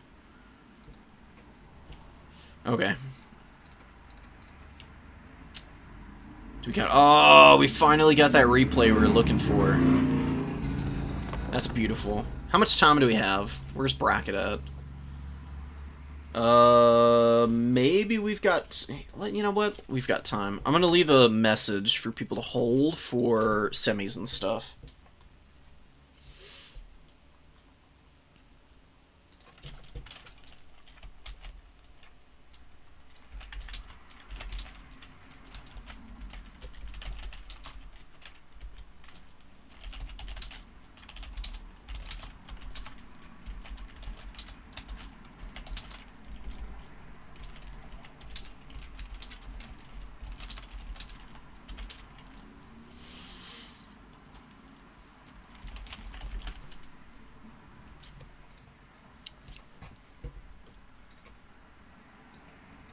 Got everyone by numbers.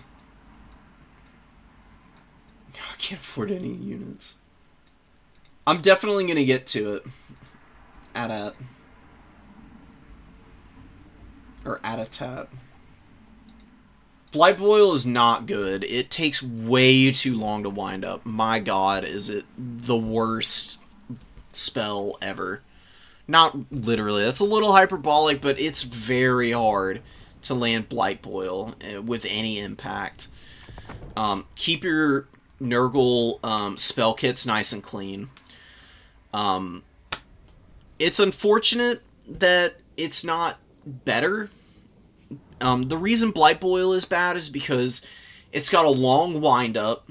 Like the initial spell cast is like 4 seconds, I think. Leaves a bright ass circle on the ground that says, hey, there's something about to happen here. And then it winds up for ages. And it also causes friendly fire. And it's got a big radius, so it's hard to use.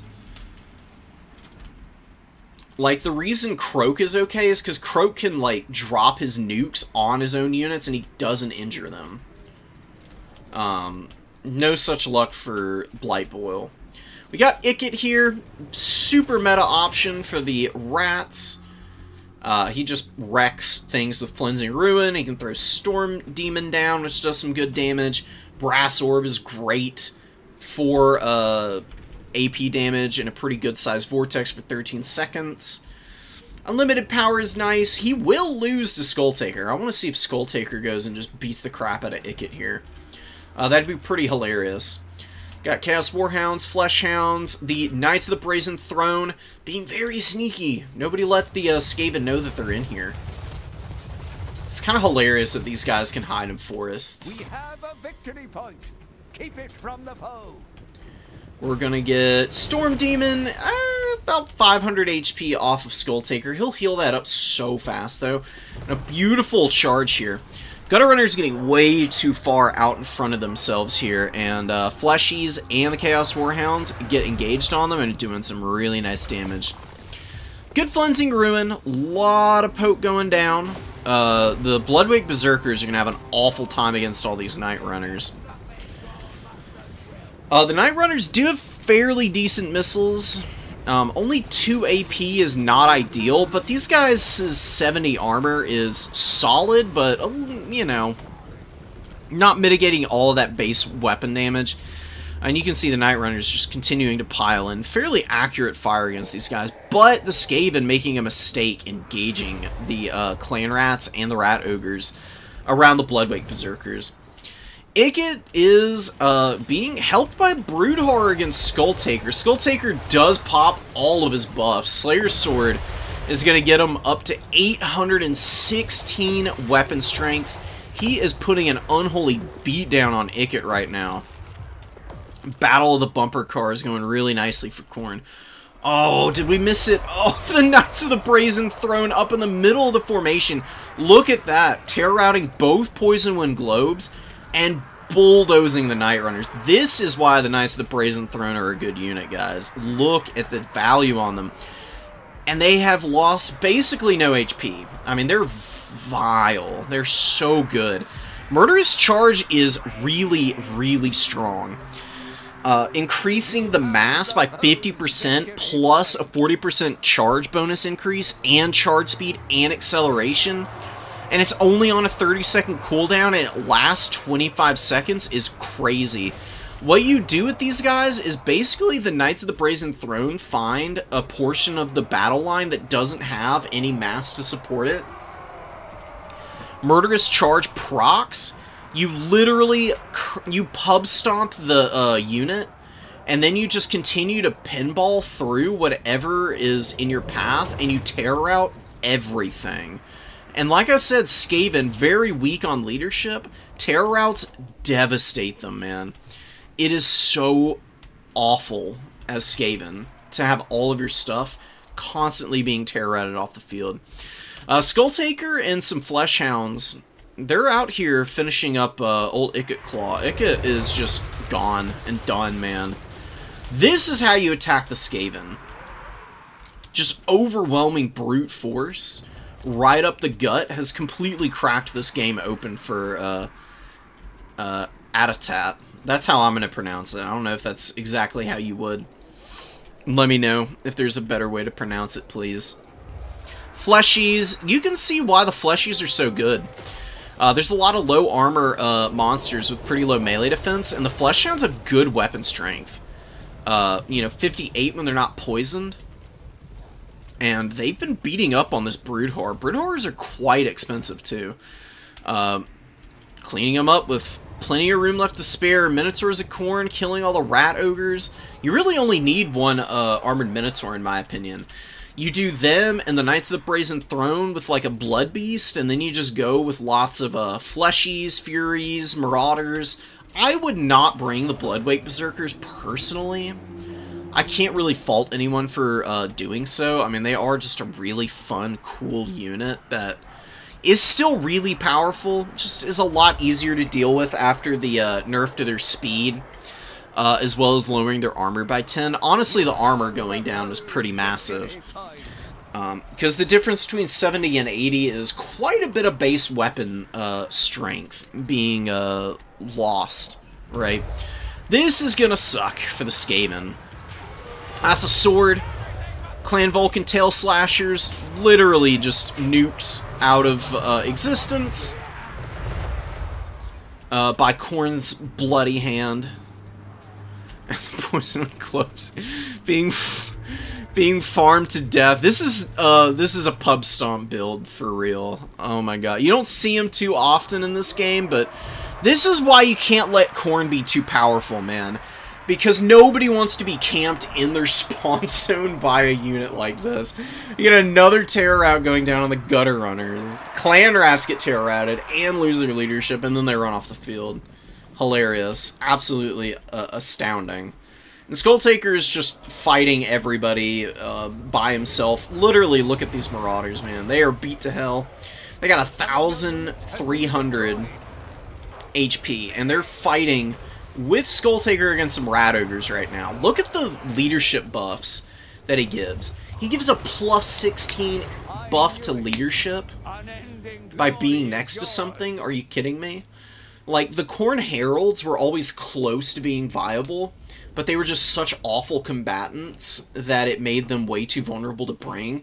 Skulltaker has the leadership, the armor, the items, the abilities, all of that together makes him unstoppable sometimes. You have to kill Skulltaker to win games against Khorne if he's on the field.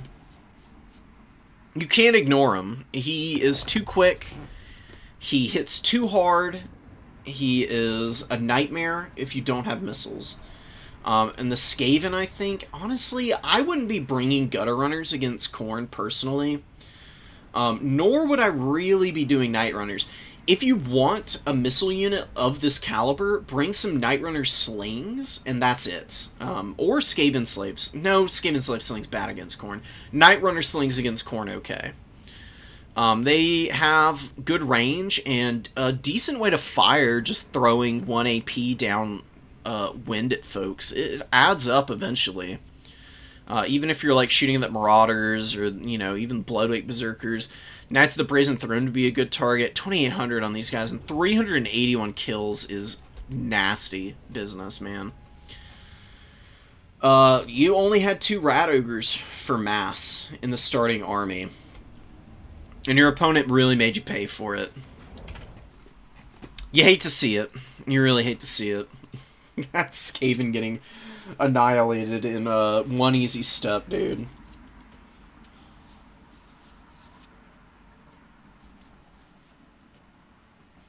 Yeah, your later games that got dodged so much. That makes sense. Ooh, congratulations, Smiley. Oh, no. Maybe you'll get a chance to get into the top 4. Yeah, those spells look really good. The spells, Blight Boil and the Maw are really good in campaign. You know, some things are going to be good in campaign, some things are just better in multiplayer, you know. Those are definitely, campaign spells. We're watching the one where I forgot to bring Gisele's. Even if you had Gisele's, Lempe, I think you'd have lost that anyways, because the, damage from the Knights of the Brazen Throne, even if you kill a couple of their models on the way in, with the change to their, to the way their splash damage works, it's more compact, they kill models quicker and better, and they have that ridiculous murderous charge available. They just bulldoze through everything. They'd get to your Giselles no matter what. I don't know what you do to stop those guys as Skaven. I actually think that the Knights of the Brazen Throne, with the recent buffs, honestly, borderline, maybe broken. I'm calling it now. I've had a blast with them. I didn't play with them a ton in the tournament, but the one game where I did bring them, they were super clutch for me. They got 2,100 value against the High Elves, against a single entity build, too. So, not even fighting against efficient targets, and they still managed to pay for themselves and help me grind out a really close win there. It's a really great game. I'm going to show this one off in a replay, because I had quite a few good ones. This one against Daniken, I figured out some ways that I need to deal with the Dark Elves. Dark Elves versus Khorne is really brutal. Oh, and semis are up. Okay, cool.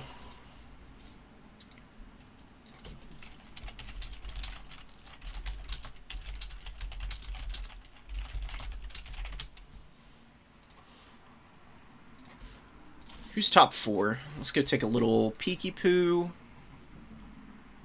Oh, we got Astromancer from round 1 who's made it all the way in. Was that our... Yeah, that was our first game of the day. No, it was our second. Never mind. Dangler and Pawn. I think we're going to watch Dangler and Pawn. We'll leave our mysterious lizard player for last. I don't know who this person is. Maybe it's somebody brand new, though. And they've been playing out of their mind, honestly. They've been playing really good on the lizards. Lizards are a tough faction to learn. They are not straightforward at all. There's a lot of ins and outs to that faction that you have to learn if you want to play them at a high level.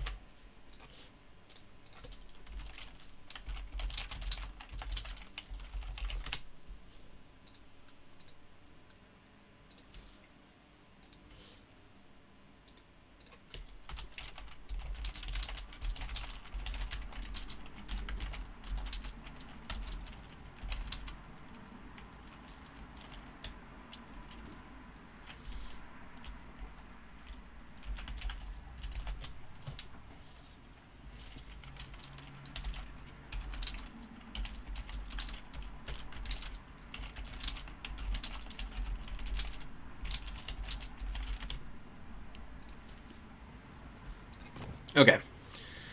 Map for semis is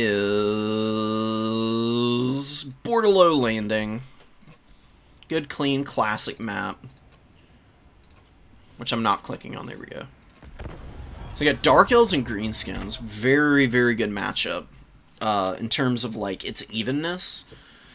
Dark Elves are definitely one of the strongest factions right now because their kite is pretty hard to deal with. And I'm being very generous with that when I say that. A 55% win rate in this current season is honestly kind of crazy. The game is about as even in terms of balance as I have literally ever seen it. I mean, the best faction right now is Norska with 61% win rate. Ogre Kingdom's at 57. Neither of those two have gotten tons of playtime on them. All of the factions that have like 200 or more games played on them are very close in the win rates. Like, Wood Elves and Dark Elves are at the top in terms of the highest played factions right now. Chaos Dowie up there as well at 51. Dowie at 49%, also very popular. And Khorne with a 46% win rate. And the Lizards at 44. That's kind of what I was talking about with being impressed by Astromancer. Is just that Lizards are a pretty popular faction, and especially with newer players. But the transfer from campaign to multiplayer is a big adjustment in play style for Lizards.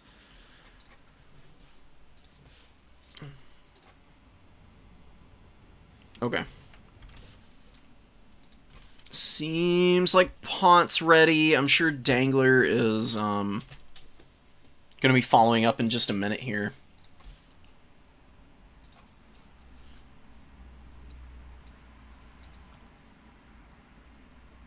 Another tourney is on after this. Hell yeah, go join the, that's probably an advanced player tournament, so if anybody's feeling brave coming from here, then absolutely go for it. Threw my lord into Skulltaker. Yeah, Skulltaker is relentless, dude. You can't beat him with Ikit and a Brood Horror. If you had Throt, maybe you could do it. Throt does have heals. They do get mitigated by fire damage, but Throt can disengage against Skulltaker. Wait for that to wear off and then heal himself, at the very least.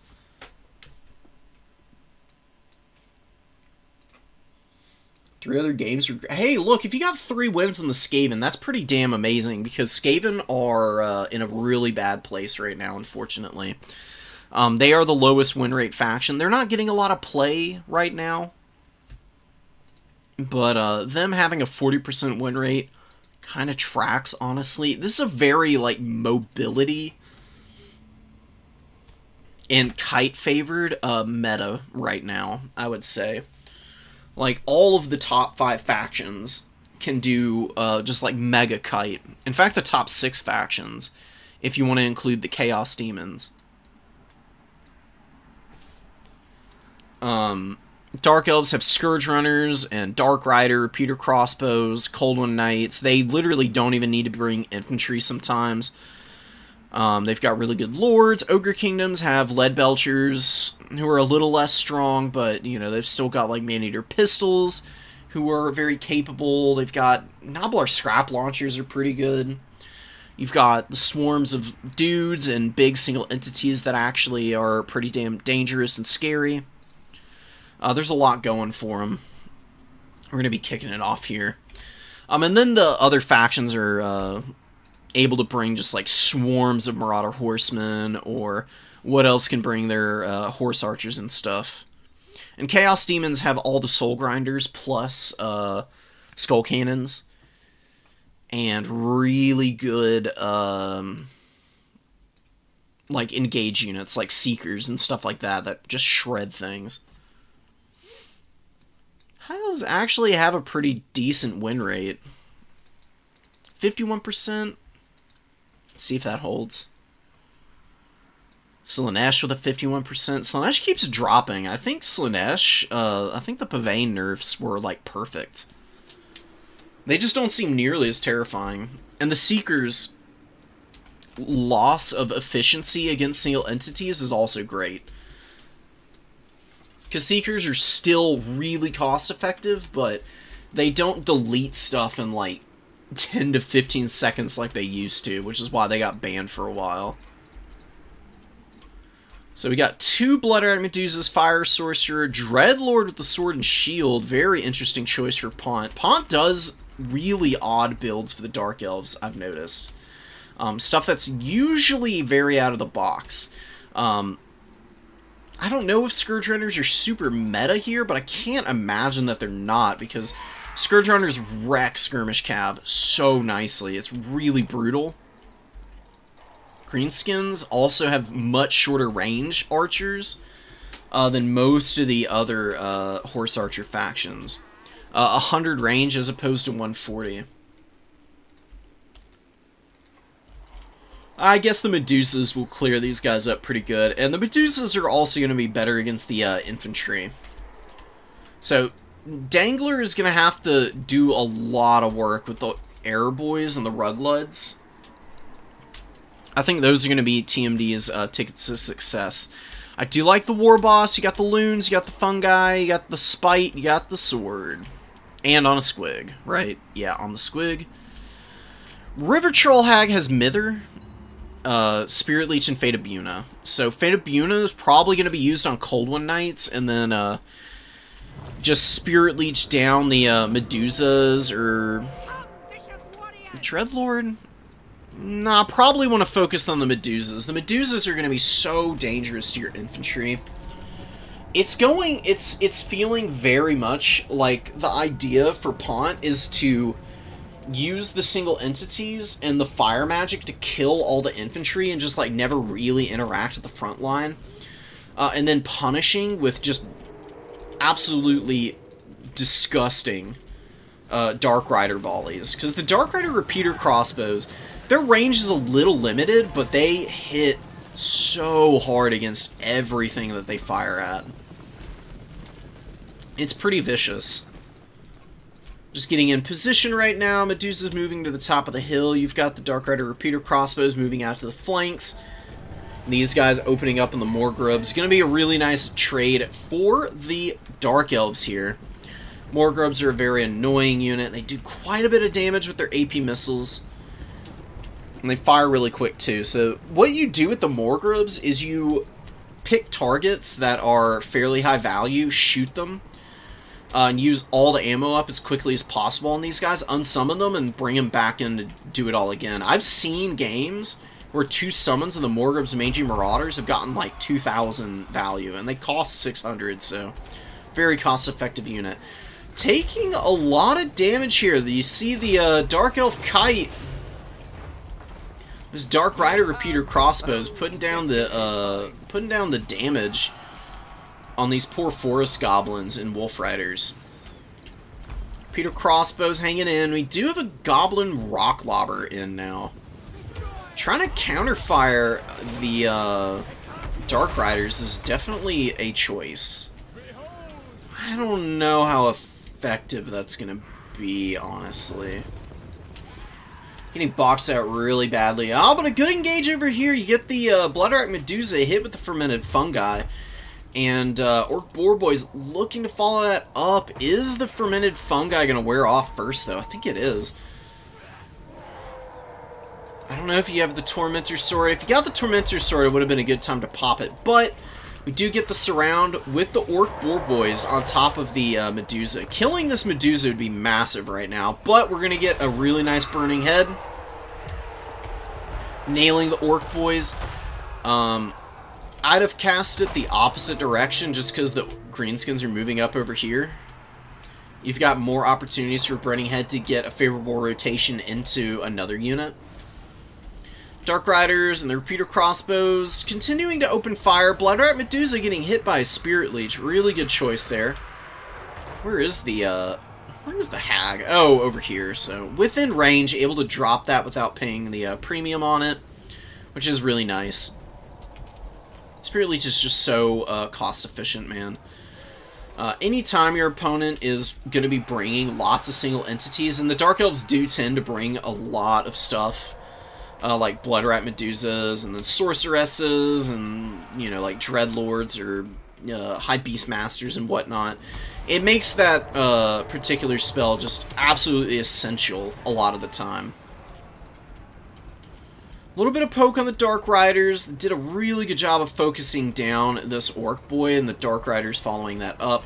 Gonna be able to chase those guys off. Another Spirit Leech. More good damage on the Orc Boys. This is where you want to drop a Burning Head right now. You'd get rid of all these Skirmish Cav. Oh my god, it's gonna be so gross. Ew. Oh. Dude, that was perfect. That's like 1,000 value Burning Head right there. It may not look it based on what you're seeing from the value totals, but you've fully broken and routed all these guys. I'd be surprised if these units end up rallying. It looks like they might, actually. But they're so low on health, man. Just the smallest compromise on them will keep them fully dead and gone. Medusas are rallying. It's super close, man. This is not a game to be called anytime soon. Cold One Knights getting in. Some of the Dread Spears being overwhelmed by numbers, but they are getting fairly effective value nonetheless. This is a 450 gold unit, I believe. Yeah, 450 gold for these Dread Spears. They've pretty much paid for themselves, although you are losing your Dreadlord, which is so painful. Burning Head cast a little bit awkwardly there. It does a little bit of damage, but it doesn't break any units' leaderships. You do lose your Dreadlord. That is a huge loss for the Dark Elves. Their leadership is relatively good. There's definitely a few units that are vulnerable when the Lords go down, like the Dark Shards. The Repeater Crossbows also have pretty mediocre leadership. This Medusa may break in a moment here. It's not looking too hot on the HP front for sure. Now we're getting some good side shots with the Medusas. They just haven't been efficient enough. Borderload Landing is kind of hard to use single entity straight line shooters on because of the hill. You may not notice it when you load in. It's so gradual. Like, this almost looks like a flat map, right? But you get down in here, you see that it's actually it's a very long, slowly sloping hill on either side, and it makes it very hard for stuff like Medusas to fire accurately here. Their LOS is just fairly poor. It does look like there's a bit of a counter push coming in from the Dark Elves, just as I think maybe the Greenskins are going to start getting ahead in this game. Oh my god, that Tormentor Sword was perfect! And a Fermented Fungi, that's a dead Cold One Knight. The Boar Boy Biggins get in on their flank, and they are at risk of being focus fired from archers here. See, one archer unit is still poking away at them. Giant River Troll Hag runs in to just get slap happy. You know, she's got her big old bag of fish and tentacle monsters of some type. I don't know what the hell she's got in there, but it's horrendous. It's terrifying and scary. Dark Rider Repeater Crossbows trying to hold up under the withering fire of these Air Boys. Yeah, that Coldwood Knight got deleted, man. 400 value on it, at least. It's not good, but could have been a lot worse. Look at the Night Goblin Warboss. Oh, and a Fanatics cast. Oh, no. Okay, the Fanatics could have just completely destroyed the Dark Shards and the Dread Spears, but the rotation was honestly very lucky for the Dark Elves there. Oh, my God. Dreadlord gets in on the Night Goblin Warboss, looking for revenge. Obviously, there were some Dreadlord sisters.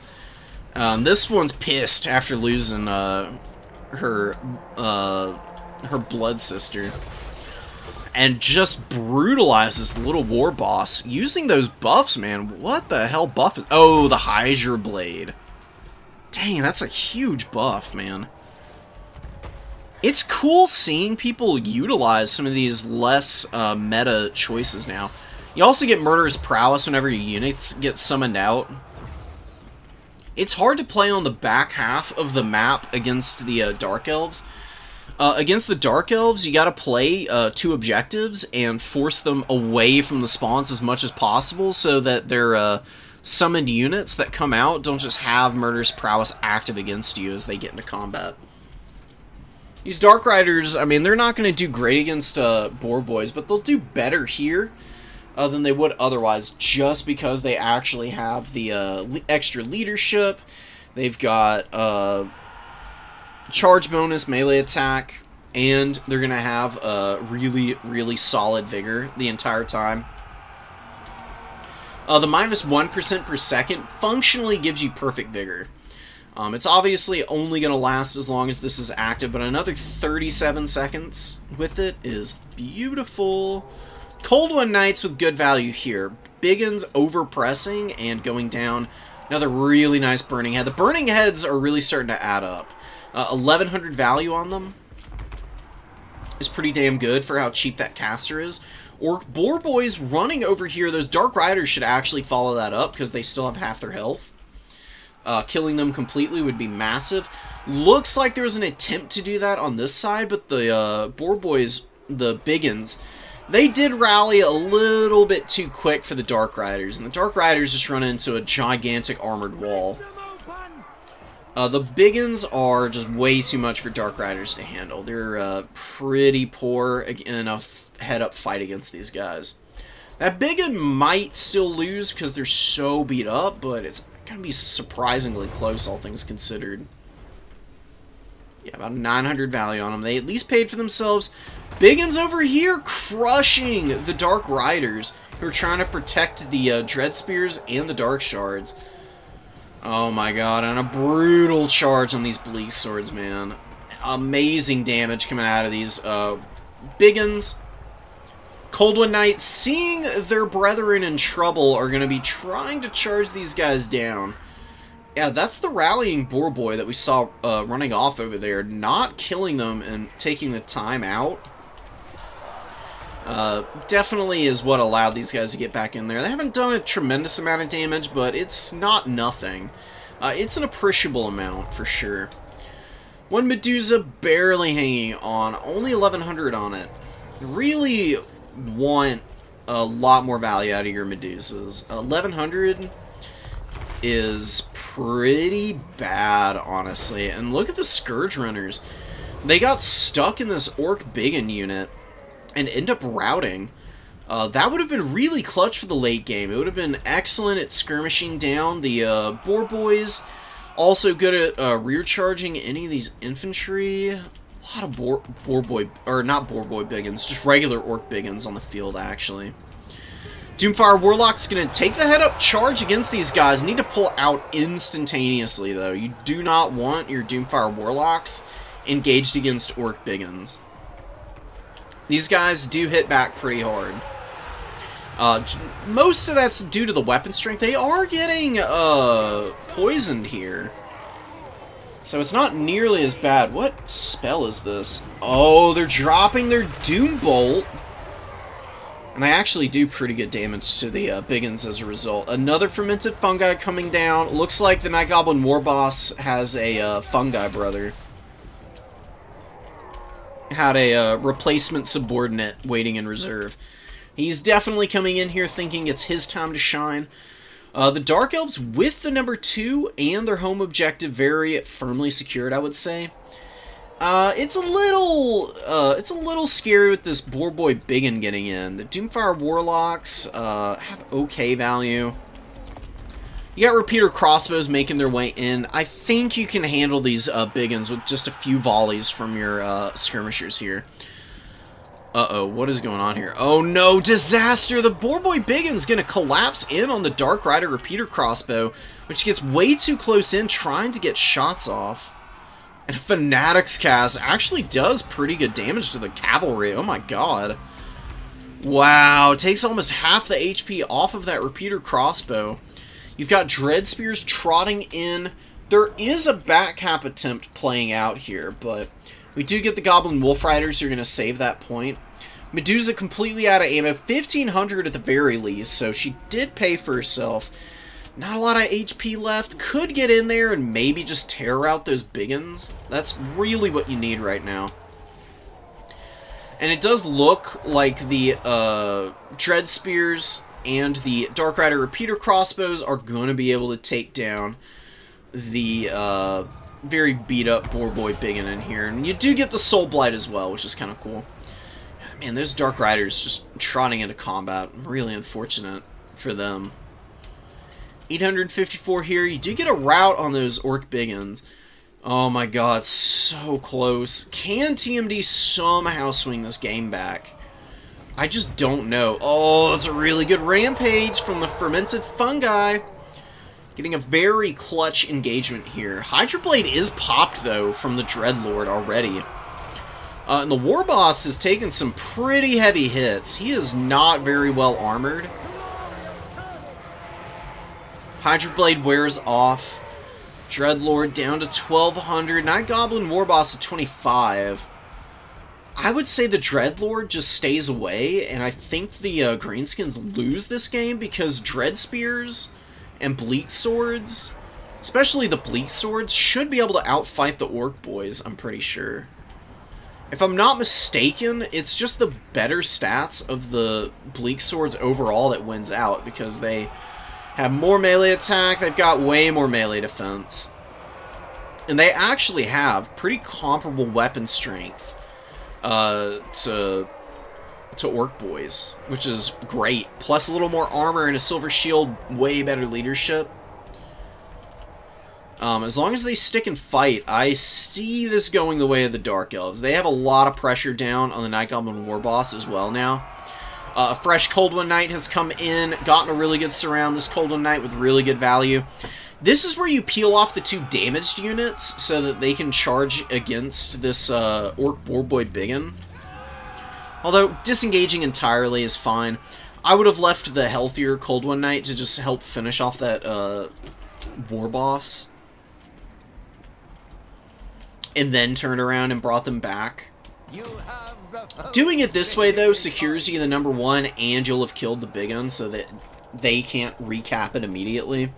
And with all of the infantry commitment to the middle, that's going to wind the clock out. I mean, I don't think TMD has a hope of capping even 2 points, or even 1 point for that matter, before the game ends after that triple cap has been secured here. Great stuff, man. Bleak Swords holding the line, barely scrapping in against all these Orc Boys. Fresh Medusa. Only got 700 that first time around, but, you know, contributing. At the very least, not doing nothing. The worst thing that can happen for a unit in this game is that it does nothing. Even if it only gets like half its value back,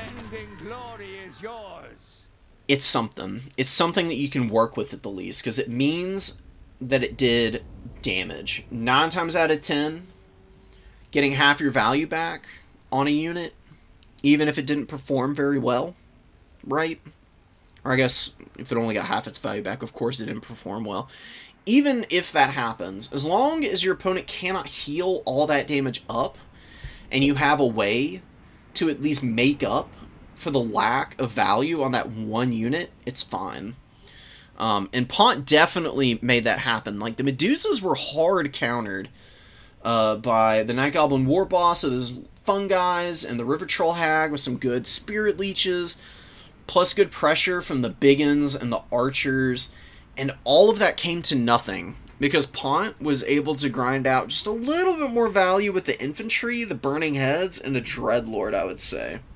I mean, the Dreadlord just pummeled this War Boss, and I think killed the River Troll Hag in the middle of the game there, too. Plus, the Cold One Knights and the Doomfire Warlocks were very effective.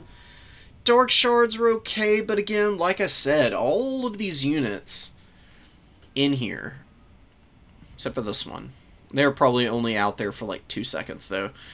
All of the units in Pont's army just getting enough value to have done something, to have helped out in a small way at keeping all of these orc units at bay.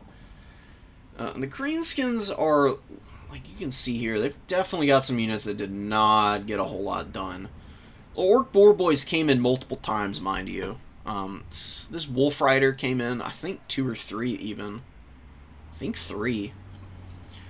And 2 of the big ones were okay, but 1 was very lackluster. The Pump Wagons didn't really make their impact felt. And the Night Goblin Squig Hoppers were awful. I saw them come out one time at the very least and just die immediately. And I think they came out again at the end.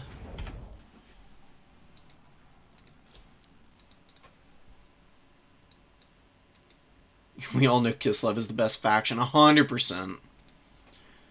Yeah, Burning Head is pretty brutal. TMD shut the Medusas down, but it's all the other kite play from the Dark Elves that Pont is able to close it out with there. Nuts, man.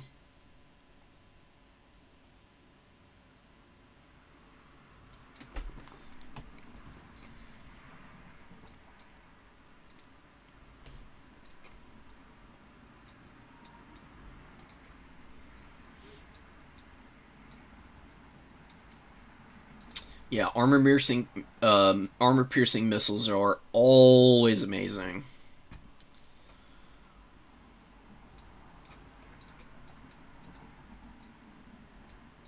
One of them used all the ammo. The other one didn't. It died off fairly early. I would say that's controlling Medusas. The fact that it only paid for itself, honestly, is pretty nice. It's just a shame that you couldn't find a value advantage in the mobility game. I think you may have been a little too aggressive, TMD, with your Boar Boys. They're good units, but they cannot ever end up in a scenario where they are fighting more than one unit. They're good in head-to-heads because they're so cost-effective, and they're really good for duoing together, but if they are alone and fighting more than one unit, they will lose so fast because they're awful sustained stats. It gets really ugly for them. I should not have left that lobby. So I'm pretty sure, oh, TMD's still in here. That's okay, that's okay. It's not my lobby anyways. I'm gonna remake a lobby here. We're gonna get Pont back in. Pont with a really nice win.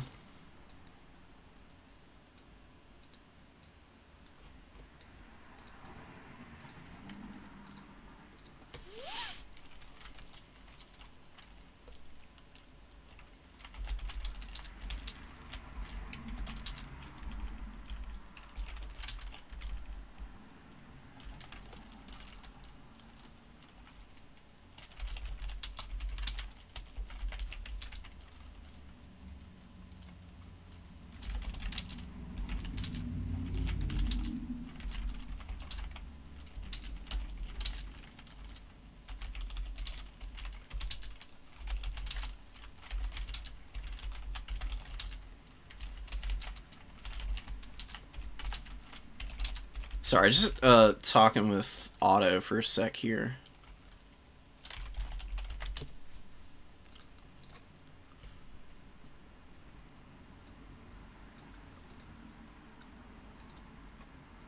Yeah, I was saying that in the middle of the match, Dangler. You've got to be careful of pressing Dark Elves back towards their spawns because they get their murderous and prowess and mastery procced the second their units come out on the field at that point.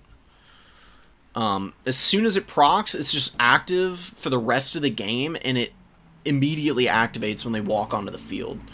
So over-pressing Dark Elves is an impossibility. You can't overextend against them. They have too many good units to punish all of that.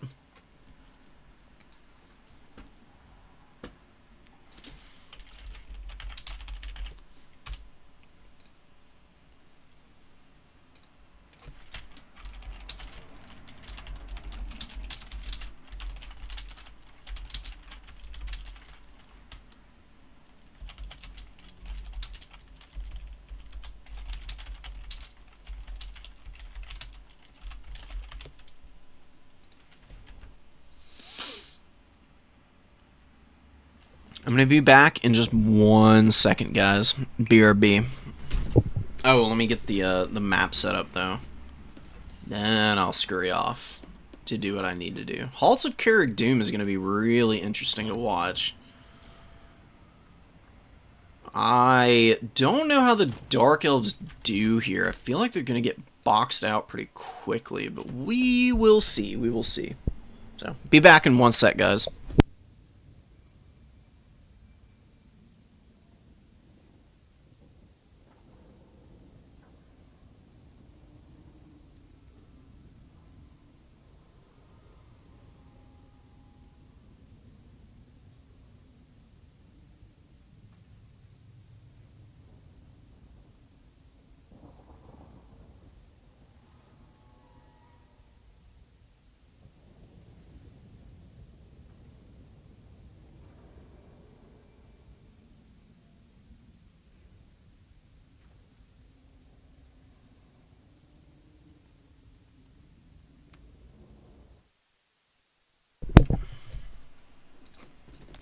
We're back.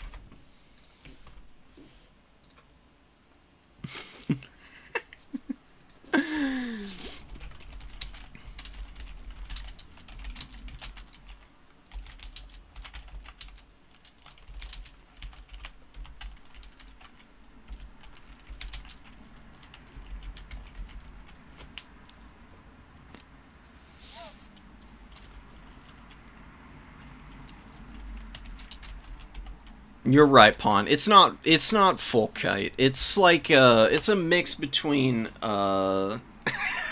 operational stranglement. That's a pretty good way of putting it. Oh my god, Dark Elves and their missiles, dude.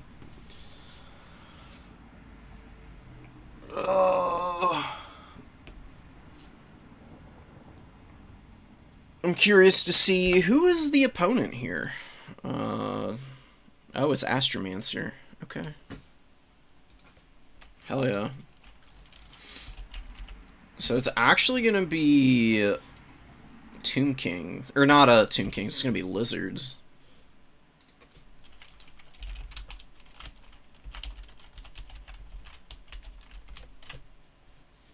Alright, well, good luck, Pawn. Astromancer's been playing really well today. I don't even know if they dropped a game. Who is this man? Or person in general? Oh, they did lose a game. Only lost one, though. Oh, just barely knocked Sven out of the top 4. That's really unlucky. Gaisberg. Hey, I mean, AI, you did really well. 3-2 on Slaanesh right now is great. Give it a little more time, and I'm sure you'll figure out how to win some of those matchups that are a little bit less easy for Slaanesh. And I believe in you. I believe that you'll get into the top 4 and maybe even win a tournament. They're still good. They just take a little bit more finesse than they used to. which I think is pretty appropriate. It was a little too easy to just totally outposition your opponent for free previously with them. Meat got 3 wins. Piston got his 3 wins. Hell yeah. Spida with 3. Lots of corn players getting their 3 wins in. Suga doing pretty good with 2. I'll help you out, Riz. I'm sure you didn't... if I remember correctly, you didn't play poorly. It's just that your build was a little bit off. It just takes some time to get used to this. Losing all your games in a tournament just happens sometimes. You can't always be at the top of your game. And especially when you're starting out, there's always the risk of running into matchups that you just don't quite understand yet, and you bring some inefficient units out of misunderstandings, and that can get you beat a lot. But keep practicing and you'll get there.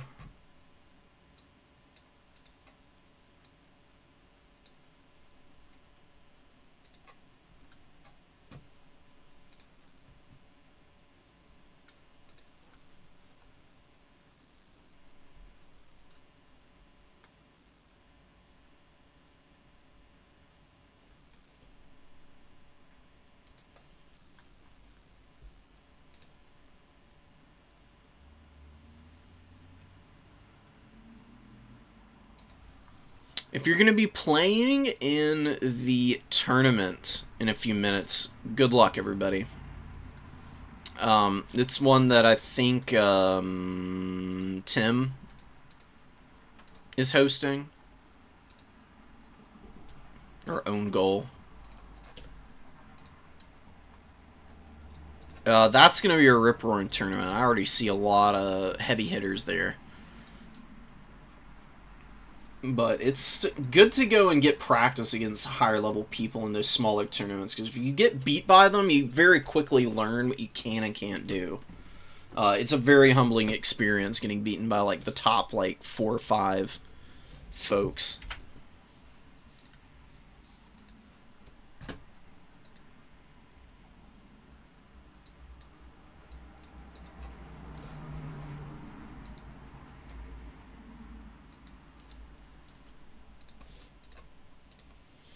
Alright, we'll give them a few more minutes. They're definitely working on getting it done. I gotta figure out what pizza I want for later.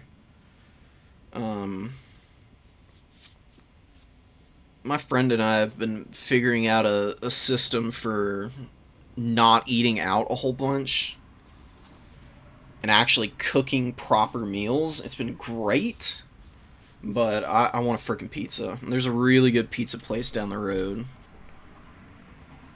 that's actually fairly affordable. Affordable pizza in this economy? It's luckily for us more likely than you'd think.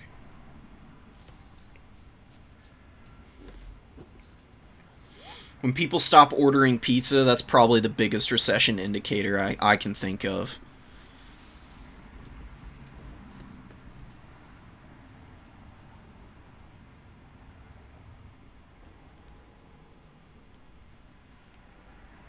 Let me see your specialty pizzas.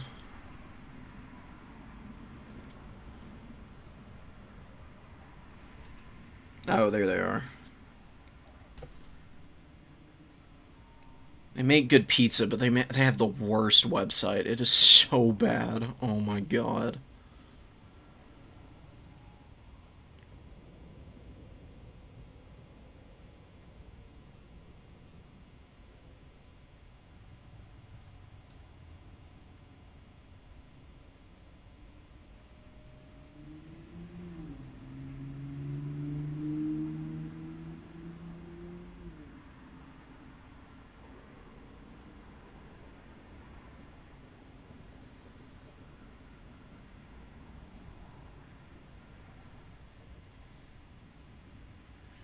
I like the options. They have one called the Greek pizza. It's got feta cheese What is all this? Feta cheese, Roma tomatoes, banana peppers, extra mozzarella, sprinkled with Greek dressing. That sounds so gross. I'm gonna be honest. All the power in the world to somebody who actually likes that. That sounds more heinous than a Hawaiian pizza to me, personally. Not to come for anybody who might actually like Hawaiian pizzas. That's a you thing.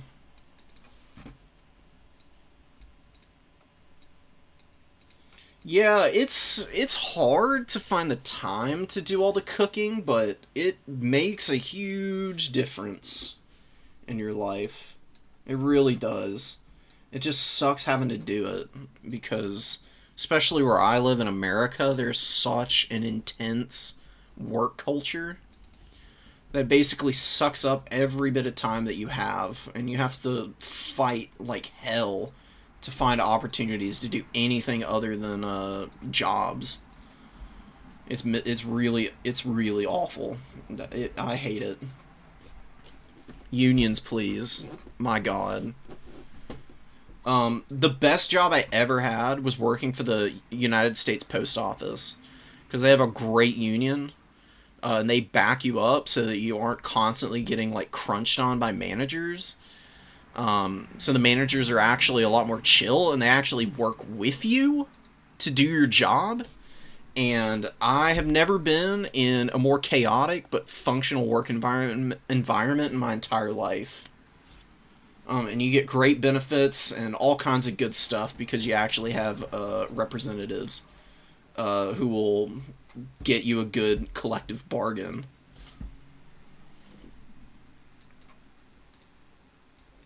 Beef bolognese actually sounds super goated on a pizza. That's just my opinion, man.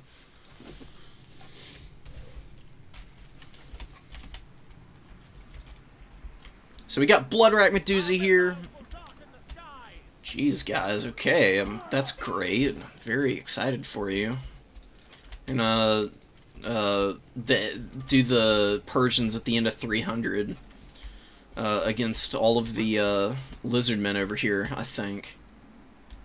We're gonna try and blot out the sun. Look at these guys. They're a little, like, I don't even know what they're called, like baklavas on.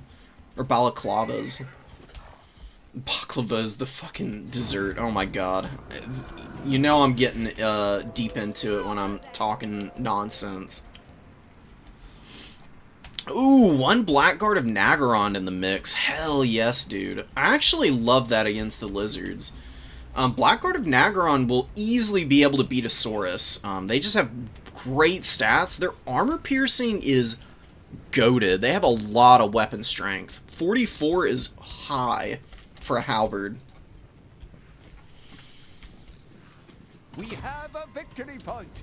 Keep it from the foe. Plus, they're really strong melee defense. And good armor, 100 armor, man. I mean, there's a lot of units that fit this like halberd role that just don't really carry their water in terms of being able to survive like base missile damage. And these guys are definitely able to do that. So the Medusas actually don't see the chameleons yet. They're still hiding. They're going to be trying to creep up and maybe shoot at the Saurus warriors here. You can also poke the Saurus Scar veteran.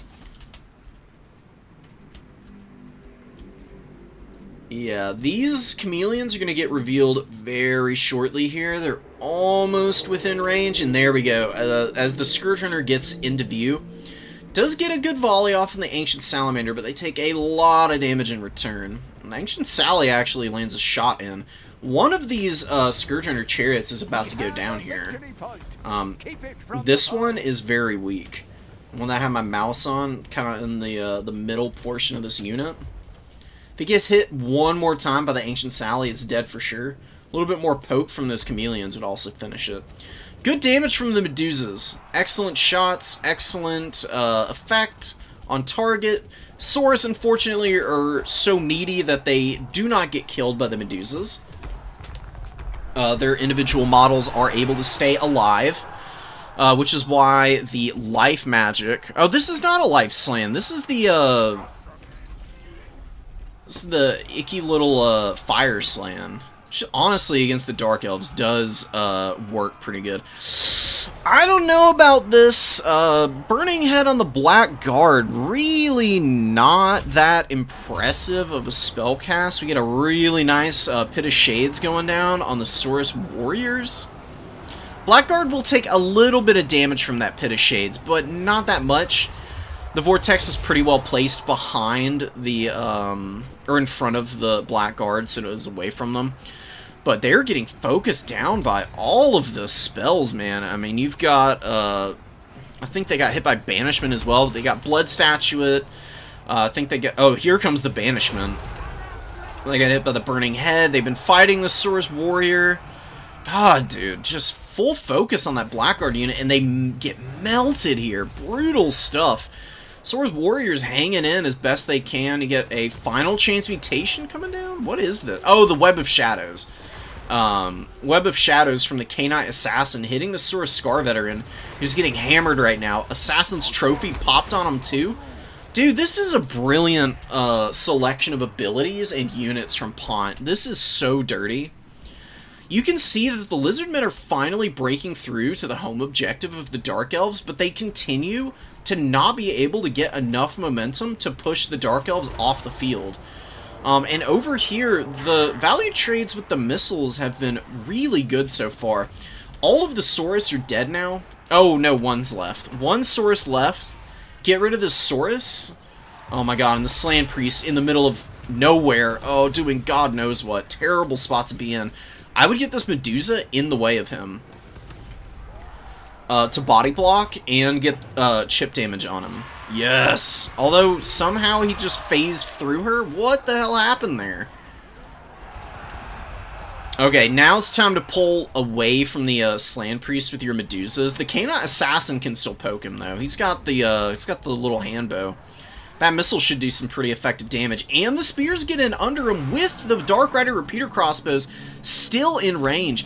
The Slan Mage Priest is in the danger zone. Those Colossus Hunters are so terrifying. But Cold One Knights rushing down the hill. Gonna get a great flank off on these big ol' dinosaurs. And the Medusa's bullying the Saurus Scar Veteran, and pretty good Pit of Shades onto not just the Saurus Warriors, but also a handful of the Cold One Riders. Not that many of them over there, but enough of them to have worked down their health a little bit. Scourgies just bulldozing over the Chameleon Skinks. Chameleon Skinks not having enough cover out here on the flank. Getting fully pressed back by the Dark Elves now. 1,000 value on the Scourge Runner Chariot here. 723 on the other. This one's going to go down fairly quickly, but it paid for itself, and the other one is going to be a nightmare to shut down from here on out. Plus, you got some very healthy Bleak Swords, and then some Tattered Dread Spears to continue pushing over there. Awesome stuff. Banishment going down. Really nice placement. Bye-bye Bleak Swords. Little fortunate for those Cold One Knights. It did not rotate into them, and the Cold One Knights are going to be able to escape from here with a little bit of health to work with. 833 value. Supreme Sorceress with the Shadows magic. Probably still has enough magic for like one more Pit of Shades. Be really good on this Saurus Spears. Back objective is looking real scary, real sketchy. A little bit of lag, but nothing too terrible. Colossus Hunters going to be going down for sure. Another Cold One Knight has hit the field. It's getting out of hand. Now there's two of them. That's usually the sweet spot for the Dark Elves, is to have like two Cold One Knights on the field at all times, with the, you know, assumption that you're going to save up to cycle in for a third whenever another one gets critically low. And that's just brutal. You get the Overcast Pit of Shades, then the Bloodrack Medusas firing right through the middle of that Saurus Spear unit, fully annihilating them. Lizardmen don't have enough missile units to contend with the Dark Rider repeater crossbows and the Medusas, and you've got Cold One Knights all over them now. One Salamander hunting pack would have been super clutch here. Plus, keeping the chameleon skinks away from that side point. They did not need to be out in the open field by the number 1. Lizards should have just held on their home objective here and rotated the chameleons out so that they could poke the Dark Riders and the Medusas. That would have made a big difference for the Lizardmen army here. Punishing so well, man. I mean, just wave after wave of reinforcements from the Lizardmen keep coming in, and they just continue to downtrade here. It's getting worse and worse, man. Doomfire Warlocks on the field, running over some of the routing chameleon skinks, just getting through them, making sure that they know who's boss. They could be killed at any moment. They're going to be going after the Ancient Sally. They should kill this thing pretty quickly. They are pretty strong in melee combat. Good melee attack with decent weapon strength stats. Even against a fairly well-armored unit like the Ancient Salamander, you can see maybe not eviscerating them, but they are folding up fairly fast there. Repeater crossbows looking to finish off the slain Mage Priest, and I think it's about time for Astromancer to tap out here. There's really not much of a chance to get back in this one. Like, there's just no units available. Brilliantly done by Pont. Absolutely amazing Dark Elf play. Using a lot of strong elements, yes, but not over-committing to full kite and actually playing fairly aggressively, I would say. Is really cool, man. 1100 and 1000 value on those repeater crossbows. Brutal stuff. Medusa's fairly effective there again. Not carrying the game by any means, but being enough of an imposition at range to force the lizards into some bad engagements, right? And that is where the power of the Medusa comes through. They're fairly hard to kill in melee. They are pretty good combatants. And then their slender models mean they can be a little hard to shoot at range. The chameleon skinks are fairly accurate against them. And the low armor on the Medusas means they do melt a little bit to certain types of missiles. Usually it's actually like basic archers and, like I said, chameleon skinks who tend to be the most effective against these guys. Shooting staggers the Medusas too much, and the AP on gun units is usually overkill against them. Scourgies, 1300 and 1400 on that one. Oh my god. Least oppressive Scourge Runner build of all time. Scourge Runners are just so strong. I mean, good at range, amazing at doubling up in the infantry killing duties.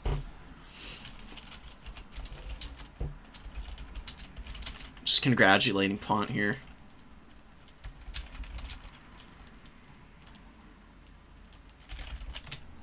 Astromancer did pretty well. I mean, getting to the finals is always impressive. And this is like the first time I think I've ever seen them play, so that's amazing. Really awesome stuff from them. Little unfortunate that their build was just so heavily countered by the Dark Elves. Didn't have enough ranged elements to keep the Dark Elves away. I'm pretty yeah, Astromancer did play with the solar engines earlier.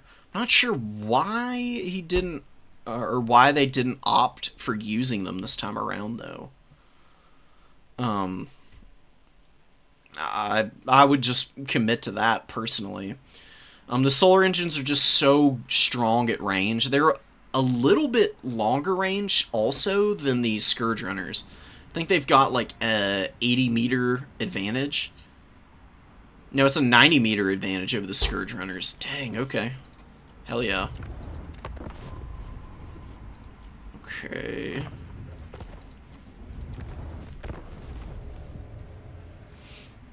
Where are the Lizards? How am I blanking on? There they are. So, there they are. 240 meters? Hell yeah. Ancient Salamanders are not very effective against chaff, in my experience. Ancient Salamanders are good against builds where you're expecting armored infantry.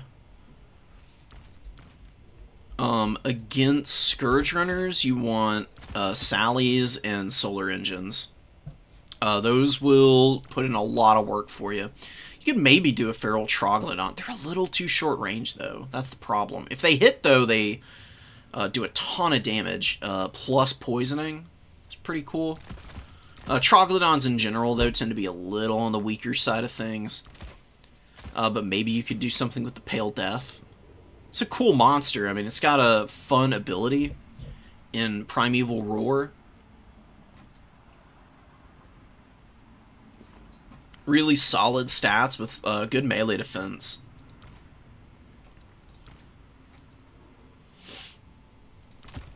And I think the tried and true, though, is the best way to go about it. You can just do something like that. That is a missile line that the Dark Elves are not going to be very comfortable against. Like, the Bastillodons can hit the repeater crossbows and the Scourge Runners pretty hard.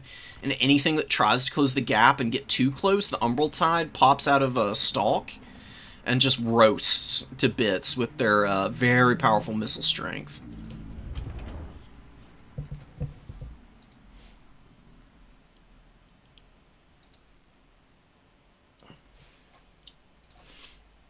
Hell yeah.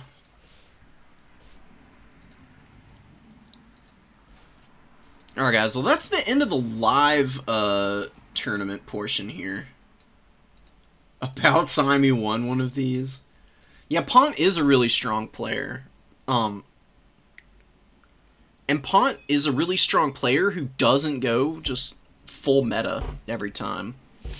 Which I find to be the most impressive thing. Like, playing a strong faction well is obviously tough and takes a lot of skill, but playing a strong faction and being bold enough to play them off meta, like Pont does consistently, that is badass, in my opinion. Waffle stomped you. That's brutal, Smiley. Hey man, take the lumps, Smiley. You'll punch back better next time. Oh yeah, I wanted to check the final standings one more time. So nobody was undefeated this tournament. Everybody had one loss. Or at least everybody who was contending for top 4 had one loss, I should say. Which is cool.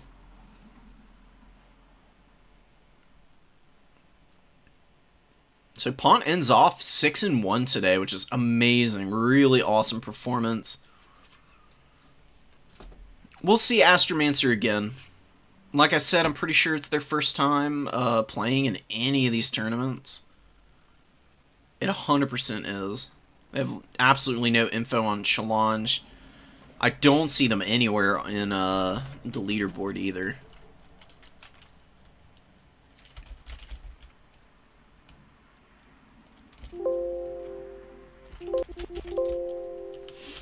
Yeah, nah. Alright, cool. Well, we'll see them around, and they'll probably get a win with the Lizards. They just need a little bit more experience against the Dark Elves and maybe with a few other matchups, and they'll be fine. Really close game is Kislev versus Dwarves. Hell yeah, let's go check that out. That's a fun matchup. It is not easy. So we've got the Adventurer, and we've got Bear here.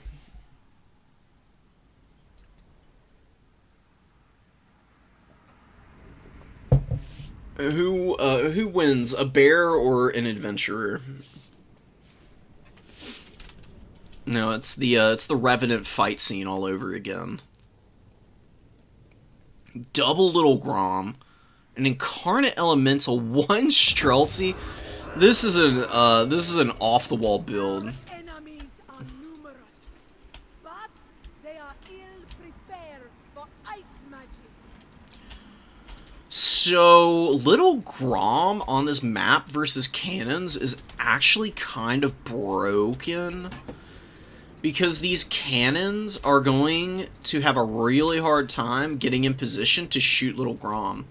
Because what you can do is you can just play around this pillar with these 2 single entity artillery pieces. You can cover the number 2 early, rotate around this side,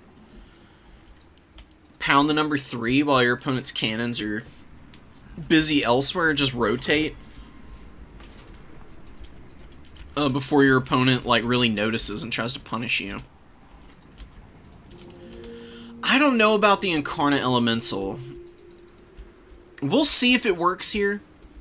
I don't like single entities against the dwarves because they're so good at gunning stuff like that down. Even if all they've brought is rangers. 2 rangers will take a big chunk of HP off an Incarnate Elemental in a matter of moments almost. Miners getting hammered by Little Grom. Not the most efficient target for Little Grom. You've got to be very careful too. Don't double up Little Grom's time on target against 1 unit. Because what happens, we'll see if it happens here. Almost. The cannon shots tend to overlap into the same area. And the damage can become a lot less efficient. It's actually better to target Little Grom on 2 different things. IMO. What is going on here? Oh my god, from down frickin' town. Oh, Gust of True Flight. Oh, that's so sneaky. Giving 526 range to Little Grom, who is now sniping the artillery pieces with pinpoint precision. This Little Grom takes a bunch of damage, but there is a Patriarch. The Patriarch really, I don't think, should be over here. I would get him over to just help win the artillery duel, honestly. Kislev does need to be careful. I mean, they can 100% get pushed on their back objective. Current Elemental could maybe scoot forward a little bit. Start thinking about a good position to get into. Grim Delver's coming out. Ekron's Miners also making their way onto the field. Little Grom probably is going to be able to kill these artillery pieces with a little bit more time. The Dowie already are taking a ton of damage. Little Grom needs to get active, though. Doesn't want to take a bunch of unnecessary hits. Cannon locked down. Another cannon hits the ground. Wow, there's only 1 cannon left in this unit. Dude, that is so gross. And then a Hawks of Miska is going to break the artillery crews. And peel out. Dude, this is amazing stuff, Bear. This isn't how I would have done it, but what you've done is very, very unique and has worked out amazingly. You got your Horse Archers poking the crew a little bit. You got the Little Groms killing the models. You get the Winged Lancers coming up, and the things in the woods have taken apart the Ranger and the Miner here. The other Ranger that's out in the field is shooting at the Streltsy, and the Streltsy are holding up pretty good with the 70 armor. I mean, you can see that it's not an insignificant amount of damage that they do take.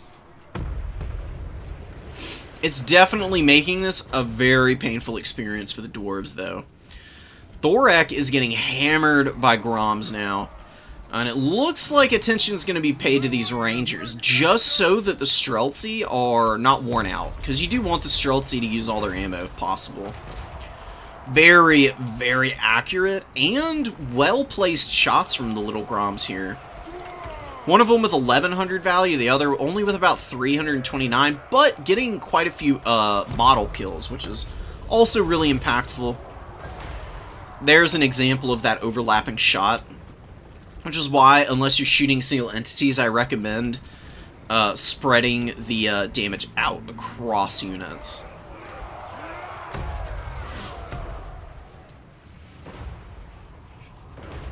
So, the reason you focus fire with basic missiles, like Streltsy and Horse Archers you want to focus fire with, because they tend to spread their damage out quite a bit. So when you focus fire, you're more likely to kill models efficiently. Artillery does not have that problem at all. Artillery is so efficient at killing targets that that's why you want to single out a unit with each piece. Because then you're spreading the model kills out more efficiently than just raw damage. When you're shooting Thoric or another big single entity, this is the way to do it. Winged Lancers literally going to the back of the map, and they're just going to sit there probably. Rangers and Miners don't even know what to do about it, and the Incarnate Elemental is dunking on some of the Dowie infantry here. It's doing some decent work. Probably does not want to sit on top of the Grumbling Guard, though. Grumbling Guard can definitely get through that low melee defense on this big monster. Plus, you got Rangers also hitting you. That is going to be a disgusting Blizzard. Blizzard is crazy powerful. The Overcasted form one-shots infantry, even against the Dowie infantry, who have 35% spell resist. They go down to less than half health. And that's a Longbeard. Longbeards are super tanky. Thoric is just going to die out here. He literally cannot avoid these shots. Little Grom's missile velocity is too good, and the artillery piece is so accurate. Thoric with his 30 speed ain't dodging nothing. Rangers coming in and helping finish off the Horse Archers here. Although the Horse Archers got okay value, and now there's Zargard Great Weapons looking to follow up to get on top of the Ekrins. Streltsy look like they may be going down here. Got about half their cost, not terrible. Cannon gets recrewed, only 2 models on it. And I do believe these Groms got a heal, because I'm pretty sure one of them was not full health a minute ago. And the other one was at less than half, I thought. My god, dude. First the artillery piece gets hit. The Dowie crew goes over to check and see if they can repair it real quick. And then they just get absolutely obliterated by the follow-up shot. That was amazing, man. Dude, getting in on the ground floor and seeing some of the impacts from, like, artillery shots and then, like, combat animations is so visceral. Oh my goodness, it's beautiful to observe and absorb. This little Grom needs to be unsummoned after it fires its last shot, and then this one has 6 more, or 7 more volleys. It'll be able to hit the Giant Slayers and Thoric and do some really good damage to them. And in fact, just brutalized about 10 of those Giant Slayers with one shot. Immediately jumps up about 200 value. Zargard Great Weapon's going to be getting into this fight, and they will brutalize the Grimdelvers and at the very least trade decently into the Giant Slayers. As long as they're not getting hit by the Iron Drakes, that might actually be the better target. Yeah, for the little Grom. First shot coming in is hitting the Giant Slayers. I guess it got the order to swap targets before it had fired, or after it had fired, I mean. And someone on the Ekrins. Wow, the Dowie actually starting to get some serious pushback. The Elemental just died to the Grumbling Guard, kind of, plus the Ranger fire. We are going to get a brutal Blizzard here. It's going to hurt a lot for these poor Grumbling Guard, man.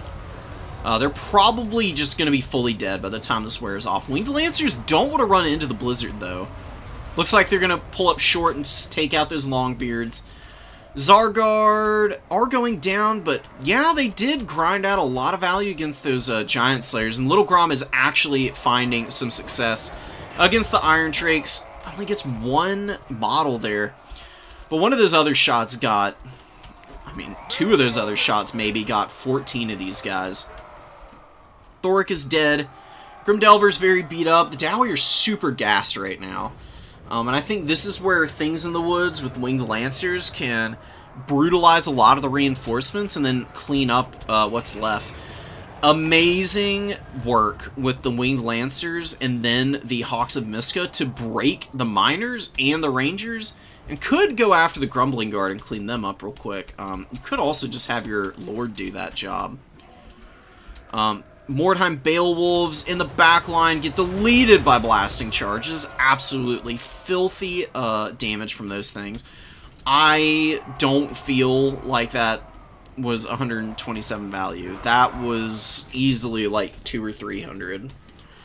Sometimes the value meter is a little janky. I don't know what it is. It just is. It is the way it is. Winged Lancers charging home, but getting dragged down a little bit here. The Giant Slayers is some pretty good value, and Miners with blasting charges.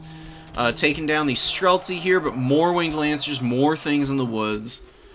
Just altogether too much mobility. I would probably actually pull back with those Winged Lancers right now. I think that the Kislev forces need to desperately pull in some infantry of some type. They can intercept these miners all day. I would just let your opponent get up on the number 2 here and then bum rush the number 3 right now, because they don't have much here. There's one healthy ranger and a bunch of tattered units that you could definitely bully, and the Iron Drakes are very out of position to support this side right now.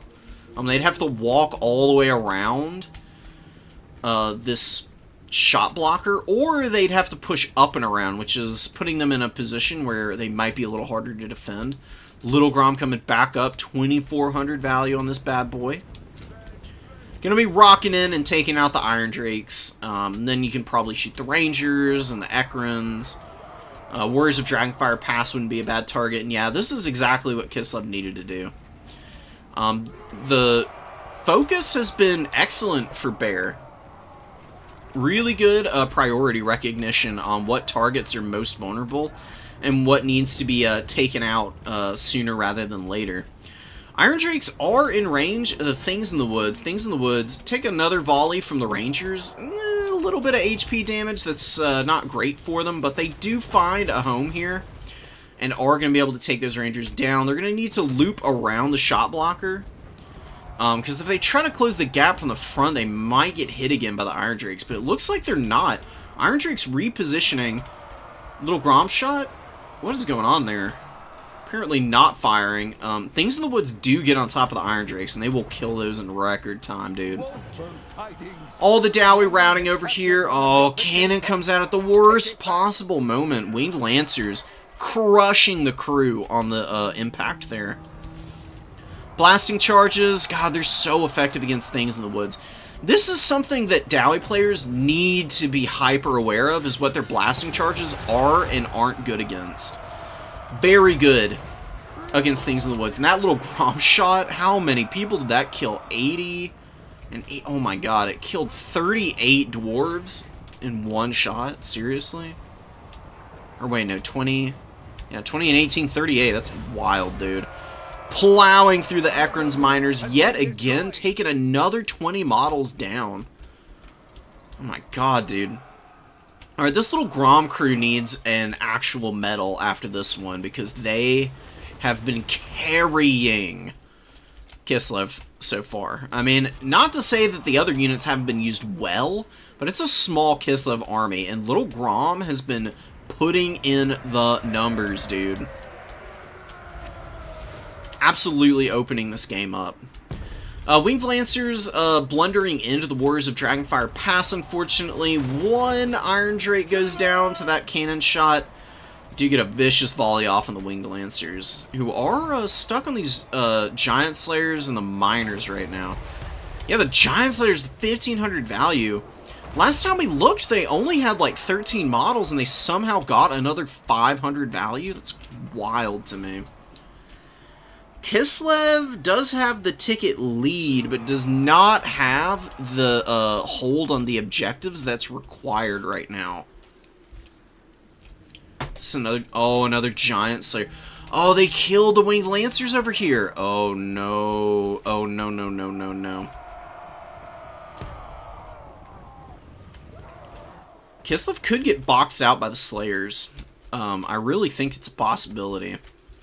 The Warriors of Dragonfire Pass have charge defense versus large, so these Things in the Woods are not going to do much to them as they make contact here. You can see a very limp impact. Giant Slayers after the Winged Lancers. Winged Lancers need to get in the back over here. We do get a cap on the number 2.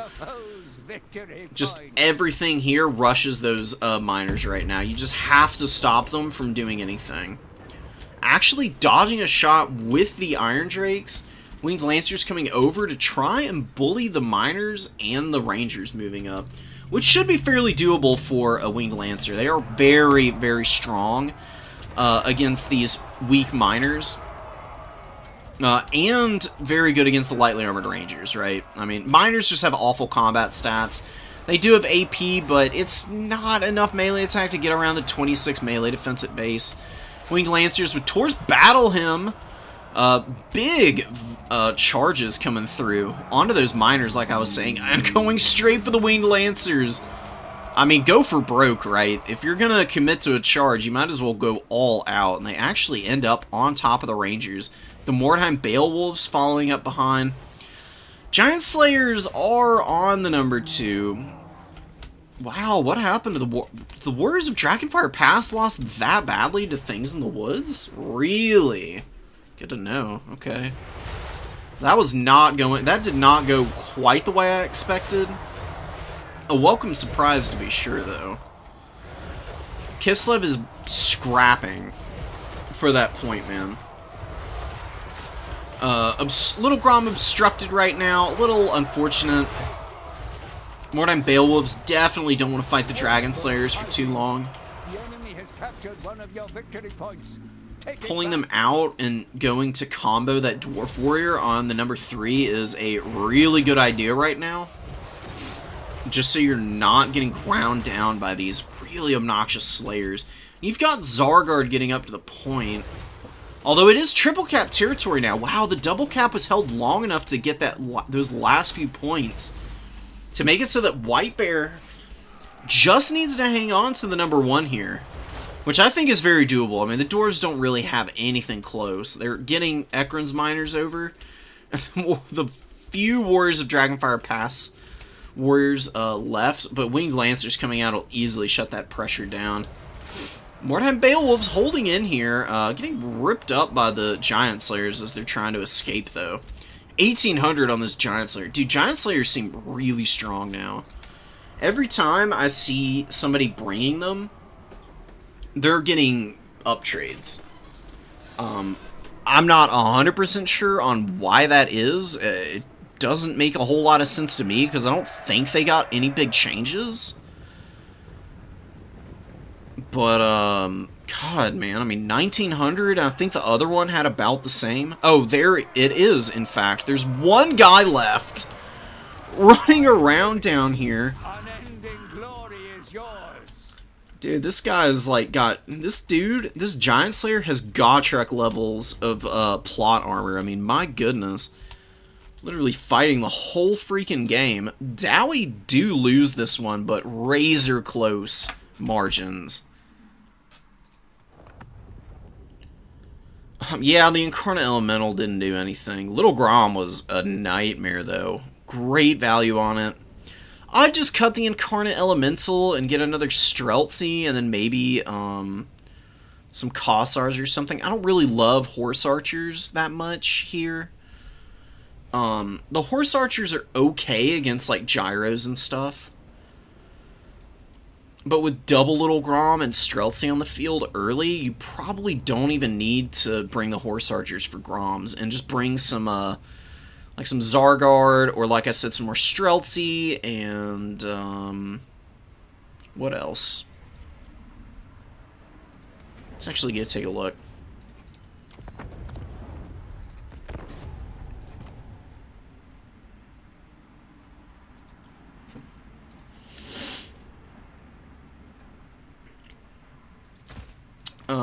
I'll show you my build. I don't do anything too dissimilar from what we just saw. You just want to cut, like, everything, basically. I mean, Arcane Conduit is fine to keep. Just want your Lord to be stupidly cheap, right? Freezing Wind, I mean, against Dowie, what is debuffing their speed really going to be doing? I mean, they're already so slow, they can barely get after any of your infantry, let alone your cav. You've already got the ability to outposition them easily. You don't need to overcommit to that. Double Horse Archer, double Little Grom. The Patriarch was very well used with Tor's Battle Hymn, so I say go for it. If you can actually get value out of it, 100%. So what we saw was the Incarnate Elemental. I think it's a little bit much. So there's two things you can do here. You can just do this, go all armored Kossars, then have your Streltsy, 2 of them in reserve. Or 2 Streltsy, and then it's a more awkward spend here. Is there any way we can squeeze in another Kossar? Not really. I don't love cutting Gust of... I would cut Hawks of Miska, actually, now that I'm looking at it. Hawks of Miska has the Discourage effect, which is nice, but the damage it does is mediocre.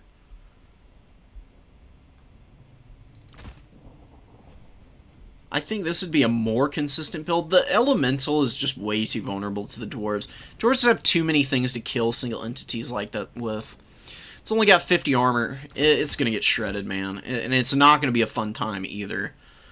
I promise you, you'll be looking for more efficient options in the future. Yeah, just armored Kossar great weapons, and then like 1 Zargard or something. You've got plenty of AP with the things in the woods already. You can just have some more AP infantry with you know, good weapon strength, good stats in combat. They've also got the pistol, so they can shoot at range some, so gyros become even less of a threat. And then a Zargard to anchor. The Zargard great weapons are good, but I really love having like 1 really strong line-holding shielded infantry piece against the dwarves.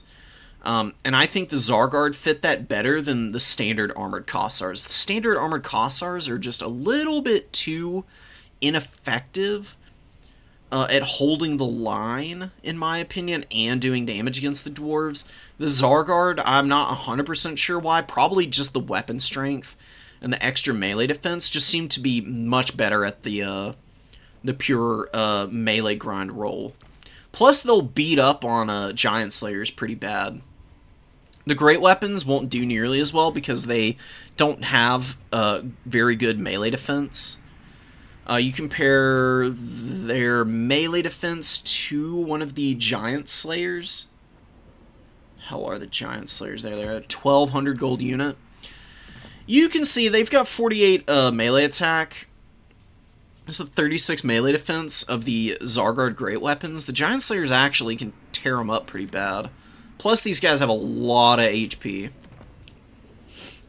Having a slightly more defensive unit is big time good. Plus, you got the Kossars who can poke down the Giant Slayers if they're attacking the Zargard. So yeah, I mean, this is what I would do. Just a slight adjustment to the build. It's basically the same thing. Just minus like 1 or 2 units. But you played it perfectly, dude.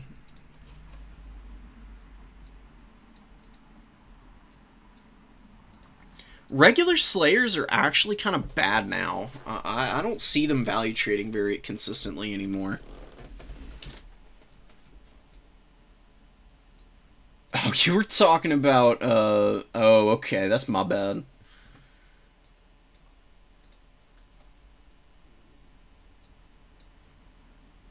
Alright, I'll go get your replay, and we can do another Kislev Dowie game. That's really funny that there's 2 of them. What round was it in?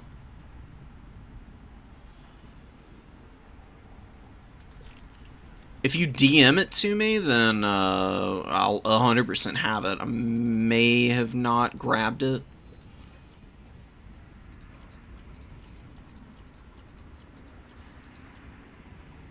No, that's Pont.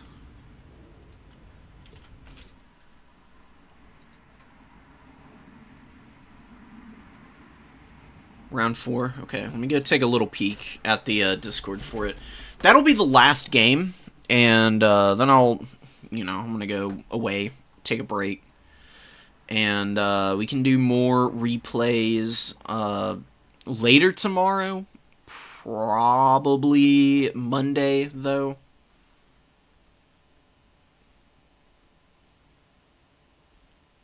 Is this round 4? Yeah, here's round 4. Okay. That Sugar. Rogue AI. Chorfs. Oh, here it is. The autosave. Cool.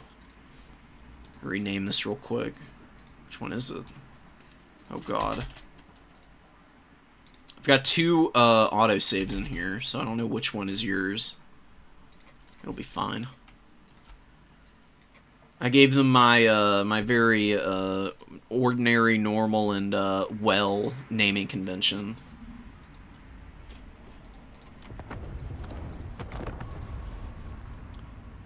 Yeah. All right. This is interesting. No little Groms in this one. We'll see. All right. Let's get into it. Hattie's a really good Dowie player. Starts off with the Giant Slayer. Hell yes. Why not?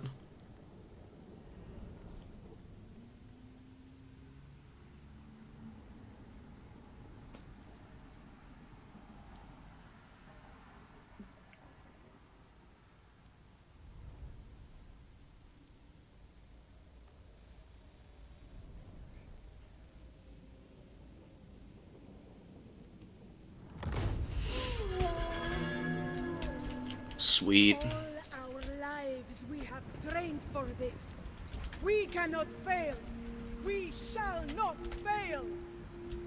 Awesome. Nah, it's not a super inspiring speech, but you know, can't have it all, I guess.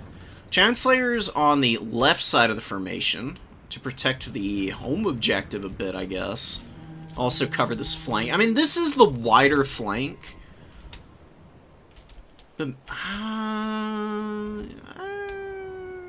mean, Cav are more likely to come from this side than they are over here. This is easier to cut off, so I guess that's why you don't have the Giant Slayers over there to start out. You got the Streltsy, you got the Wolfhearts, lots of Armored Kossars. It's going to be very hard for the Dowie to break these guys down. You got 2 Kossar great weapons. And of course the Ice Witch, and she's got Tempest. That is going to wreck the missile line. If the Dowie overblob at any point, an overcasted Blizzard on a couple of units will annihilate them. The Dowie Miners, no blasting charges in the front line, which I think is a little bit of a mistake. Dowie blasting charges are actually pretty good against Armored Kossars, because they're in very tightly packed formations, and they've got good armor at 80. Again, though, not mitigating all of the base missile strength from a blasting charge, right? Plus the little bit of AP that the blasting charges have and the good AoEs on them. It can get pretty ugly for Kislev if their Kossars keep getting blasting charged. Giant Slayer's taking some poke out here. Looks like they're going to be moving up, but the Wolfhearts are going to make mincemeat out of these guys. They need to be very careful. And Streltsy opening up too. Pack Trap should be within 100 meters in just a moment. Beautiful Blizzard over here. Oh, yes. That's what we're asking for. Miners and Dwarf Warriors getting melted by this Blizzard right now. Is about to wear off. Miners taking the worst of it. The Dowie Warriors getting worn out pretty nicely too. About 286 value on it. Not the best Blizzard in the world, but fairly effective damage. Streltsy do get collapsed on. The Giant Slayers are here and they're ready to party. Need to use the Pack Trap on the Wolfhearts. Really missing out on the opportunity to have used that on the Giant Slayers to leave them in the open field to get absolutely macerated by your missiles. Winged Lancers break through the back line. A lot of Armored Kossars left here. Dowie front line folding up, and the missile fire is just not punishing enough, man. The Rangers have been very slow to get through all the Armored Kossars, and now Things in the Woods getting on top of the Rangers with no Slayers around. Slayers actually going to be attacking into the front line here. I wouldn't be doing that as Hattie. That's definitely not where you really want your guys to be. Winged Lancers running down 2 Ranger units with Dowie Warriors helpless, just looking on, aghast at the situation. The Giant Slayers killed the Streltsy, but this is a 1200 gold unit, and they only have 28 models left. A lot of firepower to pay attention to them as well. Streltsy fighting Dwarf Warriors who are getting worn out here. And a really good Blizzard again. I think you're not overcasting the Blizzard, though. The regular cast on Blizzard is fine, but it's the overcasted version that gives the really good value. Still did a lot of damage. So you're still looking at about 734 value from your Ice Switch, which is damn solid. She'll probably get another maybe 600-700 with a couple more of those. And she'll have doubled her value. She's really cheap. These Ice Switches cost like nothing, dude. Like the one I had a little bit more than this one and was 1231 in total cost. So this Ice Switch I think is 1,000 gold here, which for a Caster Lord is dirt cheap, guys. Armored Cossar are great weapons. Getting away from the Slayers, a lot of Slayers. Oh my god, just waves and waves of them.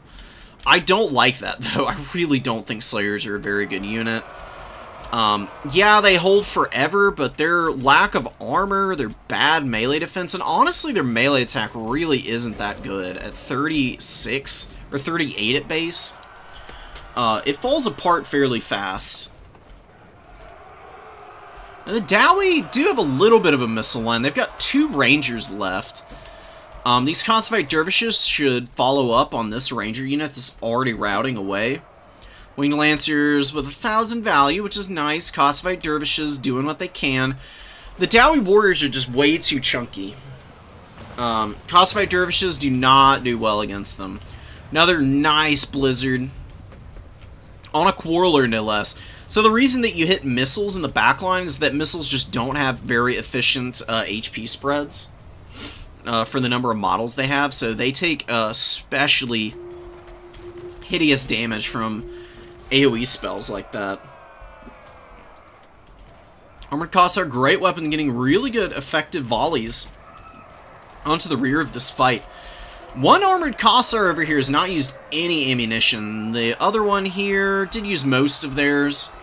They've done pretty well. The Slayers are kind of wearing on the front line a little bit here. Not super efficiently in terms of value, though, is the problem. Razor close game. The Akshinas and Armored Cossars with backup Streltsy out in the open field murdering the Thane. Thane going down real hard right now. Streltsy unit getting up on the middle objective. Not where I would like that Streltsy. I actually think it'd be better supporting over here. And yeah, just bringing out double Akshina Ambusher to hammer down the Slayers and then have the things in the woods clean up any Dwarf Warriors and Miners that are the secondary reserves here. That's what I would be hanging my hat on. The Kossovite Dervishes, not effective. I hate Kossovite Dervishes in this matchup. I think you're better cutting all of them and going with, like, just one more Winged Lancer or a Griffin Legion. Because Griffin Legion can actually charge down a Slayer fairly safely. Look at the damage that the Slayers are returning back to these Kossovite Dervishes, man. Down to half health, and this is a pretty beat-up Slayer, no less. That's why you should avoid it at all costs. It does not work out well for Kislev. Things in the Woods, doing good. Akshinas, doing good. Streltsy doing pretty good. Dowie are out of ammunition on the remaining Ranger units. Although this one's got ammo, but it's been forgot about a little bit. Hattie needs to pull it in. Kislev was looking dominant early, but the Slayer lines, plus just relentless waves of Dowie infantry coming in, has flipped this around a little bit. Giant Slayers on the way through. How many pack traps? You got all 3 pack traps. You have to use pack trap if you bring it. Hit these Giant Slayers. Thank you. Finally hitting them. Stopping their momentum completely, and now you get a really nice, accurate volley against them. Chunking through their HP down to about 20% of their initial starting health pool. Plus, Hattie, a little slow on recognizing those guys got netted. Giving them an order finally to get moving, eating a volley in the meantime, and they might get one more off before they make contact with the Kossars, which they do. Down to half health on those Giant Slayers. Huge, huge trades for meat there. Very important that that damage goes through. I don't know if you've got a Blizzard, but if you do, save it up for this blob of Garbo there. Akshin is being hounded down by rallying Dowie warriors. Winged Lancers coming in, definitely going to be able to break those guys off, but number one objective capped in the meantime. Oh, yeah, baby. Oh, give it to me. Yeah, Blizzard hitting all 3 dwarf units. 2 Longbeards and a Miner. That's Value City, baby. Gonna end up with like 1,600 here, probably. Maybe even more. Ooh, 1,592. Actually a little off of my estimation, but beautiful, beautiful work against these Dowie units. And a flanking charge from the Winged Lancers all the way up and down the flank here. Gonna be crushing in against those Dwarf Warriors and Miners. And they will be put to flight very quickly here. They are going to run in no time at all. Ice Witch has been scrapping a lot. I wouldn't really be doing that with my Lord, but sure, why not? I mean, she's occupying the attention of a lot of Dwarf units here. 2 Rangers come out and immediately start to lay a smackdown on her. Really good response from Meat. Going to be pulling back there. Dowie have a lead on value, ostensibly. I don't think it's a very true value lead, though. More Costified Dervishes being sacrificed in. I mean, at least it's Giant Slayers this time. So even though they're going to trade pretty poorly, at the very least, it's against a really strong unit that they're actually dragging models off of fairly well right now. You could charge this Miner as well, while the Streltsy just keep pounding the Longbeards. Longbeards do have the shields, obviously, so Streltsy not super effective against them, but still, the shots are making it so that their progress is a little bit delayed as some of them get tossed around. And then you add into the mix the steady damage that they're taking, even if it's not too terribly debilitating for them. The Akshinas have been very well used. They've done a great job of being used to focus fire down the very lightly armored Dowie units, or just to shoot Miners and whatnot. I'm really liking this. Dervishes engage the Miners. You've got the things in the wood coming in. They're going to be able to clear out the remaining Miners. The good AP on them is definitely going to help out there. Dervishes freeing up the Streltsy. Really good replace there. That's how you buffer for your missiles, by the way, if they get compromised by infantry. Just introduce some cavalry into the mix to hold them in place while you reposition. You don't need long. Now you can get the Costified Dervishes out of there. Streltsy, they can fire from the flank and do some good damage. Then you can maybe rear charge here and clean these guys up. Charge rear, clean those guys up. And a really good job of stuffing the Dowie back quite a bit off of the point. I mean, you have the Longbeards fighting the armored Kossars on the edge of the objective, and the cap weight for the Dwarves, not enough to get this number 1 here. The Streltsy with a decent amount of value. Things in the Woods do get the rear charge. Beautiful choice of target. Streltsy not on the point. Dowie maybe going to get the number 2 here. Kislev has a small lead, though. There's no more Blizzards, I imagine. It's a very expensive spell, so not super surprised that Kislev's out of magic now. This game has been going on for a good long while. There's a little bit of room for the Dowie to maybe get back in this one, but they keep advancing a little out of range of their missile line. The Dowie have to have missiles on the field, or they start down trading pretty badly. Especially their Slayers and stuff. My god, are Slayers bad at trading without missiles to back them up. The Longbeards have done okay, honestly, but yeah, this is where it's going to get real ugly for the Dowie.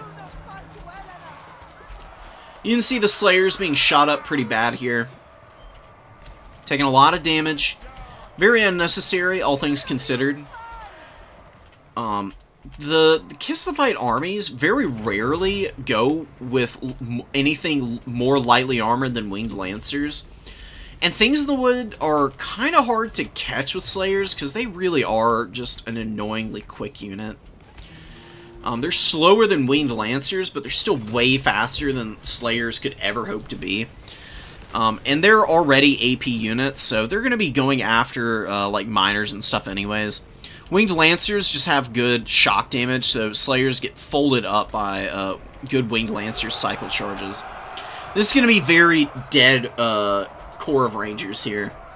They're going to fold up under the weight of the Things, as well as the Winged Lancers there, to actually get in on the ground floor. These nasty little dogs. Oh, he's got him by the neck, and then he slams him on the ground. Amazing. You know, I love the people who modeled all of those. Good shots onto the Slayers. Slayers do block a little bit of ammunition from the front, 30%, which isn't bad. Problem is no armor means the shield very limited in effect at the end of the day, no matter what. More Things in the Woods looking to move around the flank here, and yeah, both Rangers gone. And the Winged Lancers immediately find another one to bully. That was a really clutch charge from Meat there. Punishing Hattie for overextending the Rangers, or at the very least, maybe not overextending the Rangers, but not protecting them with anything to peel them. Look at that, man. Oh, that's filthy. God, Winged Lancers are fun. Akshina's using all their ammo. 1,200 on this one, 1,100 over here.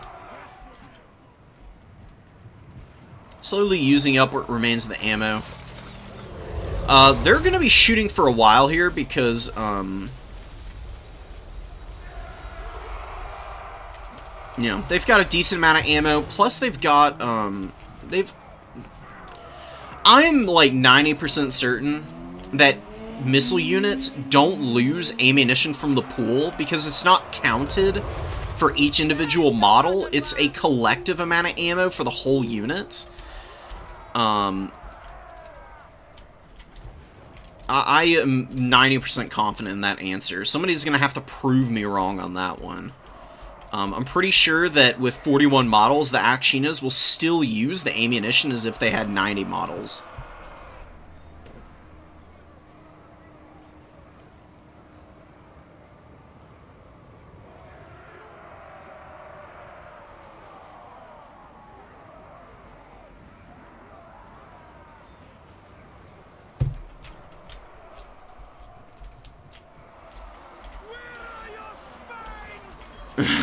Where are your spines, indeed? Winged Lancers and the Things in the Woods doubling up yet again. I love the buffering for the Things has been very good this game. Wow, look at this Winged Lancer blob here. Like, trapped up in the Longbeards, but the rest of their unit is already barreled on ahead of them. Oh, the Rangers, no, they were just about to get hit. Very timely for those guys. This is where they dropped their weapons and just surrendered to Kislev before they get absolutely murdered by these cavalry. Although, it's really, apparently, my understanding, cavalry charges like this were incredibly difficult to stop once they started. Because of the pacing and the rhythm that needed to be kept. Basically, once a unit was actually charging something, there was no stopping them. They were fully committed at that point. You either, like, make it there and kill what you need to rout your opponent, or you just get massacred. So,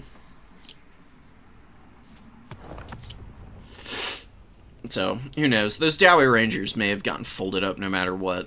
But this is fantasy. Your horses are a little bit more nimble, can stop on a dime in this game. Which is fine by me. It doesn't all have to be super sweaty and hardcore historical, you know.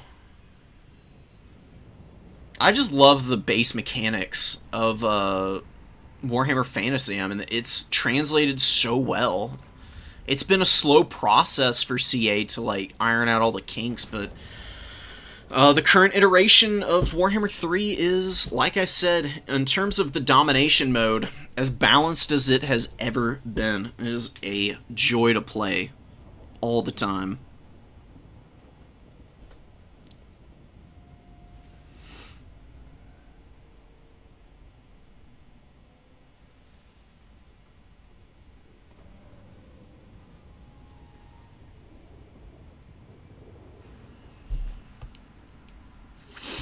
Okay, guys, that is going to be my last game. Need to go eat. Feeling fairly tired. Doing too many long streams just takes it out of me completely. I'll be back ASAP with on another day. So stay tuned. Hopefully later tomorrow. If not, then I'll definitely see you guys on Monday. So until then, y'all take care. Peace out. Later.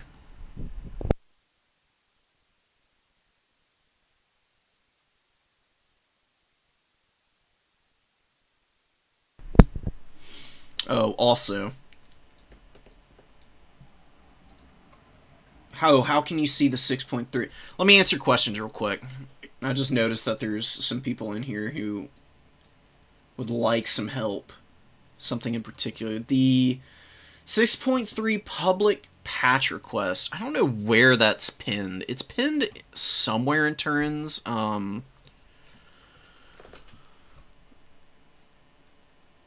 It's pinned somewhere in Turin's Discord. I just don't really know where exactly. I would go in there and ask, because there's absolutely no way to know.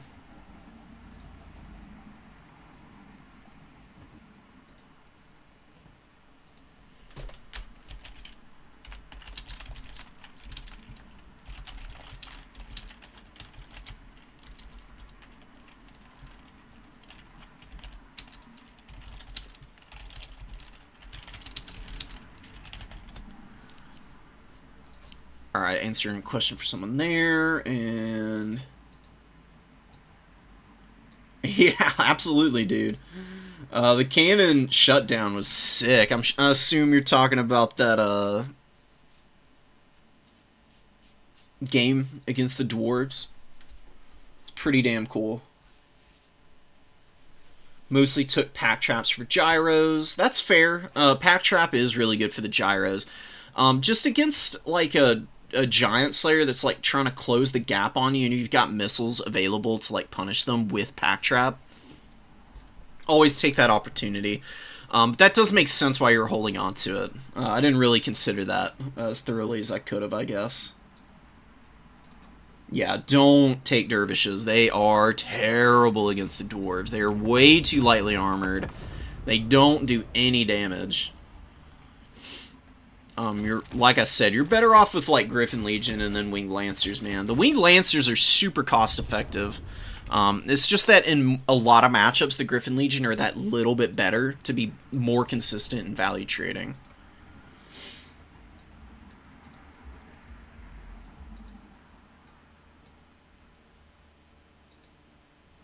Hey, that's okay. It's good to take breaks. Honestly, taking breaks from this game is really important because it keeps you fresh. You don't get stagnant with playing the same old stuff. When you come back, you're like trying new things out. And that can make a massive difference for your overall play down the road. Alright. Chom, if you're still here, you've got to go to the to Turin's Discord or go to the Vermin League, the Under Empire.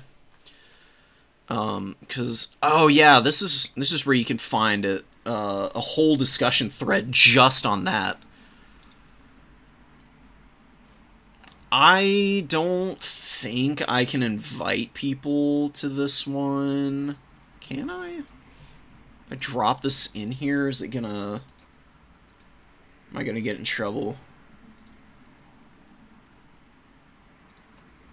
Anyways, this is the Discord link for the Under Empire, and you go to balance for next patch, and then go to threads. No, not in threads. Pinned messages, then. Yeah, in pinned messages on balance for next patch, you'll find it. Just follow that link, Sham. I don't know if you're still here, but if you are, that's how you can find them. Alright, guys. That's it for me. I'm gone for real this time. Much love, thank you for watching, and I'll see you guys next time.